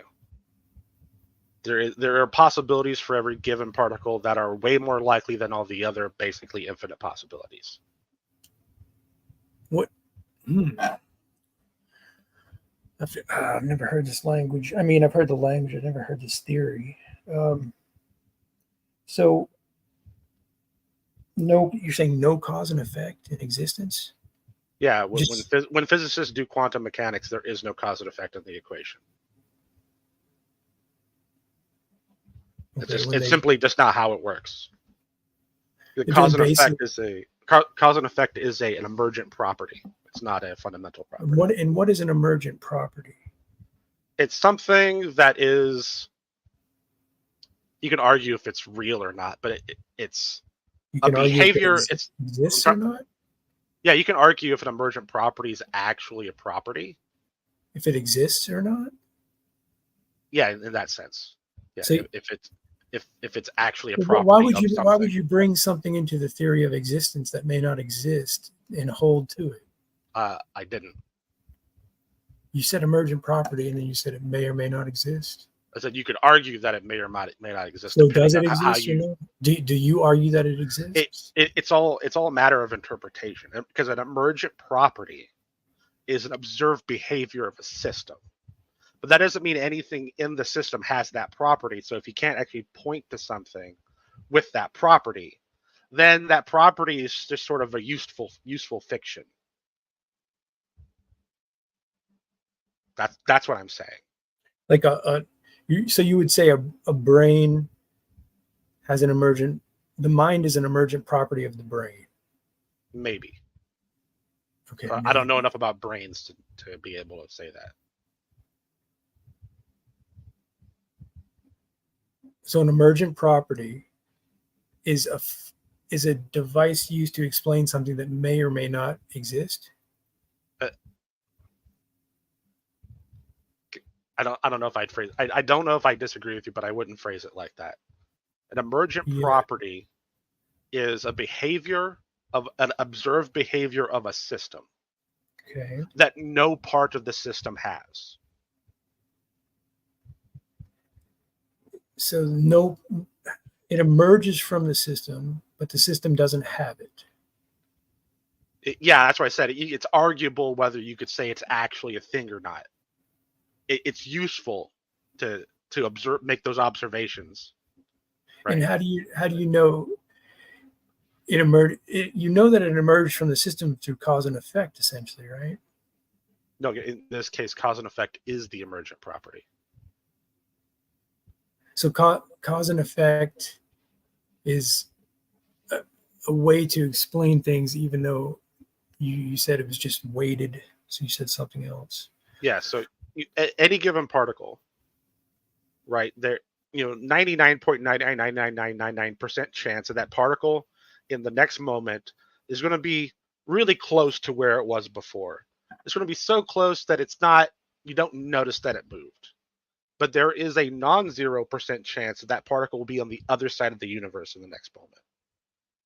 But because it's weighted so heavily, that when you get a mass of particles together to make like a baseball, you don't just see the baseball disappear, right? You see the baseball travel through the air and do things, but those particles that the baseball is made out of it's just weighted randomness. They're popping in and out, moving places. There's no it's fuzzy. There's no actual cause and effect on the fundamental level. It's only because those particles are weighted so heavily to one position that you have a coherent reality that's like the baseball. Right, so no particle has cause and effect, but because they're weighted, that system, that lump, the system that's the baseball, appears to have cause and effect. It has the emergent property. So you take it to like a simpler science, to like the freezing or boiling part of water, and apply the same thing. It seems to have a cause and effect, but it's just physics happening in a consistent manner that's not something we can explain. It just seems to keep happening that way, something like that. Oh yeah, I think I know what you mean. Where the particles themselves aren't boiling, right? That would make no sense. All it is particles moving around, and then the emergent property of that, kettle, or the water in the kettle or the pot, is that it has this. I lost the word for it. It's doing this thing that we call boiling. Yeah, we're describing no it. Particles actually boiling. So if we take freezing as an example, I guess in the other spectrum of the temperature, we have water it's becoming harder, it's expanding, but it's also just not, it's not a cause and effect. You're saying it's just a way that we describe it to make it easier to navigate this existence. Yeah, freezing water is just particles moving a particular set of particles moving very slowly. There's no such thing as a frozen particle. Right, the most solid object. You just say it was just the molecular structure is just very slow moving, but it's everything's in flux then, essentially. Yeah, as I said, there's a non-0% chance that any particle at any moment appears on the other side of the universe, and then back again, maybe even.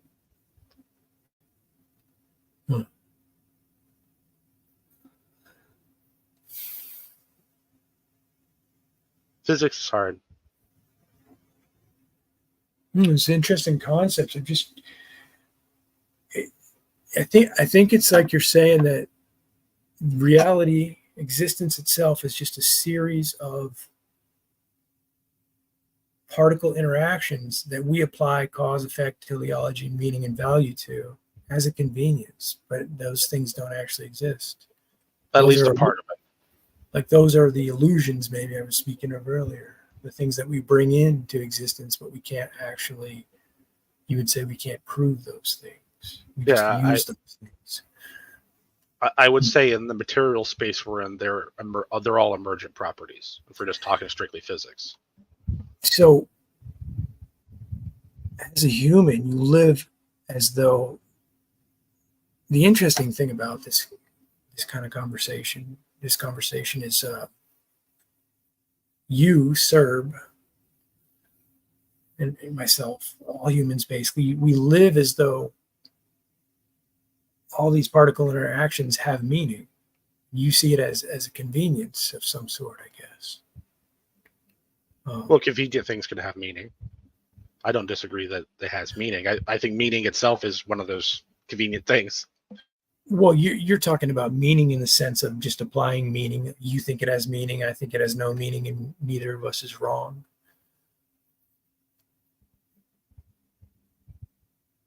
Wait, you think it has no meaning?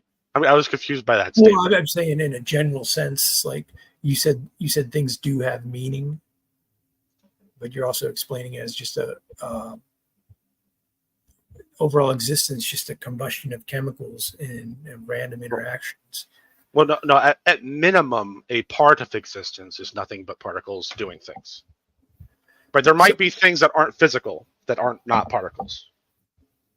I'm not ruling any of that out. I'm fine with that being a thing. Well, how do you rule it in though?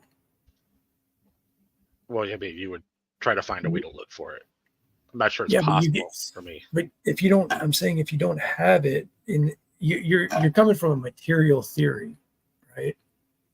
That's essentially what you have here. You have a materialist, physicalist theory or framework. I mean, kinda. I mean, Mariology is metaphysics. Well, tell me more about the immaterial things that may exist. How you would justify that in Mariology, for instance. Well, they may exist in the logical sense in that there is nothing that makes them impossible. Ah, right. So the version of the Christian God that isn't the ultimate, like, most fundamental thing, that's possible. Right? There's no logical ruling that out. It can only be ruled out on that it can't be logically the fundamental thing. Okay, so unfalsifiable, essentially. Not falsifiable. Well, I mean, I think it could be falsifiable. Because these are two different things. There's nothing that rules it out. Right? That's not necessarily saying it's unfalsifiable. It could be falsifiable, but whatever could falsify it, we just don't have the access to. And again, the fundamental aspect of the theory was that each subjective experience is only going to have partial knowledge to this transcendent existence. So that's essentially why we have these conversations where all this confusion comes from. We never can have full access to existence, right? To the whole. Yeah, I don't think we're capable. But If we could somehow have access to all knowledge, I don't think we'd even be physically capable of dealing with it. So yeah, it's not. Is it? So that's a bit of a personal philosophy, though, right? I mean, of course. Yeah, I mean, that's a guess. I'm assuming based off the information I do have that my brain can probably only contain so much information.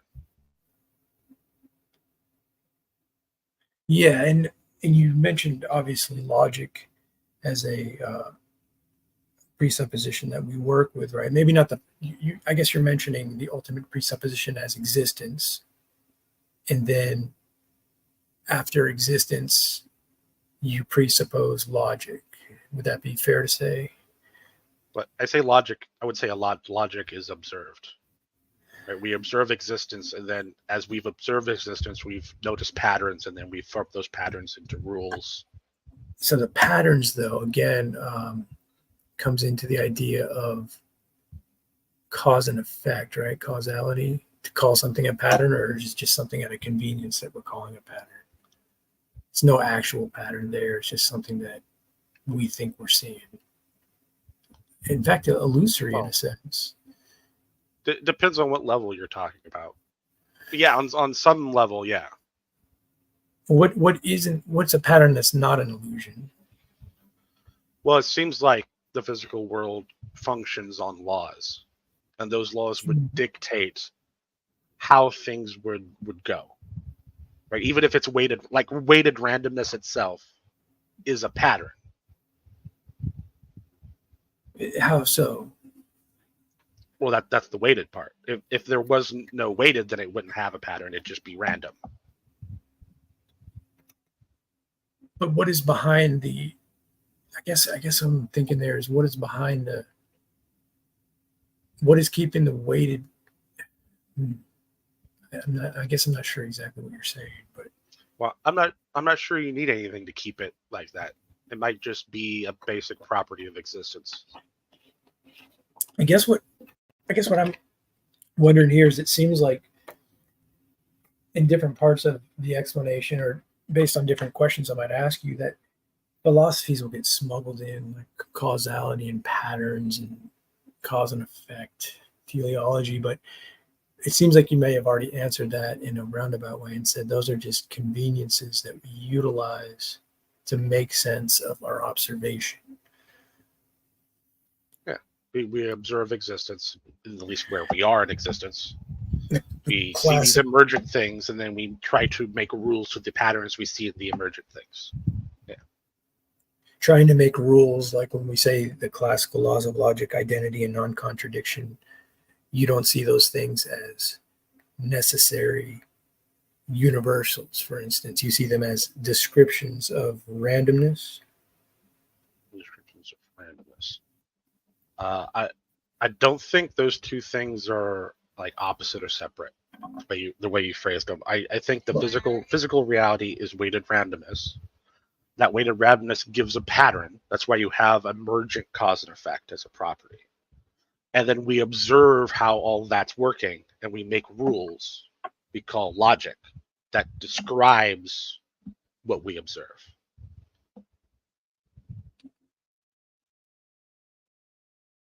Right. So you don't consider the law of non-contradiction something that exists in an immaterial reality. You see it as just a descriptor of. Yeah, it describes reality. Describes reality, but it doesn't exist on its own. Yeah, outside. I mean, it's a concept. It exists as a concept, but yeah, there isn't like a logic floating around somewhere we can go get. Well, no, it's not locatable, but it's an objective reality that seems to exist, right? It seems to be invariant. Well, the objective reality exists, right? The concept of the rule exists, and the way we've constructed the rule, that it seems to accurately describe the objective reality. Okay, so yeah, so then we could say, and I know that you're saying it a certain way that you want to say it, that's fine, but you could say that the law of identity and the law of non-contradiction exists objectively in non-material form, correct? The concept behind it. So, to use a useful phrase that used to get tossed around a lot, objective reality is the map. Is the what? Sorry. Objective reality is the place. The laws of logic are the map.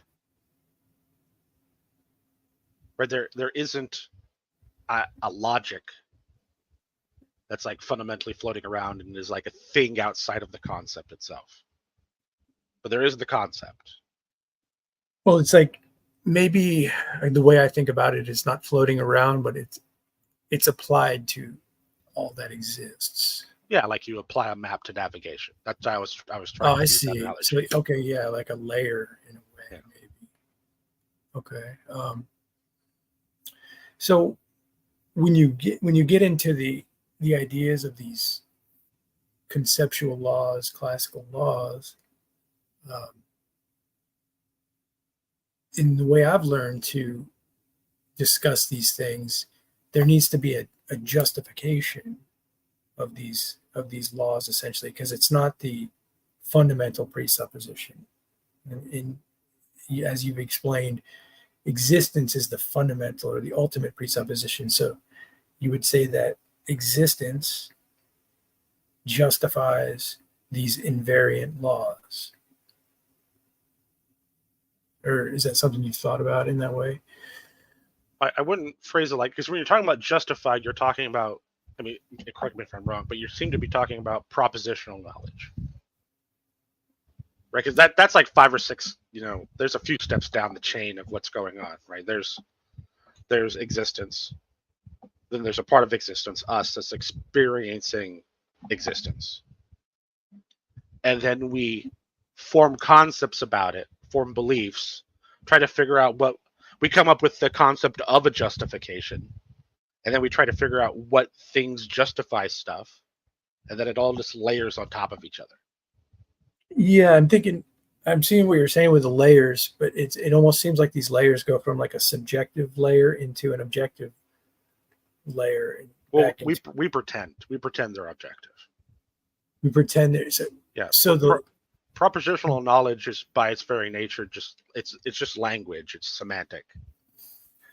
you don't say that you pretend that, or you do say this. I think you do say this, that you pretend that the law of non-contradiction exists, but it's just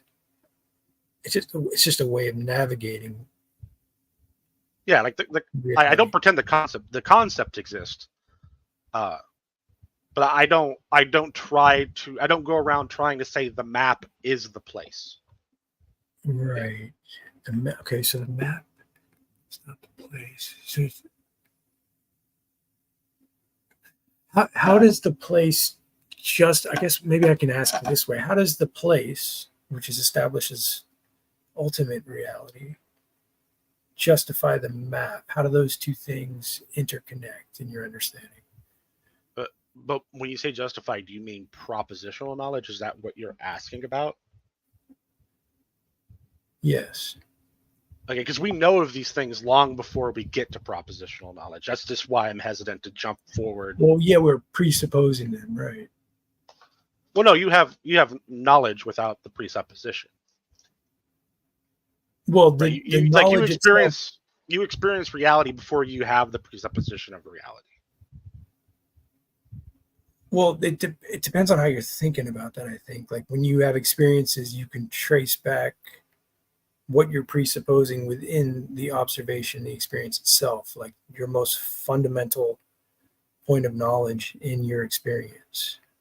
Like when we're having this conversation, we're presupposing laws of speech and laws of continuity without formally having to bring that up. We just go into the conversation, right? We're presupposing these things in this interaction. When you're having the experience and when you hold knowledge, there's things in place that you're presupposing that you're not necessarily conscious of unless you formally explore those things. Does that make sense to you? Well, yeah, but what I'm trying to get is once you start, you have existence, right? You have like, well, this is a thought experiment, right? Inside the thought experiment, you have existence, and then there's all those conceptual layers from our basic experience of it to all the concepts we have and how we interact with those concepts and how we build on top of it. All of those layers on top of it are the map. Right. Yeah, it's almost like more layers of bullshit in a way, like things you're adding to it that aren't actually objective. Like you have this objective reality, and then you add these subjective layers to it, something like that. Yeah. All concepts that are applied to the objective reality are all subjective. We try to do things to make them as accurate and repeatable as possible. Right, but we're just us. This is why I don't want to go with the presupposing, because the presupposing is not actually the first thing you do. it's way down the line, right? To presuppose, you have to have language, and you have to have the whole concept of propositional knowledge and belief and all this other stuff. If you think of like a rabbit, right? The rabbit knows where the grass is.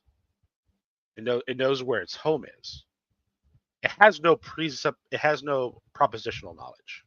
You have to have language to have propositional knowledge. Right? So the rabbit doesn't presuppose things. It has knowledge by acquaintance, and it just goes through existence. Okay. So I'm just trying to see where you're going with that. I mean, what the rabbit can do versus what you can do, and how you can rearrange your thinking is. Well, what I'm saying is the rabbit has knowledge by acquaintance, and it does all the things rabbits do. Right, and human beings do that too. It's just that now we do that, and then we add a bunch of extra layers on top of it. what I'm So saying is these the presupposition comes after the knowledge. It doesn't come before the knowledge. Well, I see what you're thinking, but you could still explore the knowledge. What you're saying is ingrained, maybe it's intuitive. It's just part of who you are, something like that. Yeah, it just imprints on you basically as you live. So there's still assumptions there. No, you form assumptions afterward. Okay,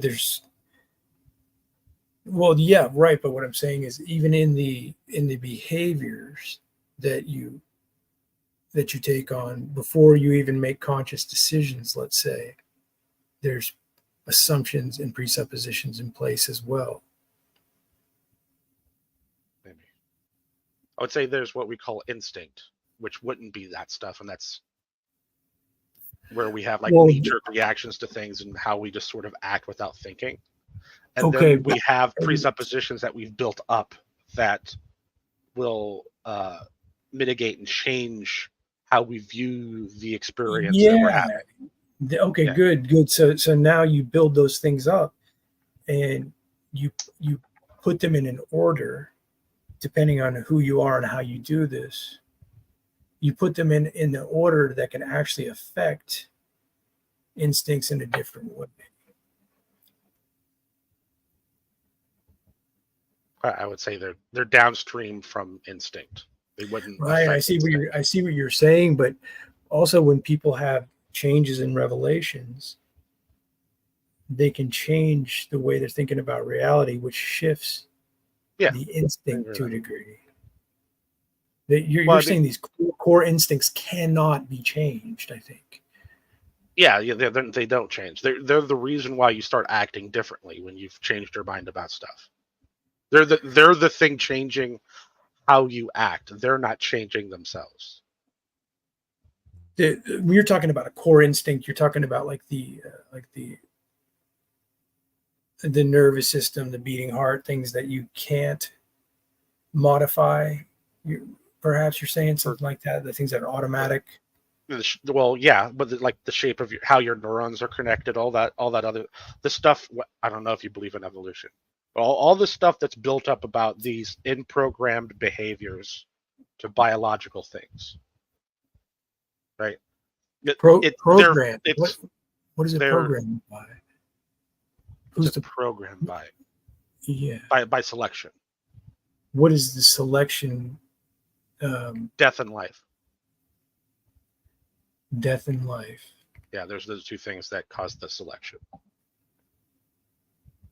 Some would say just death, but I think it's not just death. It's death and life.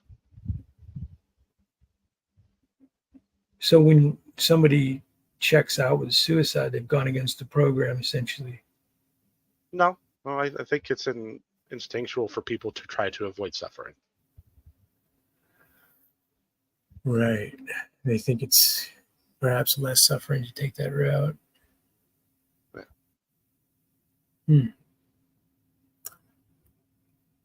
So the instinct, I'm trying to think about this, is interesting. The instinct, you don't think can be changed on a fundamental level, but depending on your worldview, you can shift it or modify what happens after the instinct to get changes. Is that one way to say that? Yeah, right. Let's say like the person that committed suicide, right? They have the instinct to avoid suffering, right? And just because their life circumstances went from being nice to bad or bad to nice doesn't change the instinct, but the instinct is acting on the circumstances, and that could lead you to commit suicide. But just because you committed suicide didn't mean the instinct to avoid suffering changed. It's still the same thing. So when somebody presupposes God, right? Like I say, I presuppose God. You see that as erroneous in some way, based on what you're telling me, that I'm trying to take a step that I can't actually take. Only if you're presupposing he's the ultimate thing. He could be one step down from the ultimate thing, and then there's nothing logically wrong that I could think of. So your ultimate presupposition sounds like it's logic when you say it that way. What existence is it? And then logic is what I've gotten from it. But this is also a consistency, a cause and effect, a pattern that you have just constructed, and you can't justify from existence. You just claim to utilize it within existence with no actual truth behind it, so to speak. Well, I don't. It's just, it is what it is type of thing. Well, I don't need. What's the thing? I don't need to justify it to know it. But justification comes in when you're trying to say, is this string of words true? Why is that the only time justification comes in your opinion? Because, I mean, as long as you're talking about knowledge, justified true belief, you're talking about justifying knowledge, right? Uh-huh. Yeah. Well, that's what I was supposing when I made that statement. But what I'm saying is you're utilizing logic and keeping the door open. That it's just. Yeah, I mean, you could know logic is false and still use logic. Yeah, you can still know of it. You could know logic is false and still use it. Yeah. What do you mean by that? But you mean logical it's still a concept. It's still a list of rules. It's just rules for how to think to be accurate to reality. Right? You could think that the laws are false and still use the laws to think about things. Whether they're true or not doesn't matter. You can know the rules and use the rules. And a sentence describing logic, whether that sentence is true or false, doesn't matter. It's like using in order to try to disprove logic, you would be using logic, right? Or utilizing it. Yeah. You could use logic to disprove logic, technically. Yeah. So it becomes and it becomes circular too, right? Because you're using logic to confirm or affirm logic in avoidance of fallacies, right? So that would be circular. No, I'm getting logic from existence. I don't justify logic with logic. When you, like you were saying, when you're in a conversation using it in language, we check each other's language and others' claims, propositions, by utilizing logic in order to see that it's sound. So there's a degree of circularity there. I check your logic with logic, is what I'm saying. Well, I don't know if I'd call that circular, but I guess I agree that that's what we do. Once we have logic, then we use it to check things. So it's I'm saying it's circular on a fundamental level. All right. Well, I didn't get it circularly. I don't know how you would have gotten it circularly. Maybe you did. Got what? Logic. I didn't get logic from a circular process. I'm saying the process of the utility of logic, having this conversation, making a statement, we check that it's sound by using logic. There's a degree of circularity there. Okay, so I get a hammer from existence. I use a hammer to hit nails. What do you mean you get it from existence, by the way? I pick it up. The hammer exists. Yeah, I pick it up. You say get it from. Yeah. Meaning I don't have it now, and then I get it, and now I have it. Okay, I just didn't understand the point of saying you got it from existence, I guess, because that's been a key word. Go ahead. Well, yeah, but it's a slightly tortured analogy, right? Because a hammer, right? We could break it down. There's a physical thing that we call a hammer, and then there's the label concept hammer, right? Reality is the physical thing that we call hammer. The concept hammer is the rules of logic, right? We can use the rules of logic because we can't literally pick up all of existence because it's just an analogy. Right? But just because I use the hammer to hit nails, that doesn't mean it's circular. It's just a tool that once we have, we use. It dawned on me that also in your explanation of existence being transcendent and you being part of the whole and limited subjective experience, this leaves open the fact that you could be wrong about everything you know and you can't be certain of anything. Is that how you profess yourself? No, I don't find that to be the case at all. Really? Yeah, I'm not even sure how I would get to there. Well, because you're claiming you exist, which is still in question because you're also what you actually are is in question, but you also don't know all of what existence entails, as you've said. So it could entail a whole other side of reality where everything you think is an illusion. But put it this way, just because you don't know where a particular atom is inside your digestive tract, are you going to say that you're not real?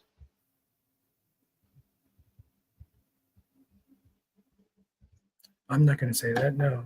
Okay, well, then that's why I wouldn't say it. I don't follow the analogy. Well, you're saying that I don't have complete knowledge of myself, and that's true. I mean, my body's you don't have complete knowledge of existence, so existence could be an illusion as well. All your claims could be illusory. That's still on the table. And in this theory. No, existence couldn't be illusion. No, it could, right? because if there was nothing but illusion, then existence would still be. It'd just be illusion. But I understand conceptually, like the way you're defining the word existence versus nothingness or non-existence, that dichotomy. I understand you're utilizing that, but I'm trying to wrap my head around the way you're thinking about this, as we explained earlier, that if it's transcendent, the existence, and you could never know all that it entails, well, you're going to arrive at solipsism, aren't you?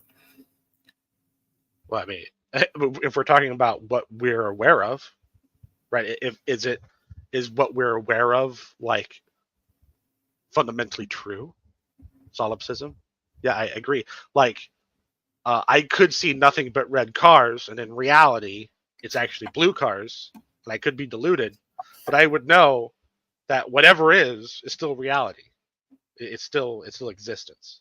Well, this goes back to the ideas of convenience and giving cause and effect and meaning and value to the existence that you're experiencing, granted, and we may as well make a pragmatic use of it. But in the theory, in the fundamentals of this theory, as you've expressed, existence is transcendent. So you could be living a complete illusion. You could be the opposite of what you think you are. If that's one way of explaining it, you could be wrong about everything you know all the time. And equal proportion to how much you could be wrong about your own existence. It negates itself fundamentally. I don't think so. Because I mean, solipsism is technically a problem for every worldview. So I mean, that's kind of a bit. That seems like a cope right there. Like you're kind of realizing that your theory's slipping into there, and then you're going, well, it's everyone's problem. No, it's not slipping into there. They're all in there. That's your theory, though. That makes sense that you'd think that. I get that. Okay, how do you solve the hard problem of solving? I don't subscribe to your theory. That's how I would start. Well, no, I'm not asking you to subscribe to your theory. Prove to me that not all ideas about reality fall to solipsism. You're making a claim like this is a problem, and it's just not. All you got to do is go, yeah, sure, maybe things I experience are not the objective reality, but that implies that there's an objective reality, and I'm okay with that. right? The objective reality is existence. I could be deluded about existence, but there still be existence. Otherwise, I couldn't be deluded about it.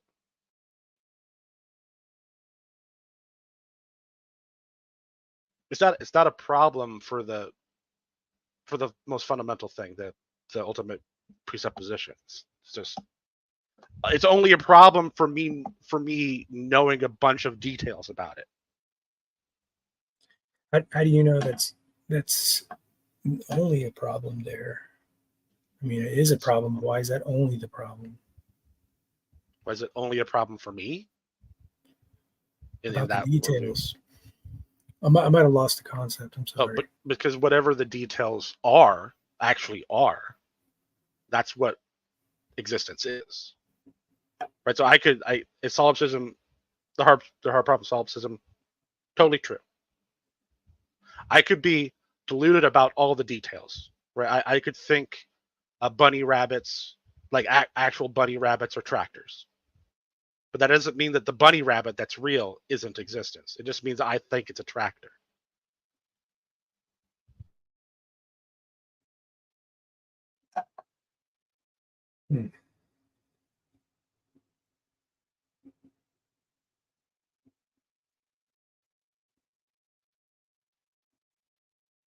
Right?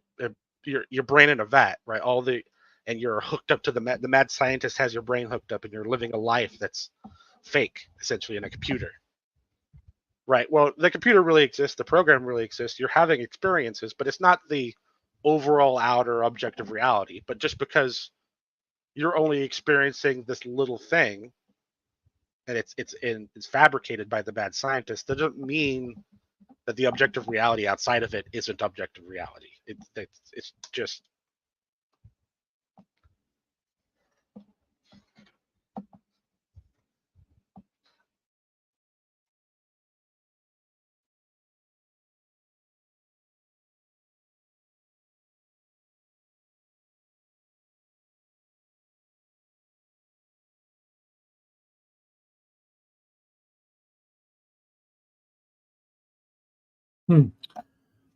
Interesting. All right. Well, you're giving me some things to think about. I think I'm going to table it there with you.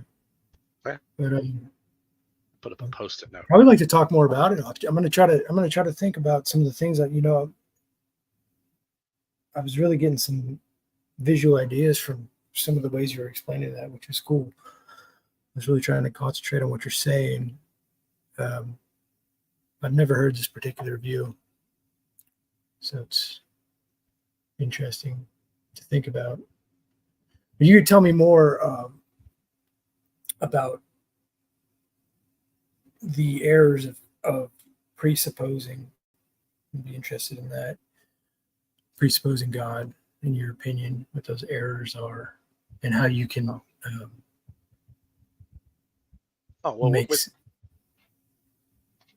I guess like it's the most basic version, right? There's a being that created physical reality.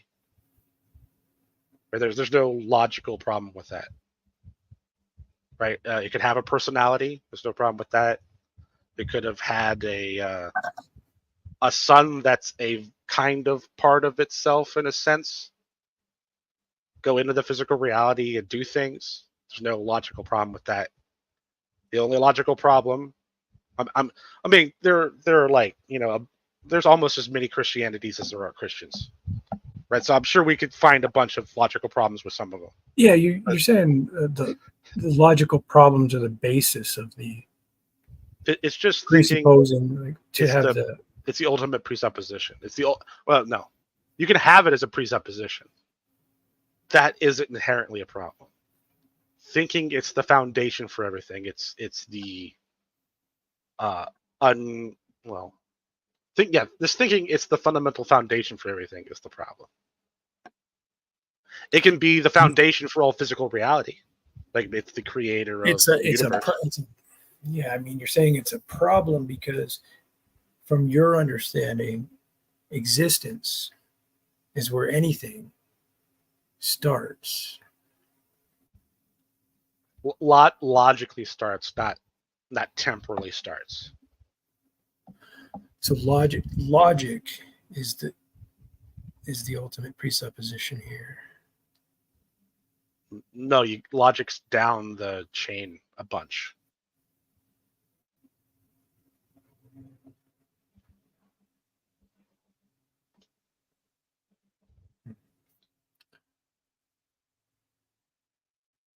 I get logic from experience. I get experience from something.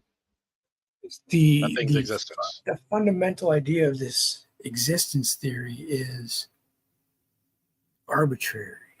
That's got to be a problem. Is arbitrary. It just is. What's arbitrary about it?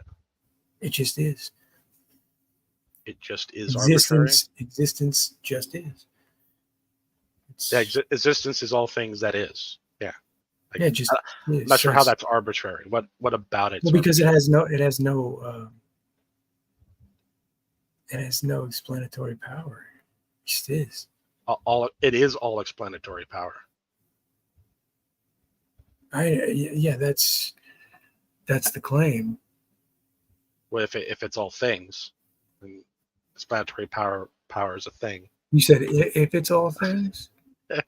Yeah, it's looking through the logic. If it's all things as it's described, and explanatory power is a thing, then it has explanatory power. So all things just are.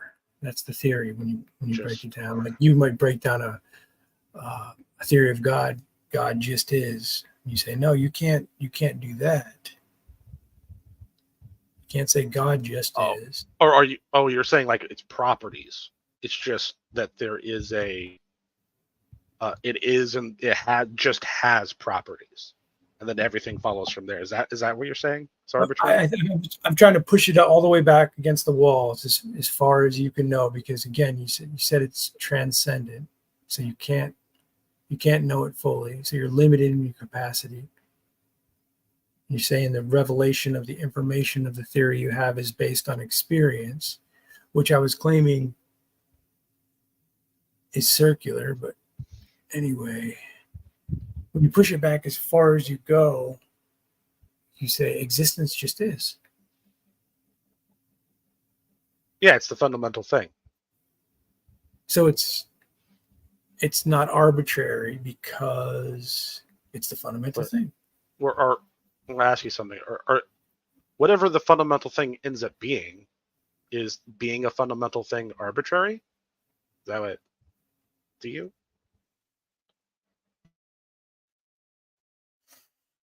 No, not necessarily.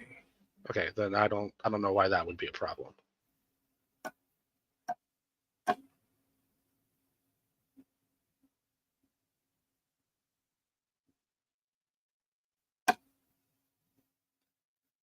Well, is that how the claim works? Existence just is? The existence is, yeah. Yeah. It wouldn't make sense to say that existence isn't.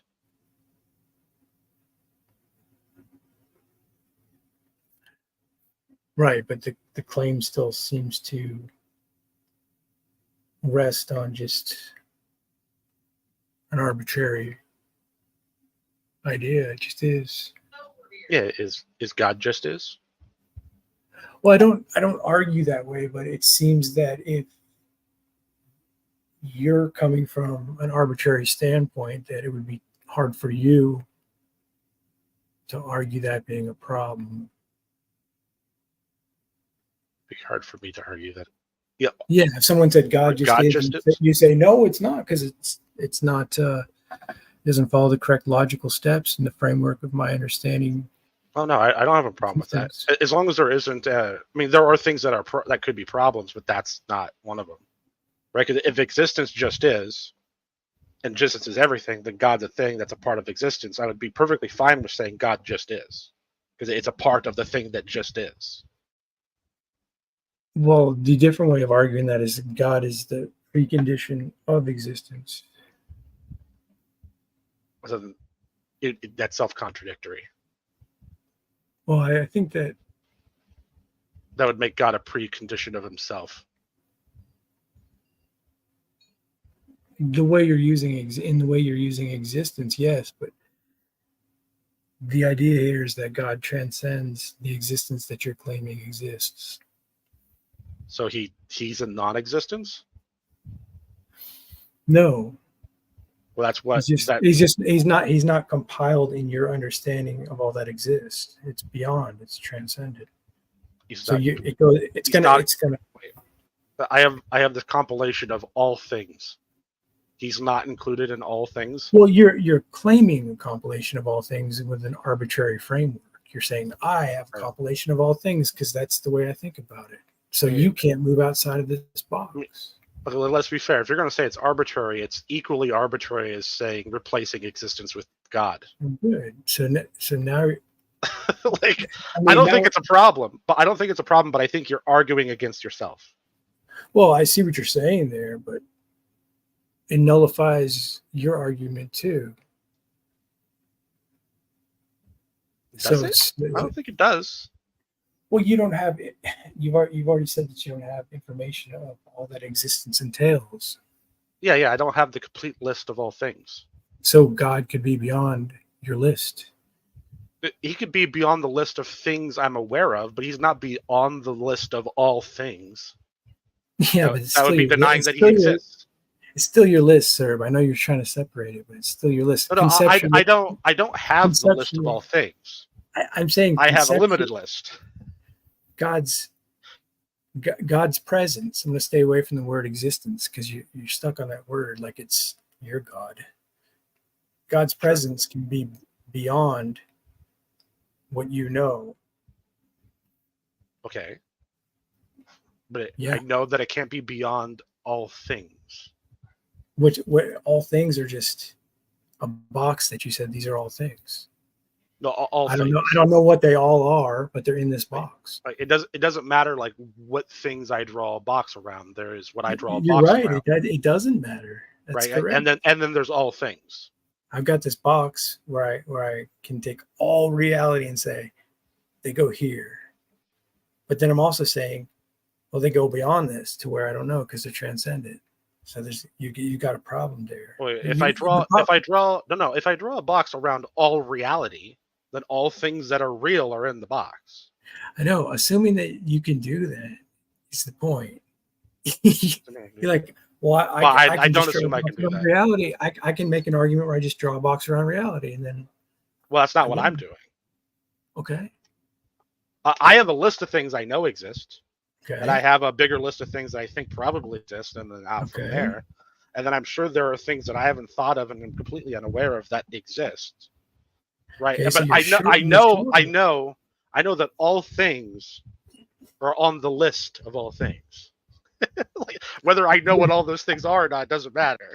Yeah, so you've got a list, a subjective framework of what you think exists on a list. You've also got an inkling that more may exist off of the list, beyond the list, right? Yeah, and then there's the big list of all things.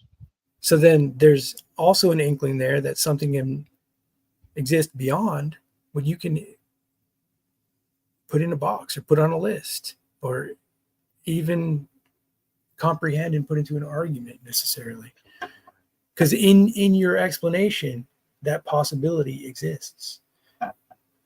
No, I mean, there could be things beyond my ability to understand them. Of course. Right, but that doesn't mean that a thing wouldn't be in the list of all things. That the list of all things is part of your understanding, sir. It's not separable. But the concept is, but I don't actually have the whole list. The concept is still you. That's my point. Like you're saying, oh, okay, I got a list. I'm limited. But the idea is beyond me. You're saying the idea is beyond you, and you can't go beyond you in your theory. Saying the idea is beyond. Yeah, I'm not following. There seem to be two totally different things. I know. There is all things, and then there is whatever I could draw a box around. Yeah, but that's still a list within a list that you've created. You see. Yeah, but me drawing a box around some things in the list isn't an issue. If your God's a thing, then he's in the list of all things. Whatever you can come up with, sir. Whatever you can come up with. A list. And all the things I can't come up with. Well, that's what I'm getting at. The things you can't come up with. They're all on the list of all things. You want them to be, but there's a list beyond the list of things you can and can't come up with. is what Okay, I'm okay, saying. but what's not on the list of all things? Well, you don't know. No, I'm asking you.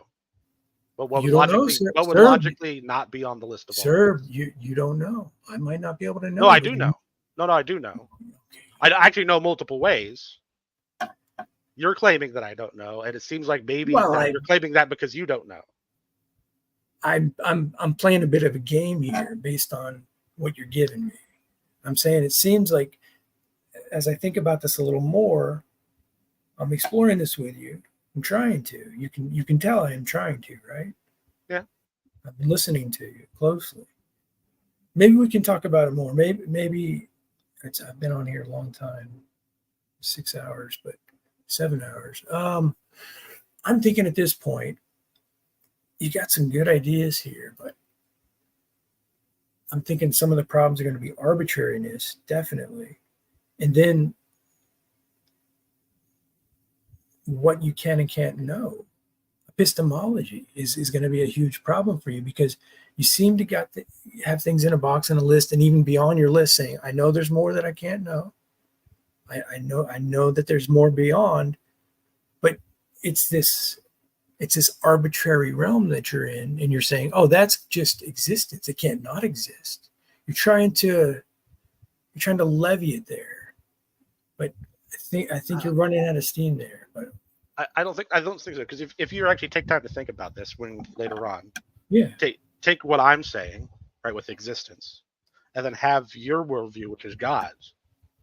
And I think every criticism that you've come up with so far applies to your own worldview. I don't think most of those things are issues, but you're acting like they're issues. So you're acting against your own position. No, I'm not representing my position in peak form right now because I'm really concentrating on yours, and I'm still learning aspects of the position itself. So, Well, I would say you should, because not all the criticisms, but some of the criticisms you said are things that you couldn't logically believe without cognitive dissonance. There are things that you literally cannot believe because they would apply to yourself. well, the question is going to come down to also going beyond certain degrees of logic. In existence, that place exists. There's places in your existence that you can't tap into, is what I'm saying. And those very places it's just difficult to get into this, but I think you've created a place that exists that you're going to come up epistemologically short, but you're going to argue that I'm going to have the same problem, I'm guessing. Well, I mean, I don't think they're problems. But if you think they're problems, then you think that your worldview has problems. If I think they're problems, then I think my worldview has problems. Did you say? Yeah, because I would be okay with saying, there's our physical space that we're in, and that has certain logical rules, and then maybe somewhere else in existence, a logical point in existence, there's another space that has slightly different rules. I'm okay with that. That's not a problem for my worldview. Yeah, it doesn't seem like there is any boundary except the one you've decided to draw. But if someone decides to go out of the boundaries, you say, no, you can't do that. That's out of bounds. That's non-existence. But the boundary is all things. I mean, it's literally I know. That's what I'm saying. It's literally not a boundary. It's literally all things. You could go anywhere. It would still be a thing. It is the absence of boundary. Okay, the absence of boundary. Yeah. No, there's something there. There's something worth exploring for sure. I'm interested in it. All right. Well, let's just put it there, because I've had to squinch up my Post-it note that I keep like 3 times. All right. Yeah, let's keep it going, I think. See where we can go. Sounds good. Okay, good talk. All right. Take care, man. Bye. All right. Well, that was interesting. I really trying to wrap my head around some of that stuff he's saying. See if we can get to the bottom of this. And what am I doing online for 7 hours today? That's a big question that needs answering. I don't know what to make of this right now, but this is good. These types of thought experiments can really take you somewhere, and they can be risky too, right? You can go places you don't want to go, places you've never navigated. Depends on who you're talking to, you know. If these conversations are in good faith, if you're saying things that you're not at your sharpest, and people watch them and criticize you, you know, that can be painful. But I don't know. I guess it's just you just gotta have these conversations anyway. Try to be upfront and honest about it. And I think one of the bigger things about it is, you know, in the past I've like been driven to like want to win these arguments and win these conversations, but there's something more to this than just trying to win the conversation and win your point. Like when you really listen to someone else and where they're coming from, you can really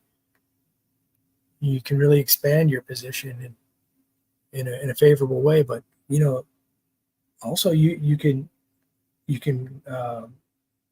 find your position severely damaged. So it's just a risk you take in getting in these conversations. But I mean, what are you going to do? You're going to avoid conversation with someone's idea that you can't just figure out right away, or that's new to you because you don't want to deal with it. You know, it seems to me that it makes sense to take it head on. So I think we'll continue this one and see what we can come up with. But I do appreciate that, Serb, and some of the other conversations we got earlier too. So let's just try to keep it, you know, keep these good conversations going. And if we get too heated with each other, it wasn't too bad today, but you know, we just back off and say, hey, take it easy for now, because we can get some really good conversations going here. So take care, guys. Grace and peace to you. Have a good night. Till next time.